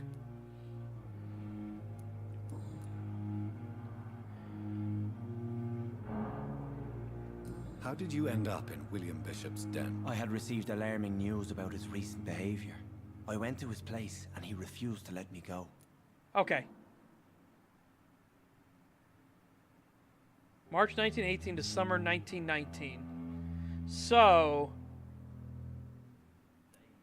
okay. Why did he abduct you? William was an alcoholic. Yeah, so again, that was it. We're changed either to blood. right at the I don't end know of why. the war, Just like a patient or I met here. right after this the war. Miss Hawcroft. You're a hero. You dared to enter this awful place alone.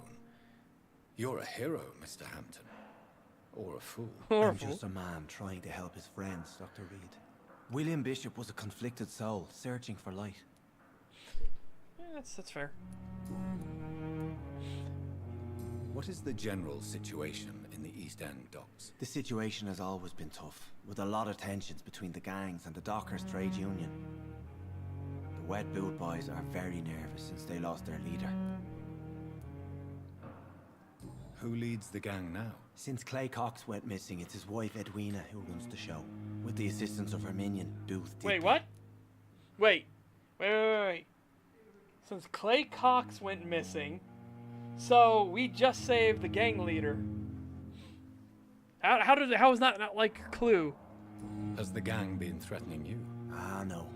I've had this nickname for so long, you know, the sad saint of the East End. No one dares to bug a saint, not even criminals. Do you know Tom Watts, the bartender from the Turtle? I met him before I found you in the canning factory. Tom? Yes, of course. Always the helping hand, good old Tom. Without men like him, corruption and despair would have wiped out the East End long ago.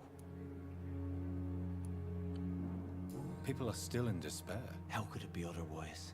The authorities Someone, have left us or all someone to claimed rot in him. this True. contagious night. That's technically true. We don't know for sure No that drugs, he's actually being no honest. advice. His name's Clay Cox. Nothing.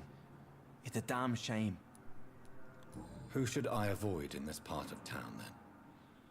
Any particularly evil figures? Not really.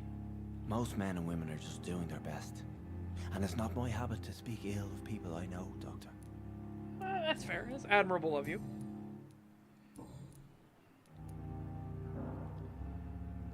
What do you do for a living, Mr. Hampton? I can't help but notice the cross around your neck. I manage a night asylum for the poor and homeless of the docks. And I try to guide the lost and hesitant on the right path to our Lord.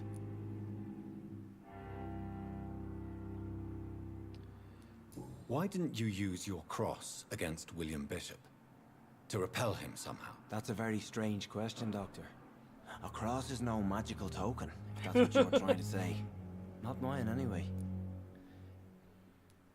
Are you a priest, Mr. Hampton? A deacon, maybe? Not at all, Doctor.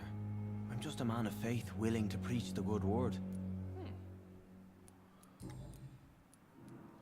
How do you feel, Mr. Hampton? Medically speaking, I mean. I feel exhausted. Beyond exhaustion, actually. William drank so much of my blood in his madness. I feel empty. You're in good hands here. Dr. Swansea is well versed in blood transfusion, and I'm sure he'll take the best care of you. Thank you, sir. I believe all I need is rest. And then I can go back to the people who need me.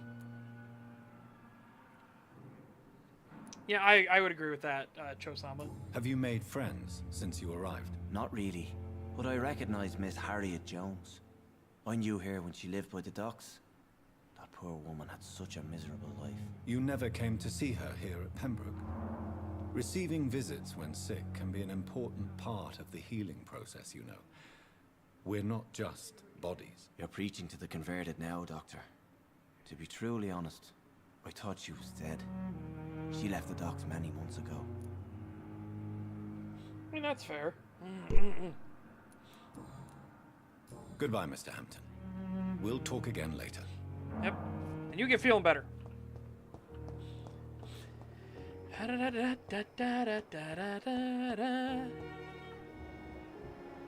Okay, before I go around and start talking to all the nurses and the staff and everything,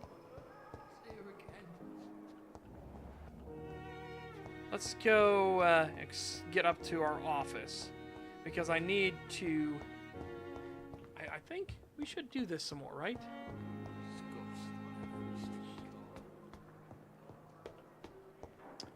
I would say maybe like more like endowed with power or capabilities.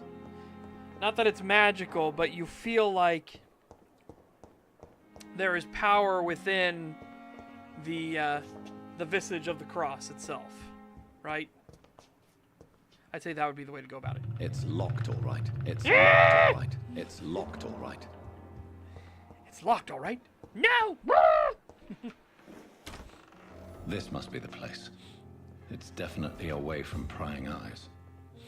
Relegated to the shadows. A kingdom of my own. At least I won't be sleeping in a coffin.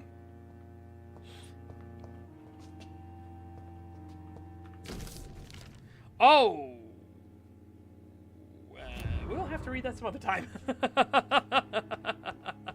I didn't expect it to be... The flower's dying. It needs water. Okay. Where can I get water at? Hang on, where?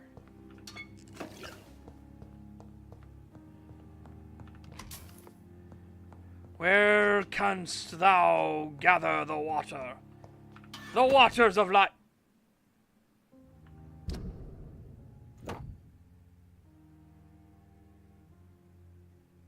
I have an ancient sword? What? Dragonbane.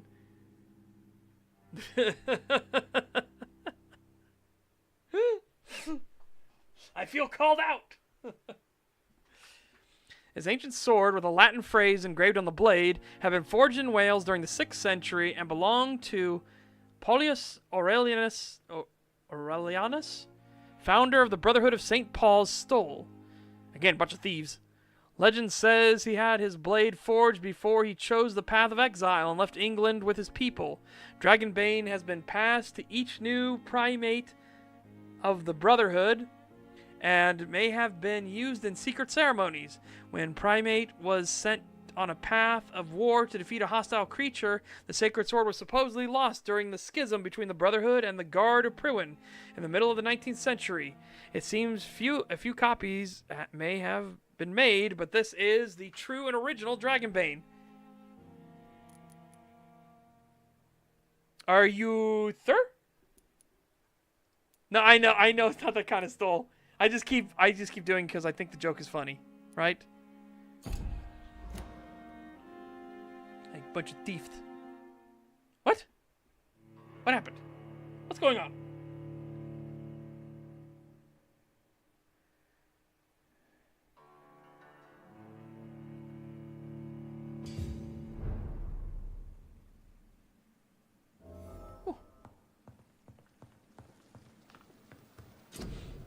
I didn't realize grabbing the sword was going to do this to me. Okay. I grabbed the sword and I understand. That's what I'm coming here for. You bastard bitch. Oh. Oh my god. Absorbs blood when it hits? Jesus. The other one's stamina consumption, because 20 is pretty rough.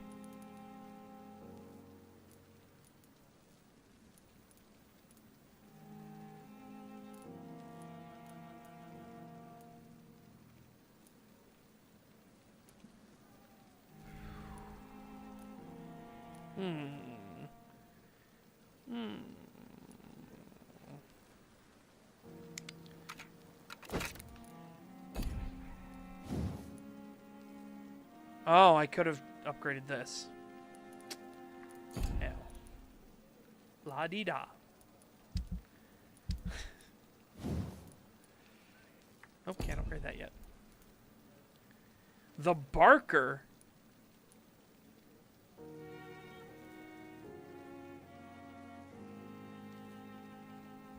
William Bishop's blood is much more unstable than human blood and shows extensive mutation. But this is not what happened to me. I must keep on searching. Okay. The sun is about to rise. I can feel it. I'll continue tomorrow night. I have so much time now. The flower's dying. It needs water. Well, where is the water?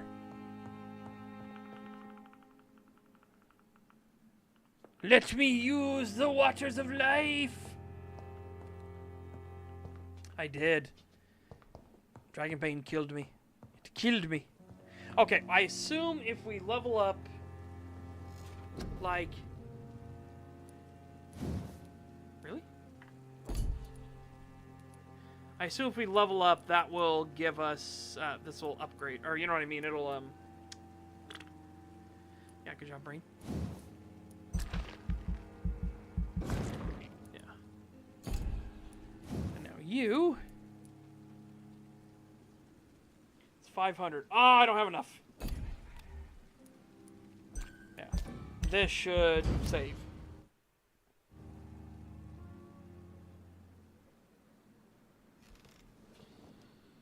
If I'm to stay here until my research is complete, I'd better learn to hide my true nature from the mortals.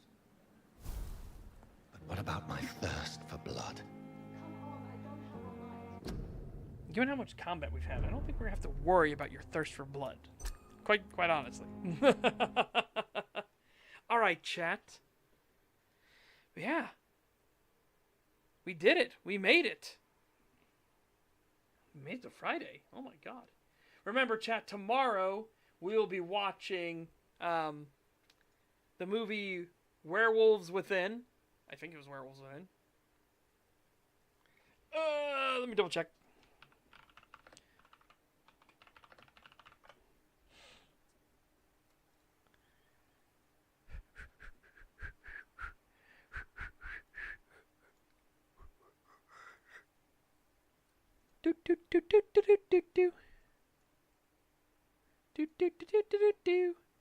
Yeah, Werewolf Within. Werewolves Within. That is the movie we'll be watching tomorrow. And yeah, hopefully you guys will enjoy it. We will discuss it and dissect it probably on Monday. But I also want to do more Vampyr, because, I mean, we'll see. We'll see. It's a very story-driven game. I'm curious where we're going to go with things, you know? So, we'll find out. In the meantime, though, chat, hopefully you take care. Have a fantastic day. Stay safe and healthy. Get fit, get ripped. I will see you back here on Monday. Yeah. And hopefully I'll see you guys at Saturday Showtime. Bye-bye for now, everyone. Yeah. Yeah.